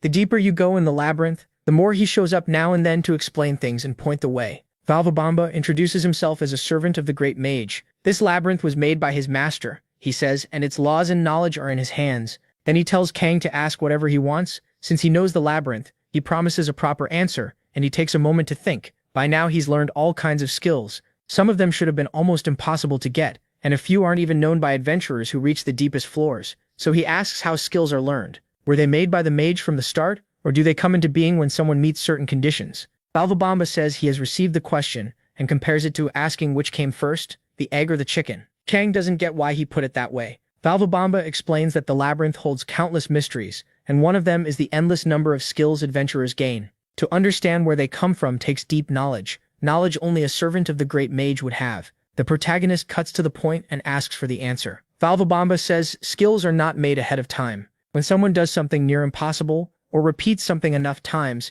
a new skill is born. Once that skill takes shape, others can learn it too. That is how labyrinth skills work, and it is one of the mage's blessings. Kang says he had a feeling that was the case, but he didn't expect to be right. That means he can grow far stronger than he did in his last life. Valvabamba says the answer has been granted by the great mage, and asks if MC's curiosity has been satisfied. He says, yes. Then Valvabamba tells him it's time for the condition that comes with the answer. The protagonist immediately realizes, it's just like the explanation said. In exchange for information, they place conditions and restrictions on you. Valvabamba says Kang is forbidden from sharing what he learned, and if that information ever gets out, he will personally come for MC's life. So the warning gets serious fast. Valvabamba says he'll return to the lower floors now that he has answered the question, and tells him not to forget the warning. The mage watches every step he takes. After he leaves, Kang realizes the mage who created the labyrinth really is watching him. That leaves him very curious. Phantasmia says he'll have to learn about the mage little by little, but now that Valvabamba is gone, he wants to check the rewards. The protagonist finds out he got a leather belt with plus 10 strength and plus 15 defense, along with the gauntlet used by the god of battle, which gives plus 30 attack. He jokes that it'd be nice if magical items started dropping too. Sometime later, he returns to the mad spirit, and it completely loses it. At last it got what it wanted, and says it filled itself up with it. Kang uses vigilance and notices the unstable energy around the spirit has almost vanished. The spirit says it's almost ready now. The next one will be the last, on the 29th floor. Inside is a hidden world, and if MC uses that item in the boss room, he'll know what to do. He learns natural alignment with the spirit. He notices how different the spirit feels now. Before, it was wildly unstable, but now it's calm, almost like a different person. Its requests must be nearing the end.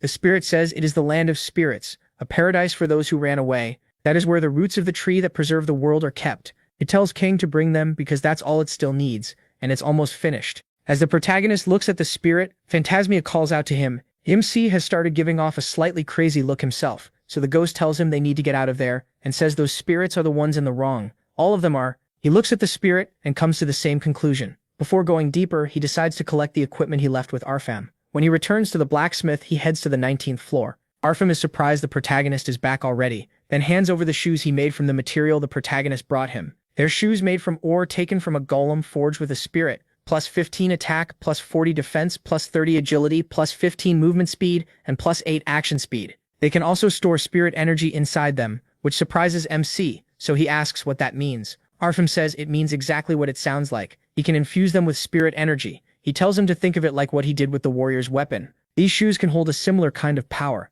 The protagonist remembers how much better that sword became after Arfam worked on it. So the blacksmith tells him that if he gets any spirit energy, he should bring it over and he'll put it into the boots. Kang says that won't be necessary, and hands over the free spirit energy he got for defeating a high-ranked spirit. Arfam is seriously impressed. He says that's what real efficiency looks like, then asks MC to wait a bit while he does some extra work. Before long, he says they're ready. He's infused the boots with spirit energy. Now he gains the power to remove any restriction placed on him, though the boots can only use that ability once a day. He sees that the boots also gained a status condition removal effect. It's only once per day and the description is short, but the protagonist knows that's still incredibly good. Arfam says it's been a long time since he had a project this fun, but he still needs payment. He asks Kang for 3,000. MC thinks that price is a steal for something this good. After selling all the rewards he's picked up so far, he has plenty of money, so it's worth every coin. Then he starts the 24th floor mission by killing a few dark spirits there. He figures it was about time they showed up. Phantasmia says he won't ruin the fun and hides for a bit. Kang activates vigilance, and then someone calls out from behind him. He immediately realizes they've arrived. They're allies of the one who gave up on the labyrinth, the Guides of Sin. One of them questions him, asking if he's really rank 2, and whether he seriously dared to come here. He introduces himself as Reginalba, level 65, one of the surrendered. He mocks him as a rookie. The deeper you go, the higher your rank needs to be, and fools from the upper floors can't just walk in whenever they want. He asks if nobody told him that. But the moment the guy attacks, the protagonist catches the sword with his dagger. Even with a 10-level gap, their HP is almost the same. All that grinding really paid off. Then the protagonist tells him, almost casually, that he's not one of the Guides of Sin.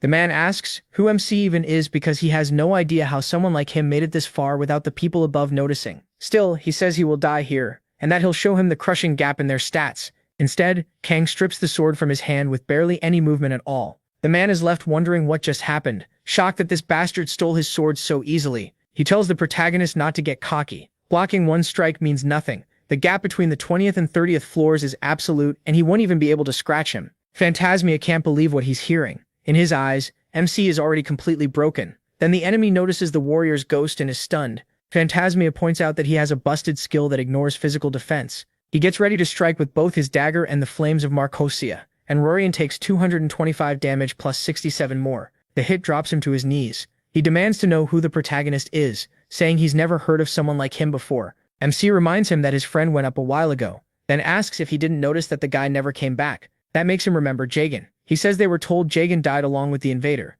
but now he realizes that was a blatant lie. Kang asks what the leaders are doing right now, and the man says they can't come here at the moment because they've been trapped on a certain floor for a long time. He says the leaders have been stuck trying to clear that floor for a long time, so they won't be showing up anytime soon. The ghost is shocked. Those guys still haven't cleared it? Then he asks if he knows them. The ghost explains that the deeper you go, the floors get more and more absurd, like wiping out an entire planet in an hour, or fighting 3 enemies as strong as you at the same time. Some are even worse, like killing a dragon with only starter gear. Floors like that do exist. But Kang cuts back to what matters and asks one thing. Is the Guardian Associate still alive? Robin says he hasn't heard anything about her death, so she should still be alive. That answer is enough for the ghost. A small fry like him probably doesn't know anything more anyway. Robin tells the protagonist he hopes his death is quick, and the protagonist grants that wish. He levels up and steals a big chunk of Rorion's stats, Strength goes up by 26, agility by 24, intelligence by 22, health by 120, and mana by 22.